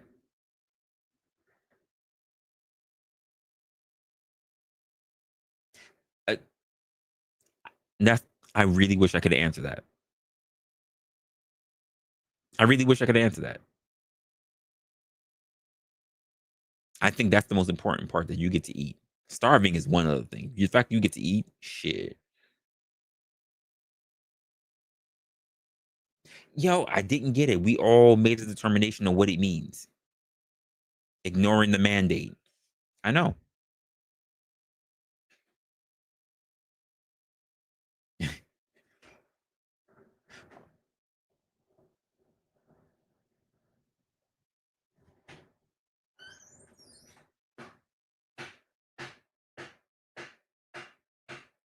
And that as I was going through it, Sasquatch, as I was going through it, I'm literally thinking about the conversation that we had last night. Like, at some point, you're just gonna really have to stop talking to them and just ban the motherfucker. And I'm like, it's not working. I'm trying to really reach out to them. And I'm sitting there thinking about what you just said to me. And I was like, you're gonna just have to ban them. And I'm just like, I'm gonna try. And I tried for way too long. And eventually, you're right. You're right. I had to ban them. You're absolutely right.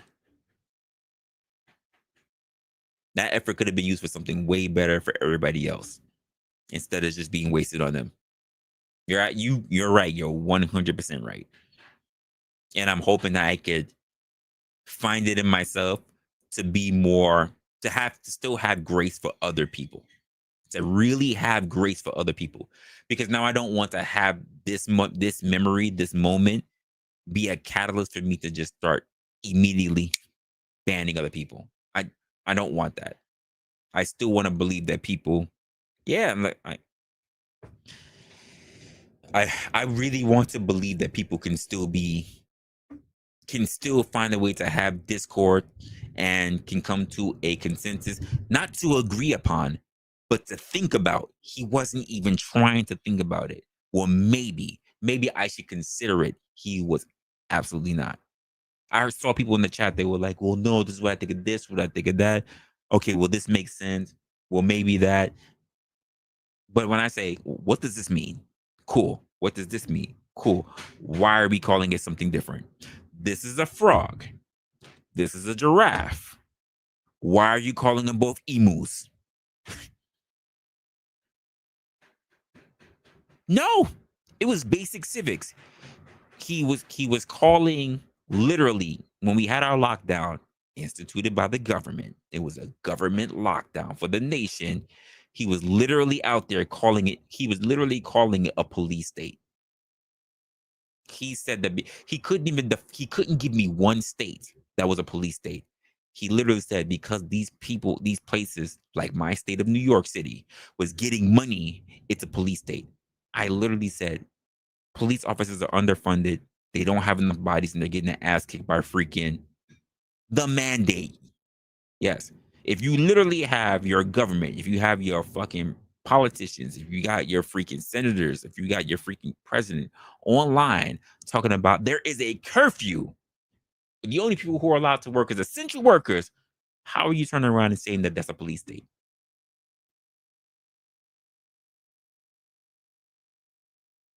And that's the point that I made too. People said you shouldn't be outside if you're not an essential worker. I was literally traveling. I was getting on the plane. I was literally going to shops. I was literally traveling in New York City. I would get on the train, and there would be MTA workers, and I say, "Suck my dick. You can't tell me where I can't go," and I would pay to go travel on a train. What do you mean I can't go nowhere? I'm going, and you're not stopping me. There were police officers there at the fucking station. Do you think when I held up my fucking MetroCard to go pay my way, you think they stopped me? Not once. But police states? How? They had the National Guard at major subway stations. Never once did I have a National Guard stop me to ask me anything.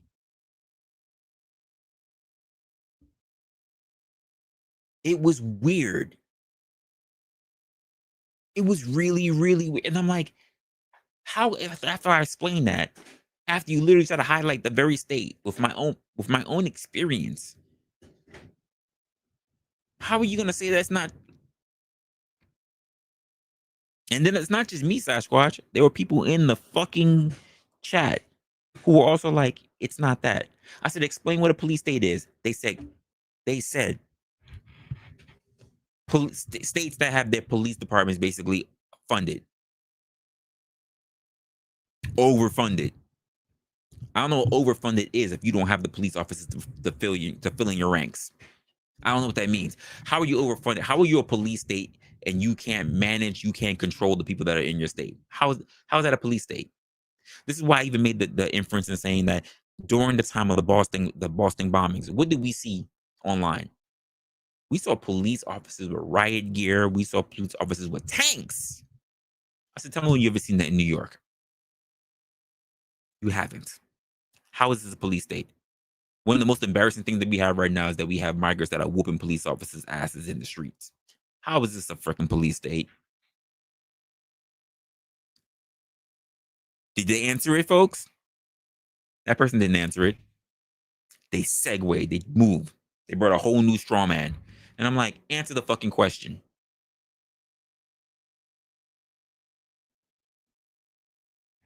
But I got to be the bad guy for that.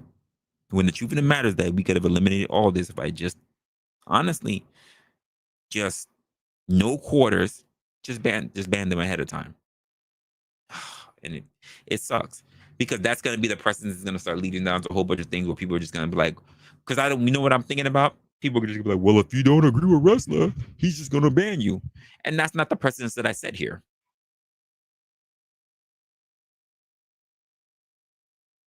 That's not. You can feel free to disagree with me. But after painstakingly trying, I'm seeing that you're polluting the content.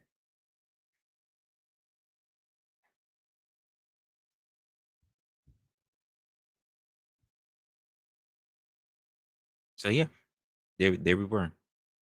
There we were in the days.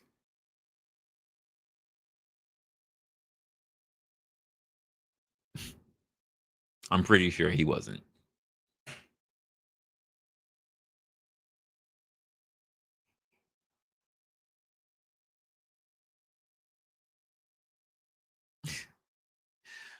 I don't mind fishing. It just takes too long. You're literally waiting out there. I mean, you get to pull in, you get to eat, whatever. Cool. But I just, it is either you get it or you don't. I'm not experienced enough.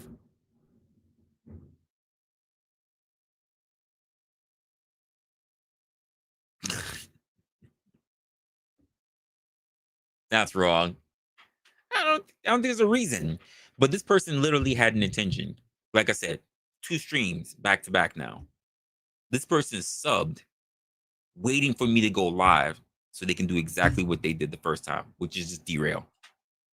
And I'm thinking to myself the entire time going back and forth with them, Dan, and I'm sitting there going the back in my mind, it's like, this person has just subbed to me so they can literally fuck with me. That's literally what I was thinking the entire time. I'm trying to sit there and thinking I can change their mind. This person is literally subbed to me so they can fuck with me. They didn't come here to rock with a community. They didn't come here so they can come chat with y'all. They didn't come here so they can have their views challenged. They didn't come here so they can turn around and think about the things and what they didn't come here for the topics. They came here literally with, they didn't come here for the content, folks. They came here for me. They came here for me. They didn't come here for the content. They didn't come here for y'all. They came here to fuck with me. Person who was on my last channel, on my last stream, they were called Just Here. Now I literally took the time to research them. It's a troll account. They came here just to fuck with me and fuck with me only. And I had to learn a valuable lesson tonight.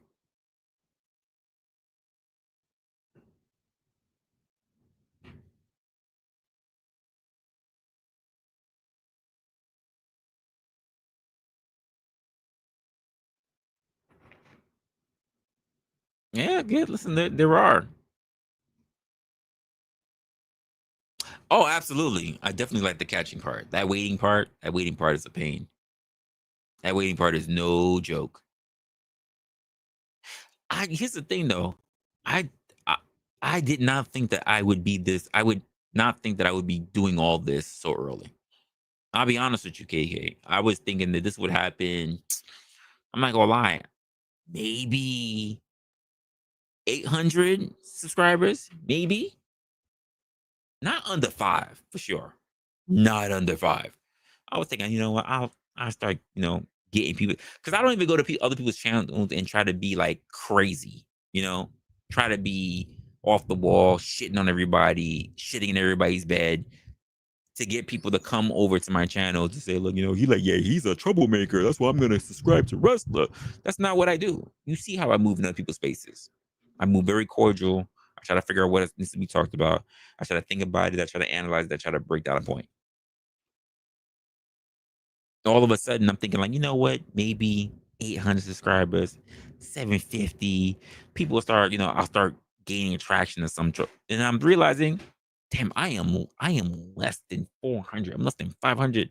I'm nowhere close to being monetized, and I'm getting people that's trying to shit on the content already. Damn, why? Why not just sit back and chill and just know that you got people that you could be linking up with and you could be vibing with. Why? Why? Why do it? Do you really believe that the internet is a playground for dysfunction?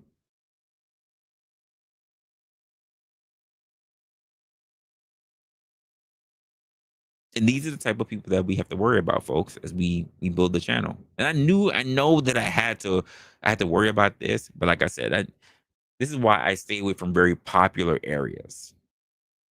Very popular areas.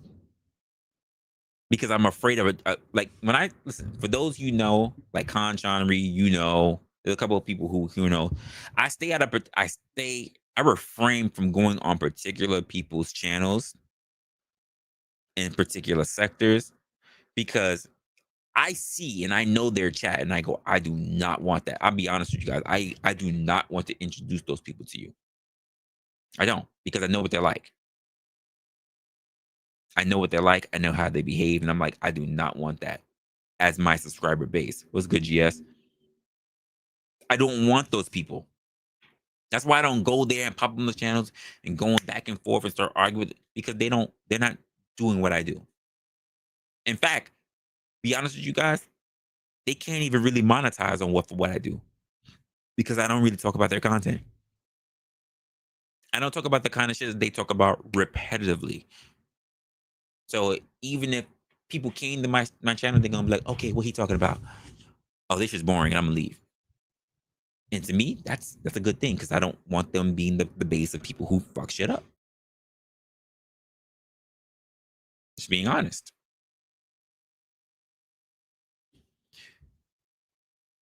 So today's a hard lesson, folks. It is what it is. We gonna push forward tomorrow. It's gonna be all good and all that. But I'm disappointed that there are people out there that we have to turn around and still deal with this. Just gonna keep it a buck. I'm not even surprised that the very poll that I put up, that was the one person who clicked no. I wouldn't be surprised. People came in here. I got 90 people that turned around and clicked yes for hitting that like button, and that one person who clicked no, I'm pretty sure it's probably that person because they wasn't here for the content. They weren't here for you guys. They were here to fuck with me and me only, and that's a shame. They ruined an entire experience. They ruined an entire opportunity for themselves, solely for themselves, because they could not see the forest beyond the trees.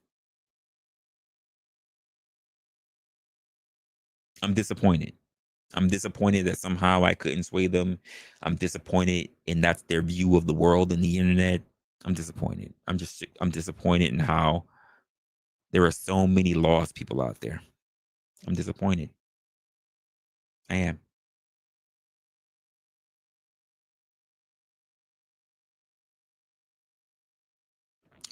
I hear you, GS, but there are plenty of people who will come to a channel like mine, and especially when we have like people up on panel, and unless they're out there literally trying to tear each other's head off and trying to show the most ugly side of themselves, they turn around and go, why don't you be like so and so? I can't tell you how many times, guys, for those who don't know, I can't tell you how many times I've received an email or I've received a comment from someone that turned around and says, you know what, why don't you be like so and so content creator?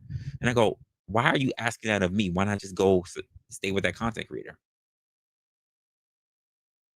Doesn't that make more sense? Why not go where you like? Why are you trying to change everything into like that style of content? If you don't like what's here, do me a favor, leave. If you don't like the particular episode, see another episode.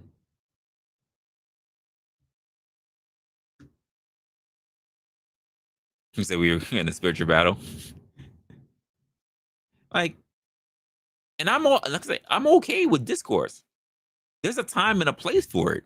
It shouldn't be the everyday norm, in my opinion. There's a time and there's a place for it. There really is.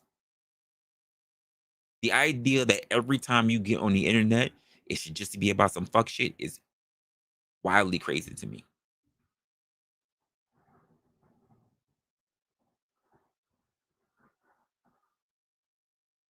Well, that's the thing. I think if you have a proper space with the right people, you shouldn't have to worry about culling or even corralling the chat. They should be able to sort themselves out. I think if a new person comes in here and they act in a particular way that's not according to how the channel, how the community runs, that the very members of the community is going to turn around and say, ah, ah, ah. We don't do that here. And there were some people doing it even the last stream we were doing. There were some people even doing it early today. Shout out to Mama. Mama left the chat early, but she was here early. She was like, hey, just here. Just letting you know, you coming here. Don't act crazy. Don't act crazy. This is how the channel runs. Such and such. She gave the disclaimer before I ever said anything to her. That's why I didn't say anything. When her time was up and she had to take off, she had to go somewhere else. This motherfucker acted up. And the only reason why no one else can hold him accountable, because not for nothing, she was the only mod that was in here at the time. She was the only mod that was actually looking, engaging, talking. And then once she was gone, that was it. If you guys haven't noticed, you haven't seen a mod in my chat for over an hour. For those who've been here, you have not seen a mod in my chat for over an hour.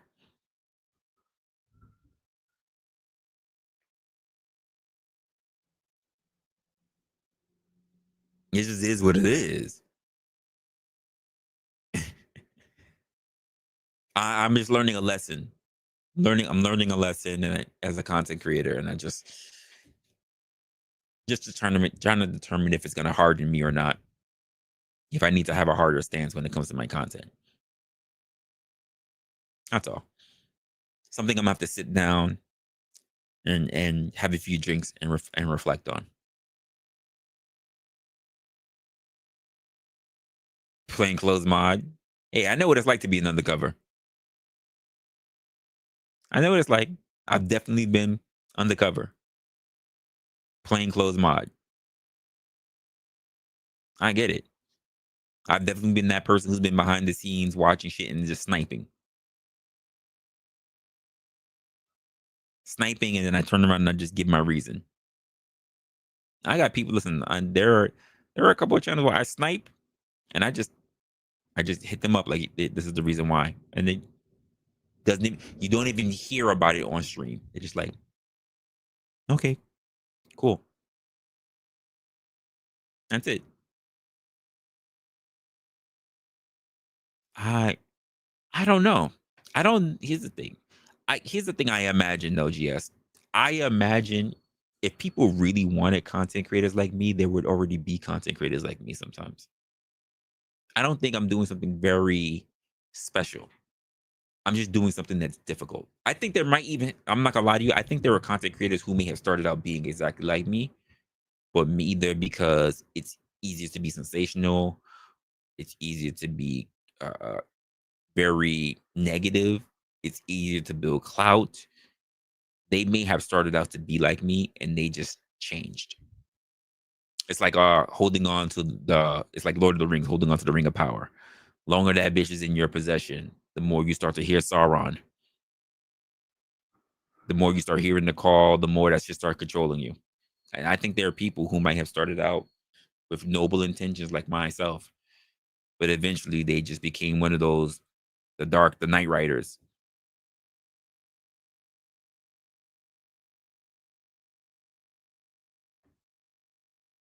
It is. And I said this a long time ago, whether people want to believe it or not. I said this a long time ago, and I'm trying to stay by that.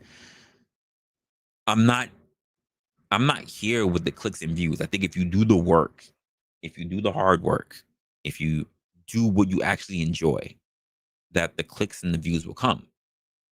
And that the goal is not to strip mine resources from the people who help support you. The goal, folks, is not to rob you of your money. The goal is to be acknowledged and to be supported by other businesses, people who believe in the cause, the same way how you guys believe in what the cause is for the channel. That's it. Because I think that the message is important, because if I don't do the message, like the reason why I started the message, to be honest with you, is because I don't see enough of it. I do not see enough of it on the internet. That's the reason why I did this. I do not see enough of it. I've been looking for my fucking algorithm to show me it, and I don't see it. So I gotta be like Gandhi. I gotta be the change that I want to see, because I don't see it. I'm looking for it. Most of those people who come close to what I'm looking for, they're all financial. They all talk about money. They all talk about money and they talk about God. But guess what? Not everybody has money, and not everybody's into God. So how do I bring a message that fits a lot of people who are not there yet, or who are not just into that? How do I find a medium to be able to let people know that plenty of other people are going through what you're going through? I'm not special because my fucking face is on the internet. I'm not special at all. Because to be honest with you, there could be someone easily who could have done this years ago, and probably has done it years ago. But the truth of the matter is that there probably was somebody like a troll who took them down. Because probably the fight was just too difficult. And I probably just haven't reached there yet, to be honest with you folks. I probably just haven't reached the point where they were, where the fight was fucking hard. What's good, GS?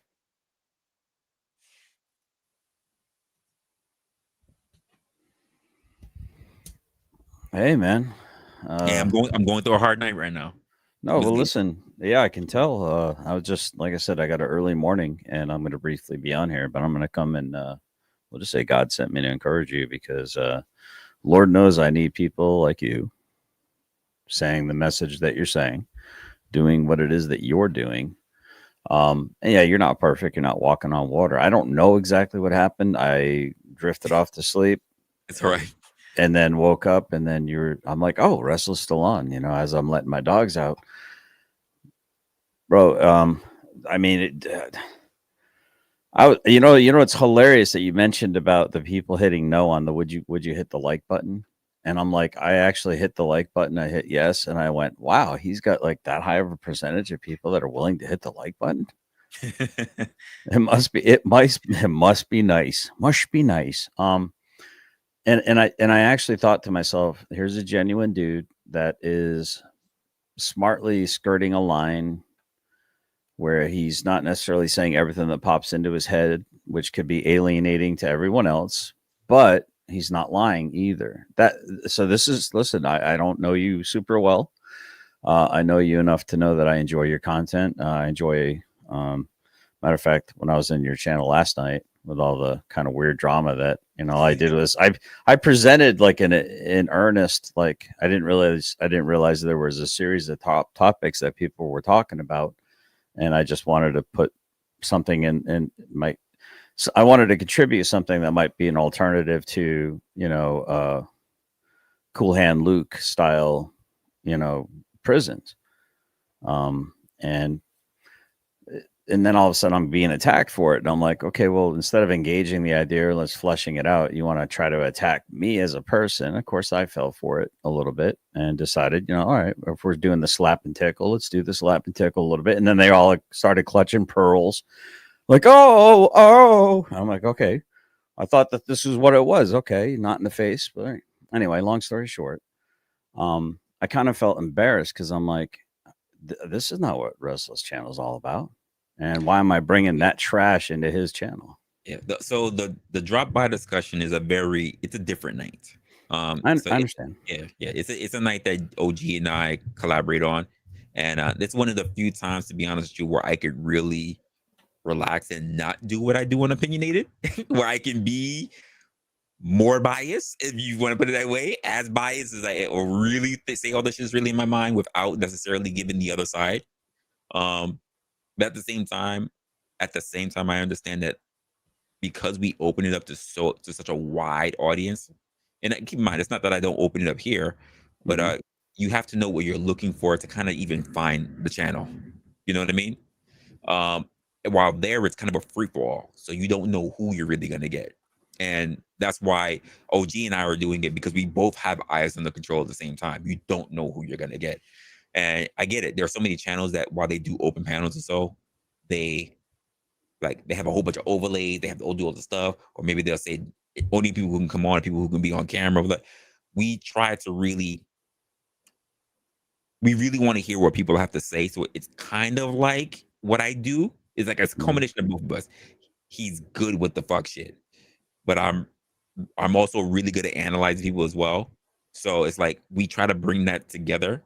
And sometimes we don't see it, but we come to common ground, but we don't really always see it. Sometimes he's like, you know this guy? And I'm like, yo. I'm like, you know this guy? He's like, no. And I'm like, okay, we're both watching this guy because we have no fucking clue who he is. And then sometimes the chat is really helpful, because like some people will vouch for a person.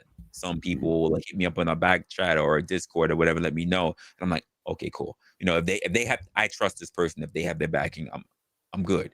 But there's some people where I'm just like, I have no idea who this person is, and I got my hands no control, just waiting any moment. But did somebody corn bomb you? No. Okay, but I'm aware that I've gotten that. but I'm aware that it happens, which is why we're being so vigilant. That's the reason why. I've seen it happen. I'm aware that it does happen, and I would not want to put myself in a situation that would harm the platform, but also harm a platform for someone else that I care that for them to come up as well. Or your audience too, in a sense, because I mean, you're like a shepherd. You know what I mean? You're introducing people, and I hear what you're saying, dude. We move as a unit, which means that we should all be looking for our own best interest. And I get it that not many people are looking that way, even though, like I said, today kind of feel like an L to me, not for the conversation, but the fact that I wasn't really that despite logic and reasoning being there, this person had their intent and not necessarily caring even about the message, just to be honest with you. Okay. They cared about disrupting me. They didn't care about what we were even talking about. So I'm here arguing a part about what we're talking about. And they're talking about the message, but that's not their intent. Their intent was to fuck with me personally. Because everybody in the chat was all like, no, this is not it. I had people on the panel that was like, no, you're wrong. I'm sitting there telling the person you're not wrong, and I'm giving several examples. And they're sitting there going, you know, rest of this, rest of that. I'm like, how the fuck? How will you come and stop it? And I'm realizing, I'm trying to talk to this person, but I'm realizing that because I've had this conversation with other content creators. I've had this conversation with like Sasquatch. I've had the conversation with people on my team. They're like, sometimes, Raz, you just gotta block a motherfucker. And I'm just like, I want to try to reach him. But it was a new lesson for me today. So that person's the first person sitting in my block list. Okay, I don't know who it is, and I'm not going to ask you about it. It was a troll account. They weren't a content creator. Okay, so the interesting thing for me is that, and I want you to, well, I would hope that you would take this to heart, maybe use it for somebody else that might need it someday. There's an old saying that I want you to picture World War II. I want you to picture the Enola Gay, or I want you to picture just a bombardier squad. You know, sometimes they'll have the small fixed wing, protection, and then they'll get attacked by the enemy's fixed wing, and then when all of a sudden all the little planes go away, that's when you're getting close to being over the target. That's when the flat cannon start shooting. So when you're dropping bombs of truth, Resla, that's when the flat cannons start shooting up at you. That's when you start getting pushback. That's when you start getting the enemy trying to come at you to disrupt you, to get you off your base or whatever it is you're talking about. That's when the subversives come out to do what subversives do. They subvert. So that's when you should count it all joy, brother. And when you fall into certain trials, that's an opportunity to prove your faith, to improve it, to perfect it, right? That you're on the right track. When the flat cannons start firing, you should put your head up, smile, and go, that's right, let's go, let's do this, and roll it up my sleeve. Obviously, I'm onto something. I think the problem is that and I guess this will be a personal apology to everybody else. I personally underestimated the channel. And what I mean by that is that I did not think that this soon we would get the kind of people who do what they do. I imagined this a little later. I imagined this, like I said, when we're close to 1,000. I did not imagine this right now. It's not even the size. It's not even. It's just always the message for us. Like I said, we're at a spiritual battle. Yeah. When you're speaking truth, the truth will set you free. People like their chains. People like they like to be in their prisons. They want to be lied to. People can't handle the truth, Resla. They don't want the truth. And unfortunately, but there are some who do. And now I want you to understand something. The people you will build slowly if you're a I mean, and look, you're rough around the edges for a channel. I mean, you're not exactly like running around handing out Bibles, and you're not running around handing out pacifiers, and you're not running around. You're in the vein of there's some controversial stuff, right? But it's like there is a need for your channel to exist, and because your growth is slow, it's going to be more permanent. Because otherwise, you just like you were saying earlier, I could be flash in the pan. All right, what does the algorithm want? And the next thing you know, you're a slave to the algorithm. You're not a content creator. You just threw some shackles on yourself, and you're going to burn yourself out. If you do what you love, you'll never work a day in your life. And I think you love what you're doing, Resla.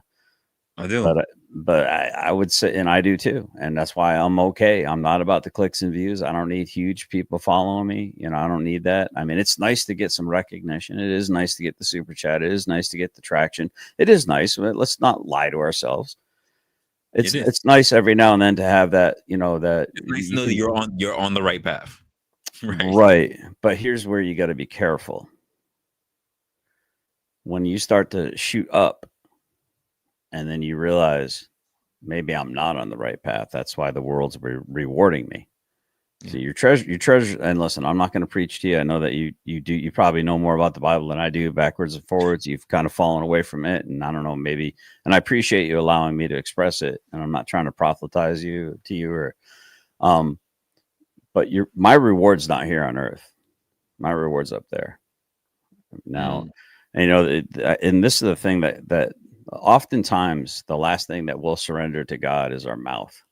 This little tiny rudder can steer a ship into the ice and wreck it. This little tiny rudder has the power to steer. It's like the Titanic's rudder is this mouth of mine, this tongue. And the Bible says, not what goes into a man that defiles him, but what comes out of his mouth. And and they say the last thing we'll surrender to the Lord usually is your tongue. It would be a lot easier if I could do it first. But what I would say to you, I do want to encourage you, Resla, that just keep trudging, just keep plugging away. You're needed far more than, like I said, I didn't when everyone was triangulating on me in that channel, doing the little Heather's mean girl nonsense. And I'm just like, whatever, dude, I got broad shoulders, bring it. I wasn't interested in any of that. I was interested in what you had to say. I was interested in what OG had to say. I was interested in the plethora of good conversations that I've had in your channel. That's why I showed up. I didn't show up to get into a fight with anybody. Yeah. But there's people out there. I liked it when we were all having our differences of opinions, but still was able to talk.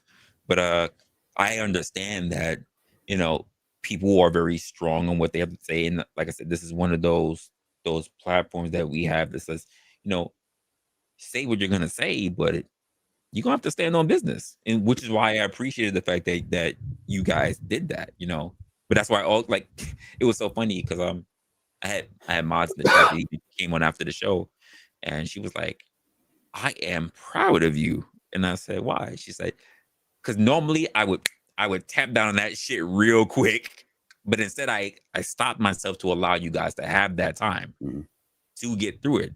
Yes, this is probably for a little bit of engagement, but also because I think that you guys are smart enough, cognizant enough to find an agreement somewhere down the line, even if there is a lot of chastising. Someone's gonna make a point at some point, and that's why normally I'm just like, nope, I'm not even gonna deal with this. That's not what we're about here. But I'm realizing when we're doing that collab, I do need to leave that. I need to leave that out. Because not for nothing, the same way how we have our own friends. Let's just be honest, the people that we probably find as the best friends are people that we've actually fought with at some point. Some of my best friends, I've had straight up fist fights. I mean, to Correct. this day, yeah, I'm talking knockdown, drag out. So I leave that yeah. open. Well, so it's interesting that you say that too, because you'll find out really quick whether somebody's there legit for the right reasons in good faith, or if they're just trying to be a chaos agent. And then once you understand, I mean, a little bit of chaos can add a little spice to the channel. I guess it's all right, but it's like the wonderful philosopher poet Wesley Snipes in the movie Blade. Sometimes you have to understand what a thing is capable of in order to destroy it, right? You have to understand what the thing is doing, right? Agreed. So, okay, if it's a chaos agent and that's a little bit of spice, you have to know when to have the hook. And listen, I will apologize each and every time if I do something. I'm not trying to, dude, I'll take my shoes off at your front door. I'll take my socks off if you prefer to. I'll walk in your front door, show you respect. Last thing I want to do is track poo on my sneakers and all over your hardwood floor. I'm not interested in doing that. I'm not interested in, getting people's attention. I'm here for the conversation. I'm here to learn something that I didn't know the day before. No, I agree with that, which is why I kind of stopped you guys in the middle of that, just make that clear. That was all. So I don't want to feel like I was picking one side or another. Because I had to even explain that in the chat or even afterwards. Like, it was like, we're good with have that talk. But I understand as content creators, especially when we are in the spaces that we have all those big loud discourses and everybody's want to shout and whoever the loudest mic or whatever, that we think that's the norm regardless of what platform we go to. I don't what want I do in my house is not the same thing you do in your house. They might be similarities, but that doesn't mean it's the same. I should still figure out what's the decorum, regardless of what. Well, have you ever, and you don't have to reveal anything, you're not just in no comment, but you understand, if you have you ever been in the military, understand military structures, or being in a brigade? A brigade could be anything from a professional kitchen to an actual military outfit, or a financial institution where there's a hierarchy or there's a structure to it, right? Yes. In a room full of E6s, a private will always emerge. Meaning, if everyone's got the E6 rank on their collar, you're always going to find a private. A private will always emerge, meaning there's always going to be someone that's going to come in just a little bit under the cut. That's right. Your private. You know what I mean? So the point of what I'm trying to make there is, like, in a room full of intelligentsia and people that fancy themselves smart fellers or fart smellers or smart fellers. I'm not sure which one, but you'll find out real quick who's there to actually intellectualize and who's actually there to engage the premise or the prompt. And I'm still learning about all this debate stuff, but there is one thing, other than I might crack a joke now and then, I do intend to always operate in good faith. I certainly am not the kind of guy that wants to come into your channel and take a stick and throw it through the front spoke of the bicycle as we are tandem, or however many people are on that bike going through life operating. So just so we endo and spill all over the sidewalk, not my aim, not my goal, never will be. And I do like to promote other channels. Heck, I really do. And I'm a small channel. I mean, I'm a tiny channel, but I feel like I've got a really good quality following. The mods in my channel, you could do a hell of a lot worse than some of the mods in my channel, like Dove, Tim, Ada, the Walrus. I mean, a few of they're really good mods. Some of the most faithful watchers too. And I don't know what happened in your chat, or the fact that I'm a horrible mod, by the way. Not because I don't care about your product. It's because I care too much about your product that I'm usually just sitting there, ingesting it, but I'm not really paying attention. I'm really focused on what you're saying and entertained by your product.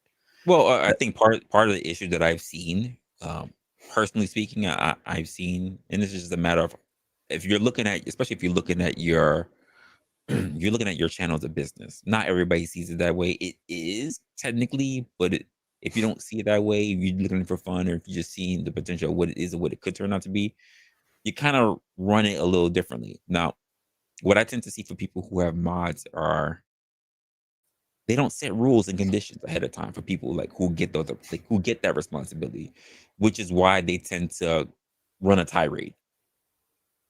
That's how you get people in the chat that's like, I don't understand why I'm blocked. I don't understand why I've been banned. I don't understand. And you're like, I don't understand either. Because you didn't give specifications and rules as to what does it mean to hold such a position. Are you And I see familiar a with lot. banners, Resla? The banners aspect of your in your StreamYards? All right. I'm not sure how you're familiar with StreamYards. Like go to your on the right hand column, Mhm. you'll see like that'll say banners. Yeah. If you click on that, and you could have something like what I have to do on occasion. It says basically be polite, attack the argument, not the person, no ad hominems, basically. And usually I add a little instruction to my moderators. First, you'll have a verbal warning. Second time will be a 5-minute timeout. Third time will be a 10-minute timeout, and or it'd be 5, 10, and then it'll be a 24-hour. With you having a right to hide/block hide that person doesn't mean they're actually blocked, but they can't say anything on that account. I mean, they can come in all day long. They can scream into the void all they want. Eventually, they'll realize when they're not getting fed, they're not getting that negative engagement that they so crave. That I'm blocked, so then they'll make a subversive account and come in and talk smack, tell you, oh, you do this and you don't believe in this and you don't believe in that. It's don't let this crap beat you up, dude. I don't know exactly what it is but I think you're going through whatever you're going through for a reason, for a season right now, and it's going to make you stronger on the other end. But please don't pull the plug on your channel, dude. I need your channel so bad. I'm not gonna pull the plug on my channel. I like I said, I did not I knew this was coming. Okay. But it lets me know it lets me know that we're heading in the right direction, of course. But I'm just like, damn, this happened way sooner than I wanted to do. It happened way sooner than what I thought. And I guess what Trump said was very, very much true. It's the whole my expectations led to my disappointment. I expected something to come later instead of predicting that it could have come sooner. That was my fault. I can accept that. I'm a little lost in the sauce right now, but I think I'm picking up what you're putting down just a wee bit. So my idea was to prep for this kind of interaction much later, when I should have thought about the fact that I should have been prepped for it now. So what you're saying is we needed moderators to keep things clean. I'll be on the same thing to just remind the chat while because I mean, listen, so many times as a content creator, you're so plugged into the conversation you're having with other people that you're really, sometimes you'll miss chats. You don't even see what's going on. And a lot of the people that are in the channel. What made this particular conversation bad is that I literally had a person with me on the chat. I had Dan with me on the panel. Mm-hmm. But I was literally no, don't feel bad, Lindsay. Don't feel bad. Don't feel bad. It's a learning lesson. I don't feel bad. I needed to learn this. Yep. I needed to learn this. The only way we grow is through failure. Yep. So this was I'm not taking an L on the conversation. I was absolutely on the conversation. But it's a failure in the fact that I could not convert this person. But I also understand that they had a position. And as someone who runs this particular type of channel that says that we like to try to dispel talking points and narratives, I failed in that. I could not as someone who speaks to people on a regular basis as a profession, I failed in this negotiation, and that's the part that hurts me, because normally I'm pretty good at it. I'm not even gonna lie to you. I'm pretty decent at it, and today was a loss, so I can take that. Mm-hmm. I can learn from that. I can go back. I can try to figure out what I can do to make it a little bit better, especially because normally I have time to prep for. I have normally time to prep for my negotiations. On the internet, everything is kind of spur of the moment. Yeah, a lot of free radicals. Yeah. So I can variables.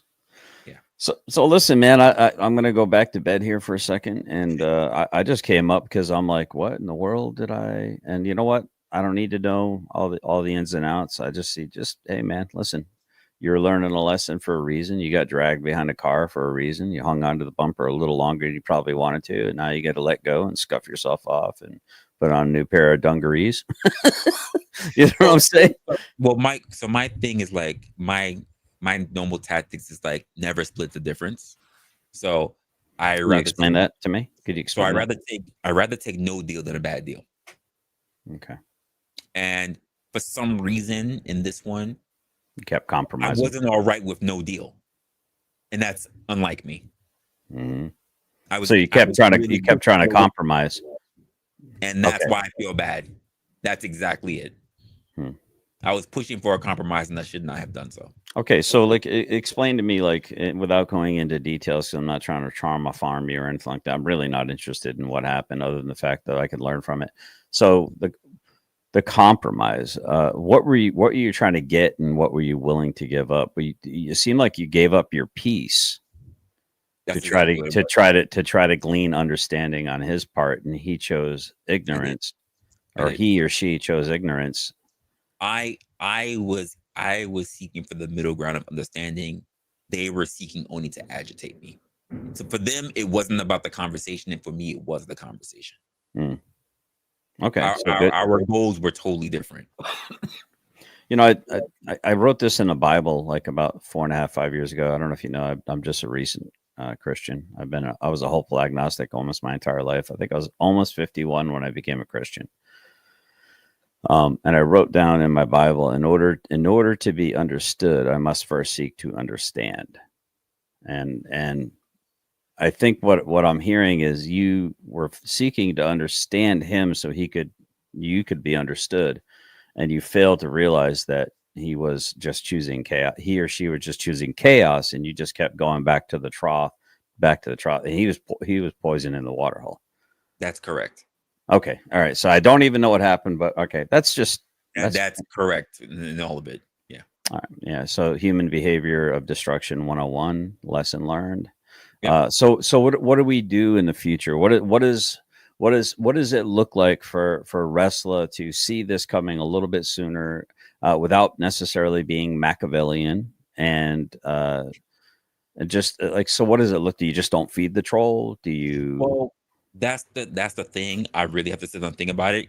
I don't want this one thing to quote harden my heart and Mhm. close other people off who could seek understanding. So I need to find a healthy medium. I can't put myself in a position to forget the lesson. I need to Mhm. remember the lesson, but also know that I should not treat other people viciously because of this experience that I've had. I have to figure out a healthy medium. That's what I'm at right now. Do you know someone that inspires me daily, and I strive to be more like, is I think you've seen Demolished Doctrine in your channels before. I don't know if you've ever had him up on panel. I Richard haven't. Madsen. No. He's got like a white and red kind of icon. If you ever see him, if he ever tries to come up on I'm panel, good, lady luck. I'm good. yeah. If you ever see him, if he ever tries to come up on If panel, anything I is vouch for for him. it's my ego. Hmm. It's my ego that's hurt. That's all. I'm good though. So if you ever see him, like matter of fact, I can put his channel in the background. This is a dude that you definitely want to seek a conversation with. He's a good faith actor at all points, and he says something. And I'll put it up in the back chat here in just for a second.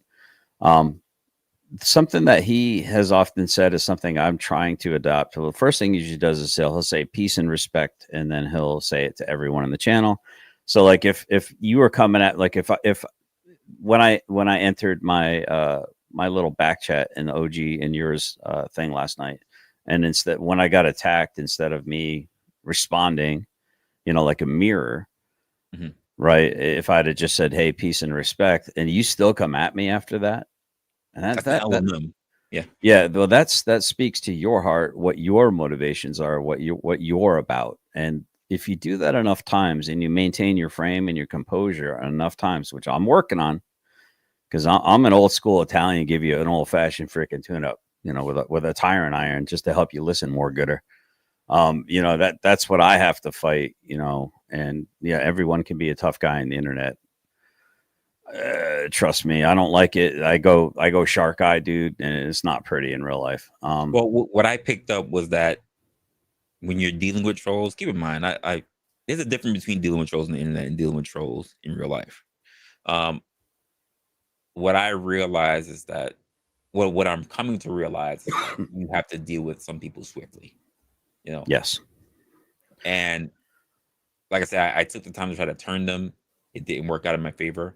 And I literally was getting this advice from people saying that when they come, you need to lop the heads off of them quickly.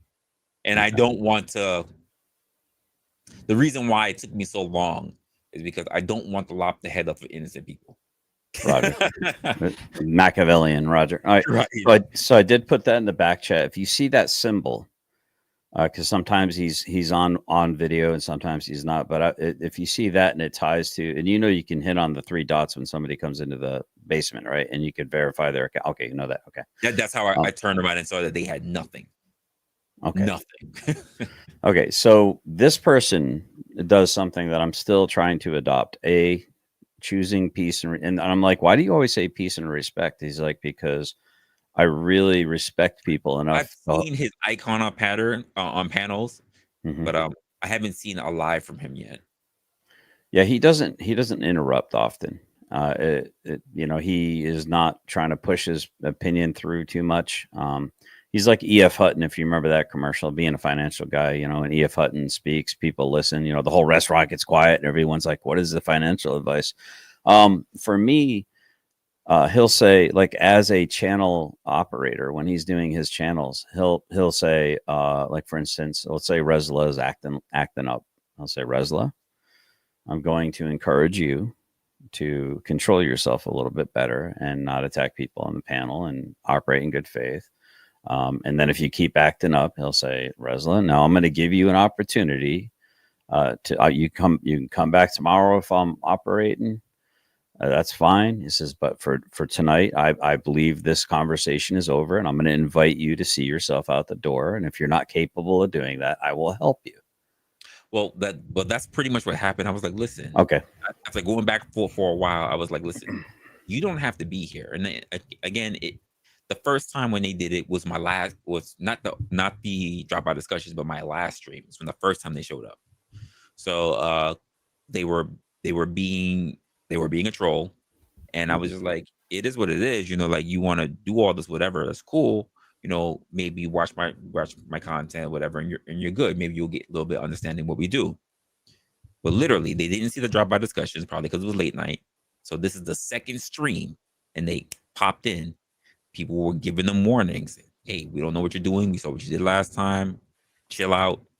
And they did exactly what they did last time, which lets me know, like, first time, shame on you. Second time, shame on me, which is why you got to go. That's just it.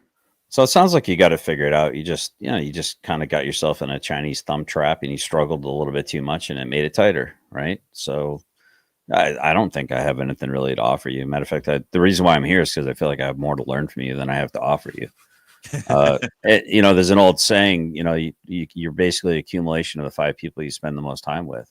That's true. Do you want to sit around and spend a bunch of time with, trifling, no good trolls? That's what you're going to become.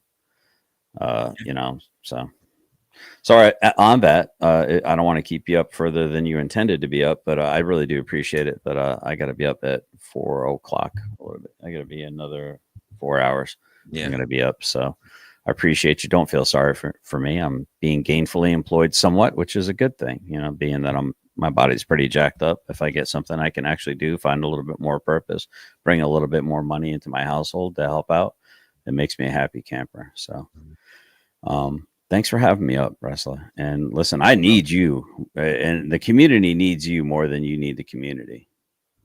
It should be symbiotic, right? Like a cow. All right, like I'm gonna give you this. When it becomes parasitic and the host is being drawn on by a bunch of parasites, that's a no bueno, right? But I want you to picture what your chat should be, and once you achieve it, you're going to be like, oh, the cowbell or the cowbird and the cow, right? So the cowbird gets protection from the size of the cow, and the cow gets benefit from the cowbird eating the bugs off of it, keeping the parasite pressure low. So there's a symbiotic relationship, right? That they help each other. There's a concert. They're dancing like a perfect tango. And once you start finding people like that for your channel, things will start clicking, man. And you're going places, dude. I'm just going to encourage you. You're going places. Stay the course, man.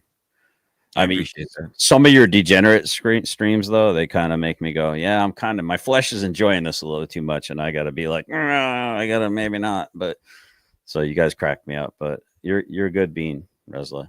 Keep fighting the good fight. And thanks for stopping by, man. All right. Do you have any? I need a word of wisdom before I leave. What's the word? Drop me a word of knowledge, brother. Come on. Oh my goodness. Dig deep. Deep. I don't. Buy low, sell high. Come on, you got something for me. Buy low, sell high. Come on, you know. I don't have anything. Usually I would have something, but right now I'm just trying to figure out what. Like I'm really stuck on what went wrong. Well, to the chat or the chaté, if it's really classy, to the chaté. Listen, man, you got a guy who's agonizing over making sure that whatever he's introducing to his congregation, as it were, to take you to church, that he cares about being a good shepherd. He doesn't want to lead you guys astray. Obviously, this guy cares about the product he's putting out, and that's not nothing.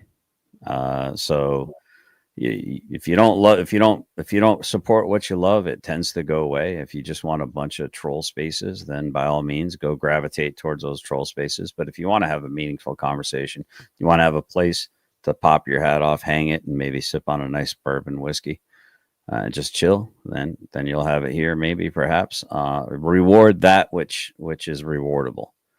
So that would be my last little bit of encouragement to you. I appreciate you, Resla, and thanks for having me again. Talk to you later. Take it. All right, man. Yeah, man. That's. I thank you, Lady Luck. Like I said, I'll get over it. I think the thing that bothers me the most is that. So for those who do not know, right? I can tell you that I'll tell you what my biggest. I'll tell you what my best skill is. It's not energy. It is not this quote since empathy. It's none of that shit. That's not what my biggest skill is. My biggest skill is observation. If I sit down long enough watching you, because that's what I like to do in my spare time. I people watch. I look at body language. I try to pay attention to what people are saying, and most of all, how they are saying it. That's my skill. And the one thing I was not good at is communication. I really was.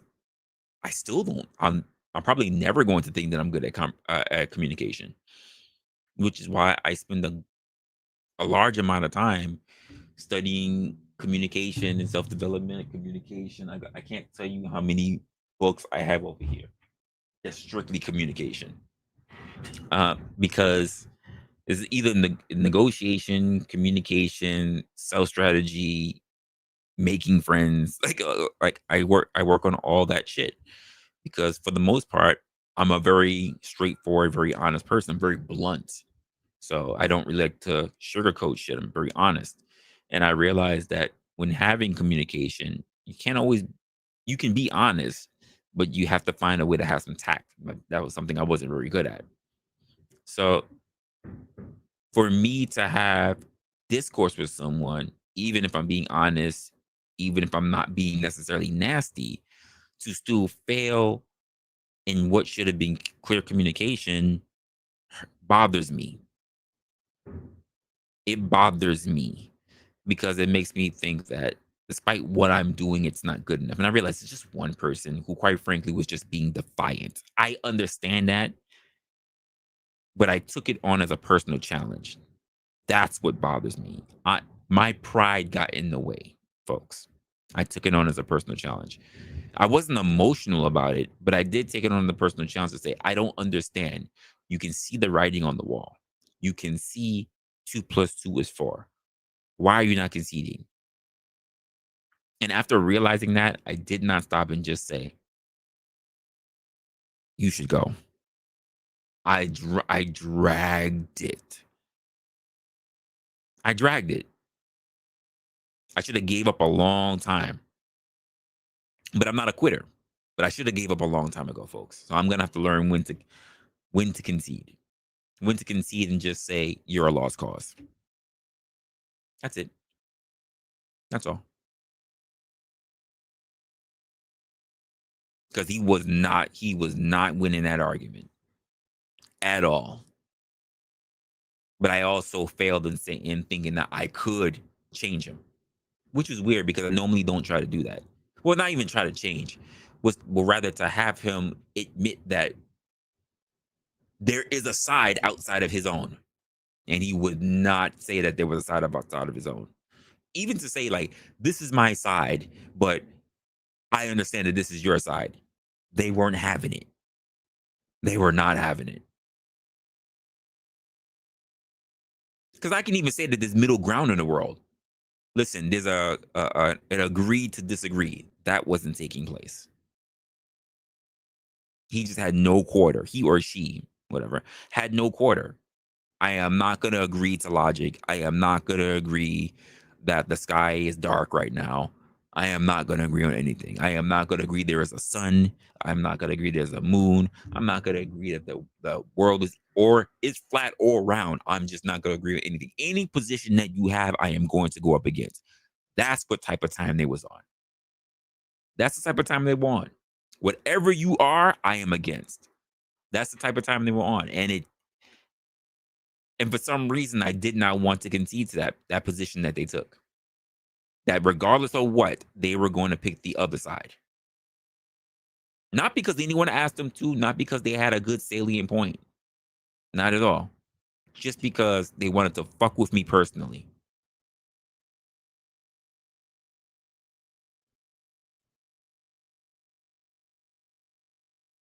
And I appreciate you guys. I especially appreciate you guys who were in here. You were having the talk. You were having the discourse. You were giving examples. I'm looking at your examples and I'm going, exactly right. Exactly right. I don't understand how they're going back and forth with you and they still don't get it, to the point where they're saying the same question over and over and over. And I'm like, we're all answering it. We're all answering it. What is it we don't get? How is it everybody is speaking the same language and you don't get it? Oh, it was a troll, CJ. It was a troll. You have to go back. I spent like over an hour of it. I'm exhausted. I normally do not sit in this chair for this long. I'll be honest with you. And when I do, I'm normally like, Jesus Christ, why am I still sitting here? I should have got up and stretched a long time ago. Should have walked outside, kissed some hands, shake some babies. I should not have still been sitting in this chair all this time. I should have taken a break, intermission or something, but that's not what happened. That is not what happened.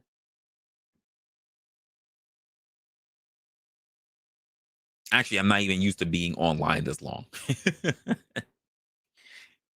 Unless I'm like prepping myself to sit for like another person's panel or whatever, I normally do not sit this long in this chair. In fact, I'm gonna take this out.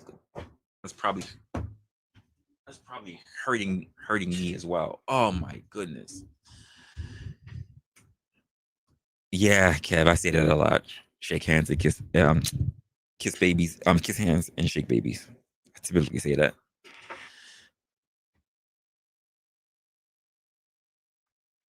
And keep in mind, it's probably gonna stay on my catalog for a while, because I'm gonna have to go back and take a look and really study it like a freaking like a coach play, to figure out where exactly where things go wrong. Where exactly did things go wrong?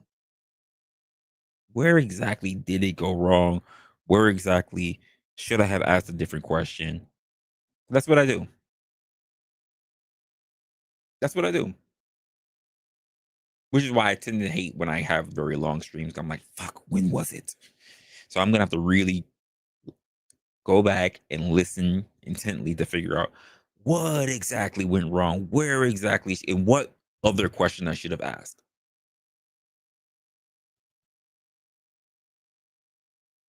I thought I asked pretty decent questions, but I got a feeling, because they didn't want to answer questions. It was like an interrogation, to be honest with you.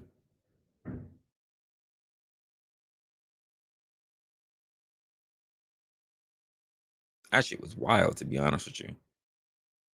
So yeah, folks, we will not be dealing with that type of shit in the chat.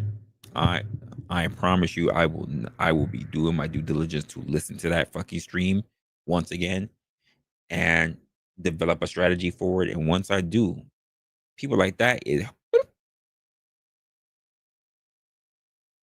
and that's a shame because we should be looking to listen to everybody who's here. We should be looking to also, if you're a person who's here, to have understanding and to seek and listen to things that necessarily we don't agree with and respect those things. But this person was not respectful. They were not respectful. And again, let me just say it again because I said it before and I'm going to continue saying it. If this is not necessarily the content you're looking for because you're used to something a little bit more raunchy,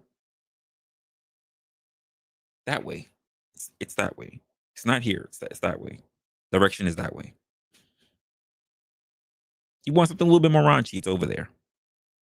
Here we're a bit more tame. That's what we're aiming for because you have plentiful of raunchy areas. This is not the red light district. You have plenty of raunchy areas that you could go to. This doesn't need to be one of them.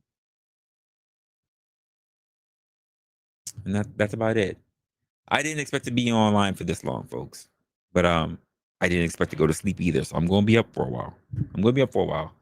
I guess the question in my mind is there anything else you guys want to talk about?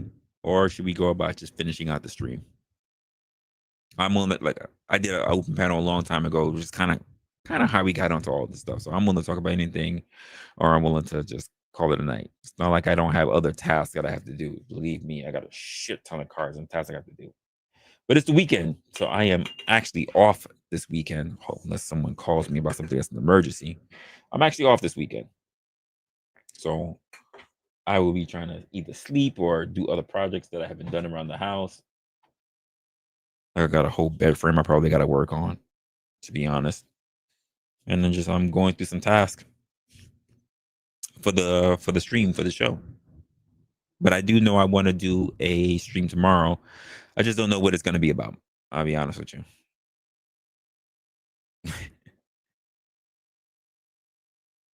Yeah, I don't like it. There's a plenty. Listen, here's my thing. There are plenty places that you can go to get it. Some places are just gonna be healthy. Some places you can get all the greasy spoons that you want. You can get all the greasy food, everything you want. Don't turn every place into your greasy spoons. Some places are gonna be mom and pop. Some places are gonna be very refined in their health spas, health places. You don't need to turn every health place into a fucking crappy ass bodega. Yo, yeah, there's no rest for the weary. But we all know this. Anyone who's a content creator knows there's really no rest for us. It's just a balancing act. You do the best that you can.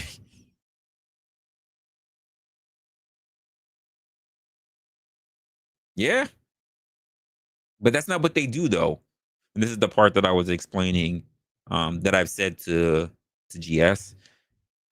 This was the part that I explained when I was talking with Sasquatch. That quite frankly, there are plenty of people on the internet that when they go to one place, they think the rules apply everywhere else. It's just what it is. There's some fuck shit over there. Cool. Oh, someone else is live. I guess there's fuck shit over here too. And that's the wrong mindset. You should really understand where you are when you get there, not thinking that wherever you go, it's the same rules. That's just what it is. And my thing is that I normally kept those rules for people who were on panel. I did not keep those rules for people who are in the chat. And when I put those rules in the chat, there weren't people who were disagreeing with those rules. And then when we finally had someone who disagreed with those rules, I did not have the mods to take care of that person. I didn't. I didn't have the mods to take care of that person. And then myself, I didn't handle that person the way I should have. That's all. And like I said, I'm going to think about this a little bit more so that I don't become so hardened that I turn around and essentially cleave the head off of someone else who comes in who just needs understanding. I just need to figure out a threshold as to where my tolerance is. because I have too much tolerance. And I think that's a professional thing. Maybe I need to be a little less professional and more personal when it comes to being here. I think that's what it was. I got a little too professional being up here, and how my approach was. I just need to be a little bit more personal, more protective of this. Oh, I'm definitely hard on myself, Lady Luck. I am, because the truth of the matter is that if I'm not hard on myself, who will be? I don't really have people that tend to be hard on myself. So if I'm not hard on myself, I won't be able to take action to clean it up. I have to look at this as a responsibility. If I don't hold myself accountable, no one else will. I'm just gonna be honest with you. I appreciate that, yeah, and I agree. I'll find it. I'll find the line. Like I said, it's a learning curve. Like I said, I didn't even expect that we would be here so soon. So that was me just being underprepared.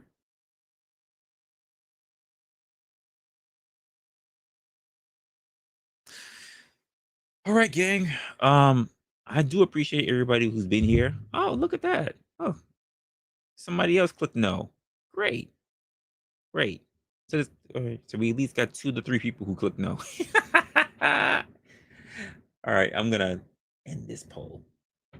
But I do appreciate everybody who did come here and watch the stream. It got a little crazy. That was up in here. Normally I don't even run this far. I'm just happy that I made it through the gambit of doing the portion of the stream that for the whole segment that started this. I will be doing something tomorrow, and I think for the most part, I'm just gonna be trying to chillax and then see who else is online as well. Um, I don't know. I'm gonna check out everybody else and see what's going on there, and we'll see what's going on with the rest of the world. You're right. You're right. It's it's not my fault that people come to mess with me, but at the same time, this is the point that I'm making, Lady Luck. I understand what you're saying, and thank you for what you're saying. People are going to mess with you. The world doesn't owe you understanding. Things happen to you, but what's most important is how you respond to it.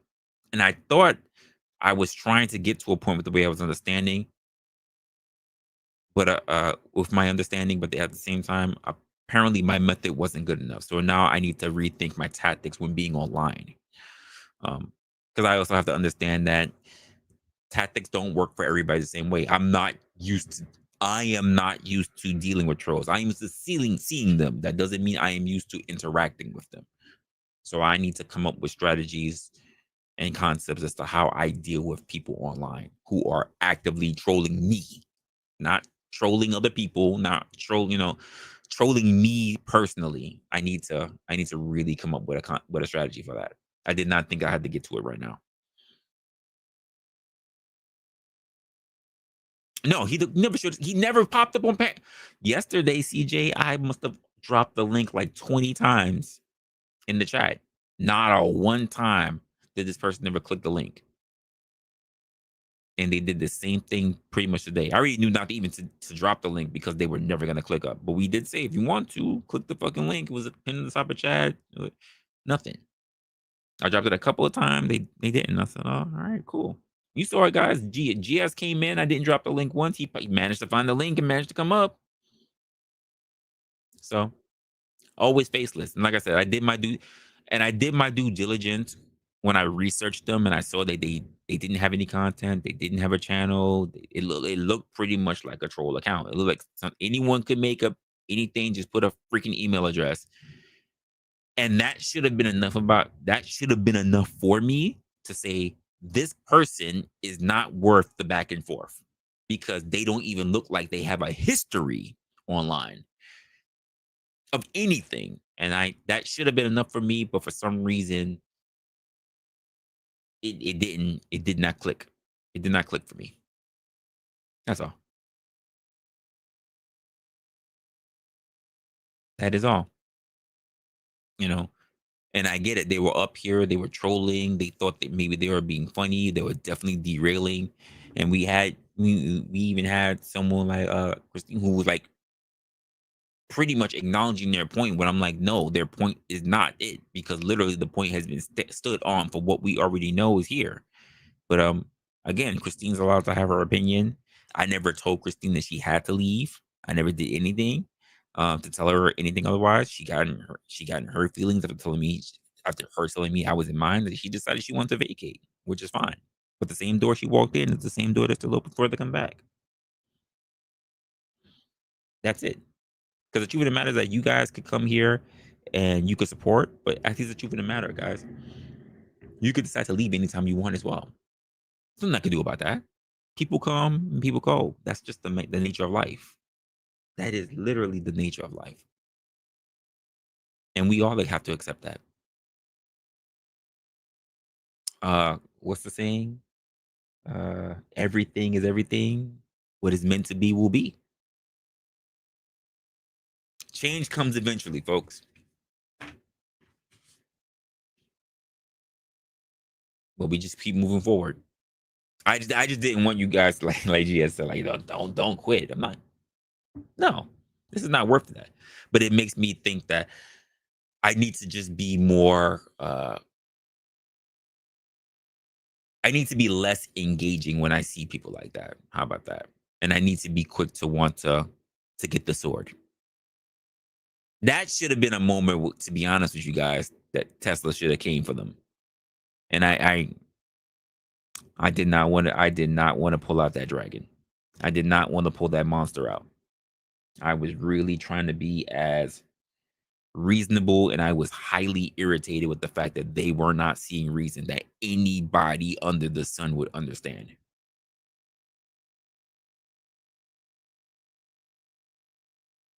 I know, Lady Luck. We were all trying to do it. We were all trying to do it, and they came a point, like I said, it just wasn't enough. Like I said, I'm not used to it, but it's a good lesson. That's all. That is all. Is there anyone else who's planning on doing anything tonight? I don't even know what's going on tonight, to be honest with you. I was just gonna actually just make some tea and just sit down and start working on OBS or something. I got a whole bunch of stuff that I do see in my algorithm that I want to take the time to sit there and react to, but I don't think I'm going to do it live. I think I'm just going to sit there and record and naturally go through it and see how I feel about it, because I do have other things that I need to work on and edit, and I got a couple of video titles that I need to work on to see how I want to put that together for videos for the future. I got titles, I just don't have any work written, so I do need to work on that.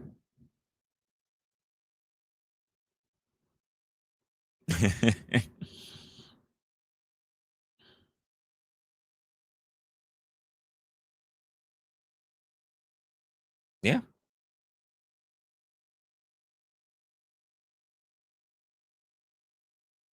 Okay. All politics based. Yeah. Everything is the post feelings. I guess all the libs that are crying and going crazy. I know I saw a couple of things on my algorithm about that. Listen, we absolutely were. We were cooking them. We were cooking them yesterday. I'm not gonna lie. Everything I said was facts today. Everything in the chat was saying facts today. We were cooking them today too.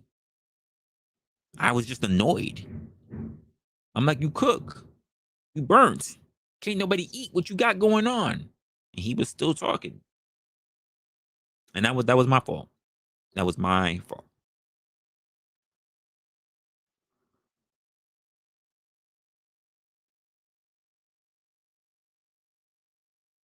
All right.